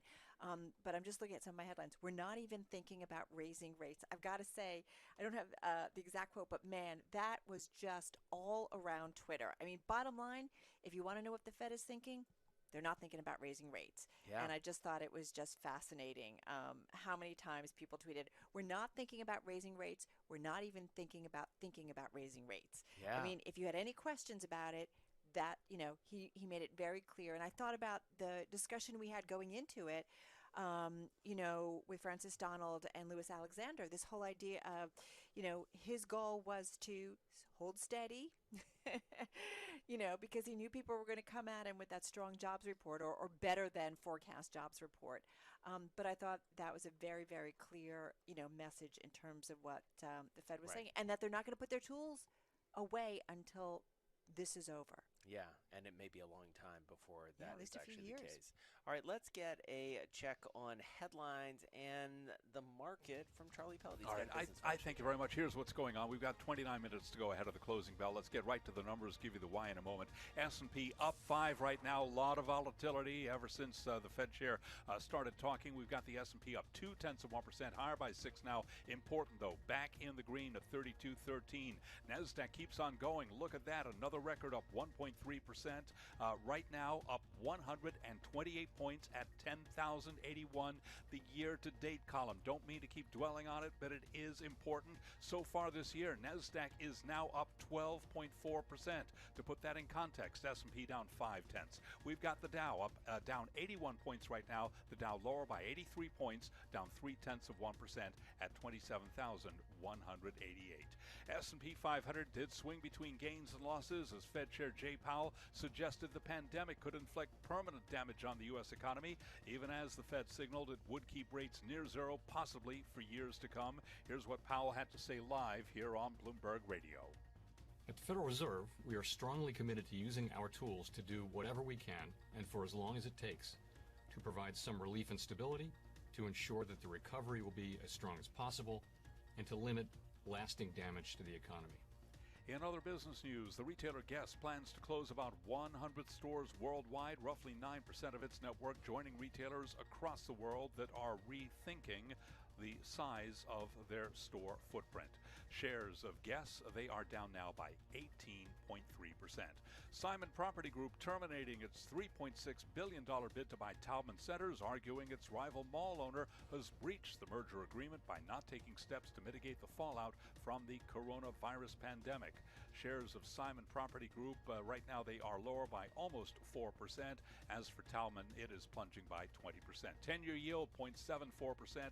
Gold up 1.1%, 17.33 the ounce. West Texas Intermediate crude up 1.1%, 39.36 a barrel. I'm Charlie Pellet. That is a Bloomberg Business Flash. All right, Charlie, thank you so much. You're listening to Bloomberg Business Week on this Fed Wednesday. Carol Massar along with Jason Kelly. Fed seeing zero rates through 2022, committing to keep buying bonds. Some of those headlines from the Fed chief. Let's get to Ira Jersey, Chief U.S. Interest Rate Strategist at Bloomberg Intelligence. He's on the phone in New Jersey. Lindsay Piegza back with us, Chief Economist at Stifel Financial. She joins us on the phone from Chicago. And, you know, Ira, I want to start with you. It feels like the market's kind of ending up where they started before the Fed decision. But what's key for you as you heard from the Fed chief?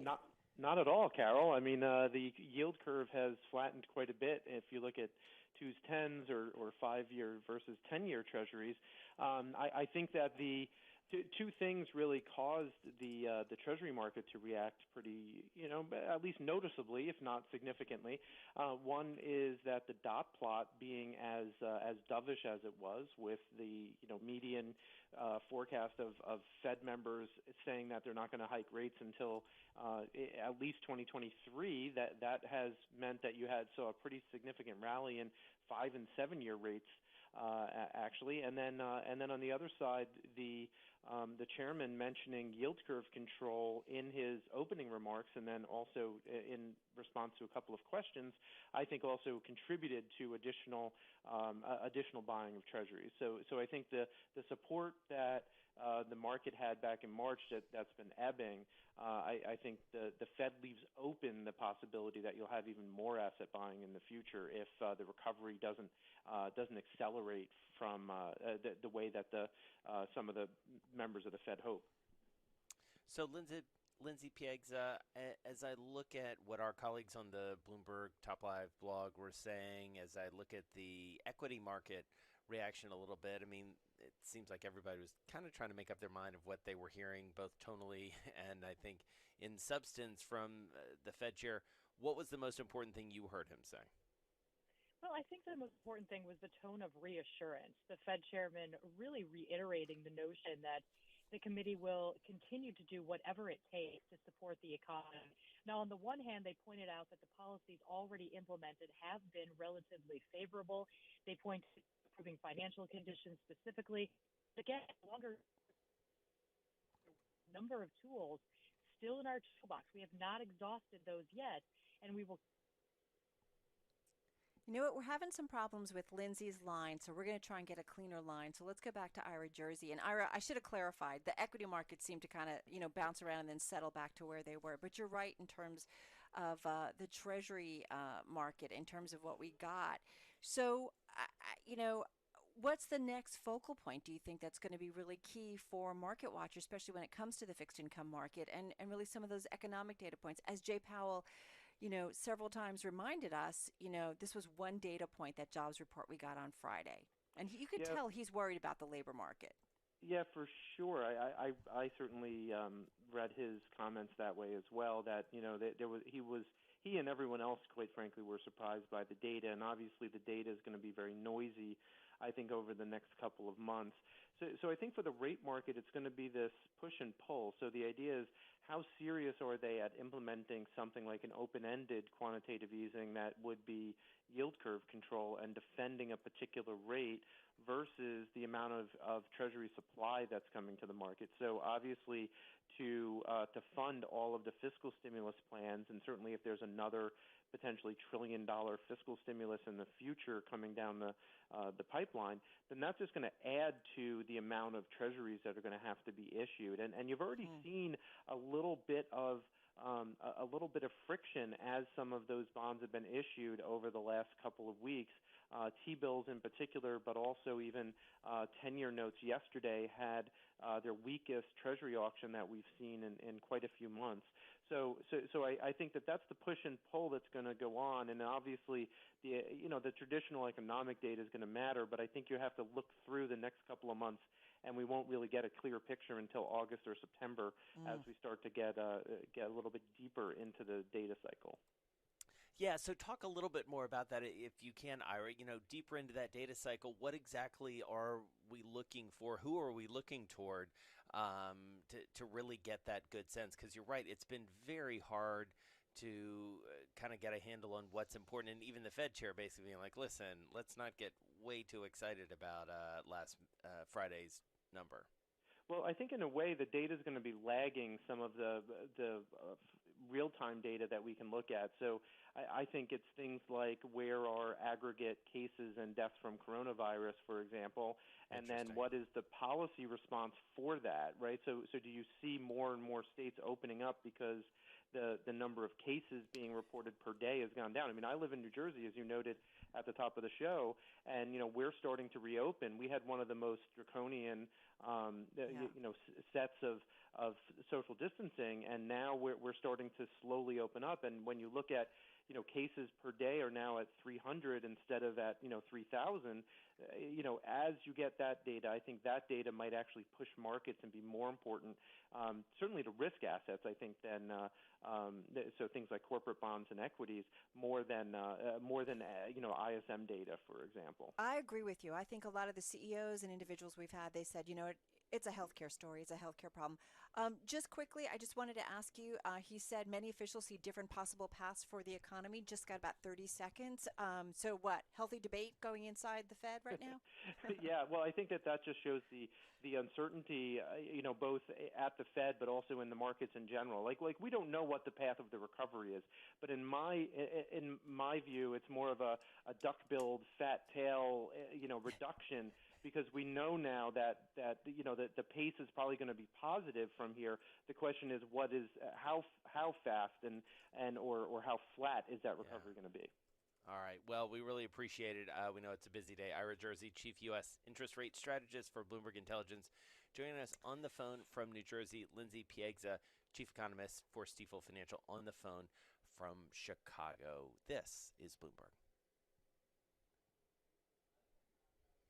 And let's head over to Nancy Lyons. She is down in D.C. She's got world and national headlines. Hey, Nance. Hey, Jason. George Floyd's brother, Phalonis, is urging lawmakers to bring about meaningful change in policing following his brother's death. He told the House Judiciary Committee today his brother's death was unfair and unjust. George called for help, and he was ignored. Please listen to the call I'm making to you now, to the calls of our family and the calls ringing out the streets across the world. People of all backgrounds, genders, and races have come together to demand change. Honor them. Honor George. He says his brother did not deserve to die over $20, a reference to a counterfeit bill his brother allegedly used at a convenience store. The House has developed a package of reforms, including a ban on chokeholds and a national registry for police violations. The Senate is also working on a proposal. NASCAR is taking a look at racial diversity. The sport's lone black driver, Bubba Wallace, is calling on the sport to ban the Confederate flag. He says there's just no place for it. The Republican National Committee could be close to a change of venue for its convention this summer. Bloomberg's Nathan Hager with more. The GOP is likely to move at least part of its convention next month to Jacksonville, Florida. That's after it failed to reach an agreement with the original host, Charlotte, North Carolina, on the scope of coronavirus safety measures. Sources tell Bloomberg the convention's lower-profile meetings could still be held in Charlotte, but the marquee event, President Trump's acceptance speech, will be held in a place where officials have said they're willing to host a large indoor gathering. Nathan Hager, Bloomberg Radio. Global news, 24 hours a day on air and on Quick Take by Bloomberg, powered by more than 2,700 journalists and analysts in more than 120 countries. I'm Nancy Lyons. All right, Nance, thank you so much. Well, this is one of those stories that I would file under checks out. You know, when you think about what we've been doing and what we've been buying during our lockdown quarantine past 3 to 4 Your months. family alone, Carol, right, is supplying bread for the neighborhood, aren't you? Oh, my gosh. So much bread being made. I mean, it's really a matter of, like, getting enough flour in many ways. But the price of bread, according to Katya Dmitrieva's story on the Bloomberg, it's one of the most read, prices on the bread aisle plunged the most in 80 years. 80. Yeah. Wow. That is like crazy. But yeah, as you said, checks out. The price of white bread dropping. Dress prices and car insurance fell by the most on record as people are in, like me, leggings or jeans. We're not getting dressed up to work from home, just saying. And the car, it's been staying in the garage. We have not driven much at all. Yeah. A little bit more over the last couple of weeks, but not much. Yeah, when we drive, we just don't go very far. You know, it's like we drove to like the little village last night for dinner, and that was it. You did. We had dinner out. How did it go? It was pretty good. It was pretty great. I mean, you know, shout out JP Doyle's, our favorite like local restaurant. They're such good people, family owned, couple generations. Brian Doyle, he's the best. Everybody sitting outside. The servers were in masks and gloves, and I felt for them, you know, having to like change gloves all the time. But you know, it felt very normal. You know, took the boys. We had some burgers and fish tacos. I think had a people beer. are. It was great. Americans, I think individuals, people in general, we adapt. We just do. Yeah. And we might be like, "What? This is going to change. How can we do this?" But we do. We adapt, and I think we're going to adapt to this. And the more I start thinking about it, you know, whether it's masks, it just becomes a way of life, and we'll figure it out, and we will get through this. But we are hearing increasingly, and I feel like the tone was even in Jay Powell, that until we have a vaccine and have this under control and people ultimately feel safe, our economy doesn't get back to normal. You're listening to Bloomberg Business Week. Carol Massar, Jason Kelly. This is Bloomberg.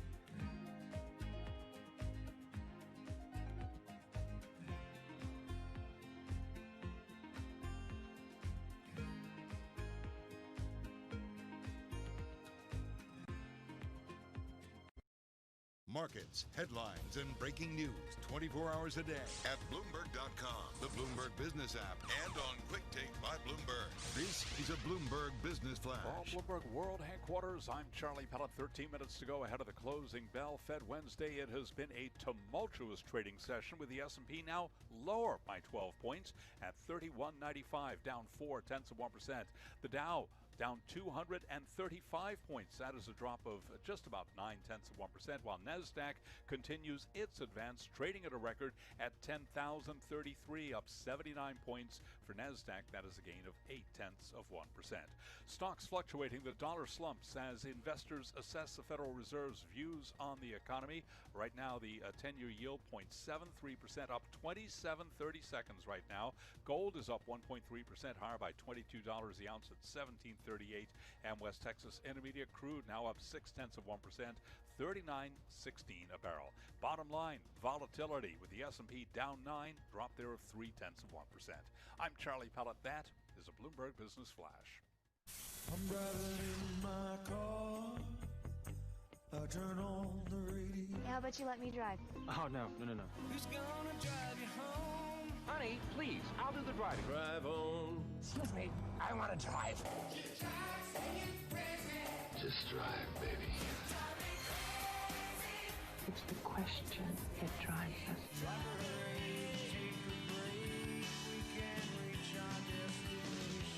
This is the drive to the close. That funky music will drive us till the dawn. On Bloomberg Radio.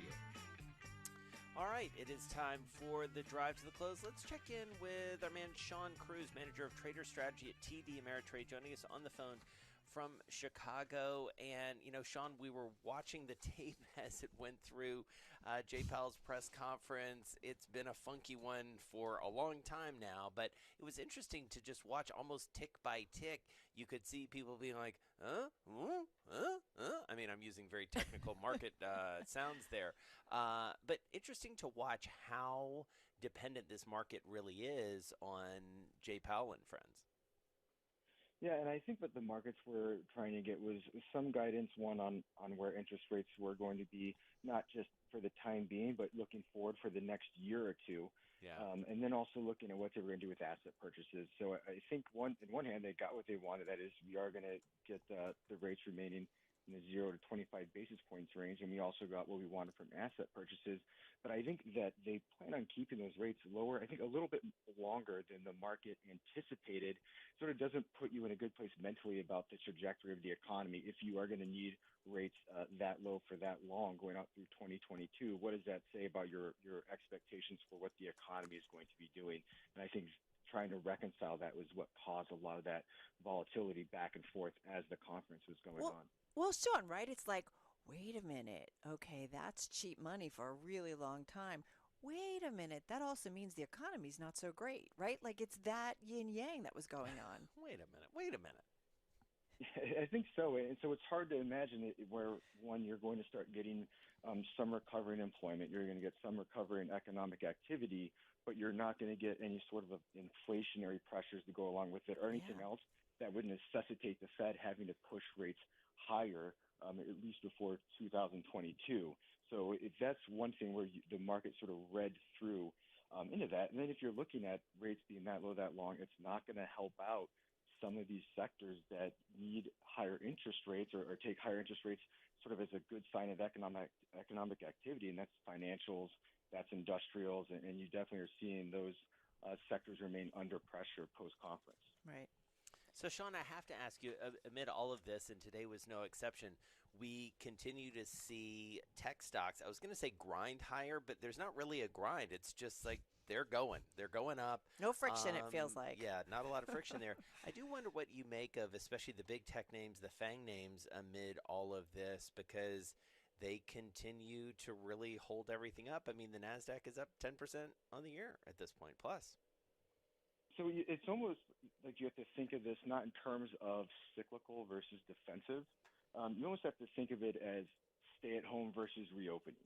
And when you get the stay-at-home theme prevailing, that maybe we're not going to reopen as fast as we were hoping or expecting, that's when you start to see some of these tech names, and I think it's been well documented, just the impact that Microsoft, Amazon, Apple, Facebook, Google have on the Nasdaq. Whereas if you're looking at the S&P 500, where there's a lot more, like we just talked about, industrials, financials, energies, that make up a decent amount of that index as well, it makes sense that you can see the Nasdaq really take off, especially when the stay-at-home theme prevails, because you've got 4 or 5 names that make up so much of that index, but also can benefit from the stay-at-home economy. And even if we start to reopen, they're probably going to be in a good spot once we reopen moving forward as well. Well, don't you wonder, I mean, Sean, I don't know, you've watched the markets for a while. Do we at some point wake up and say, this is our economy, this handful of tech names largely, and anybody connected with them is our economy going forward? Or are we being kind of stupid in thinking that?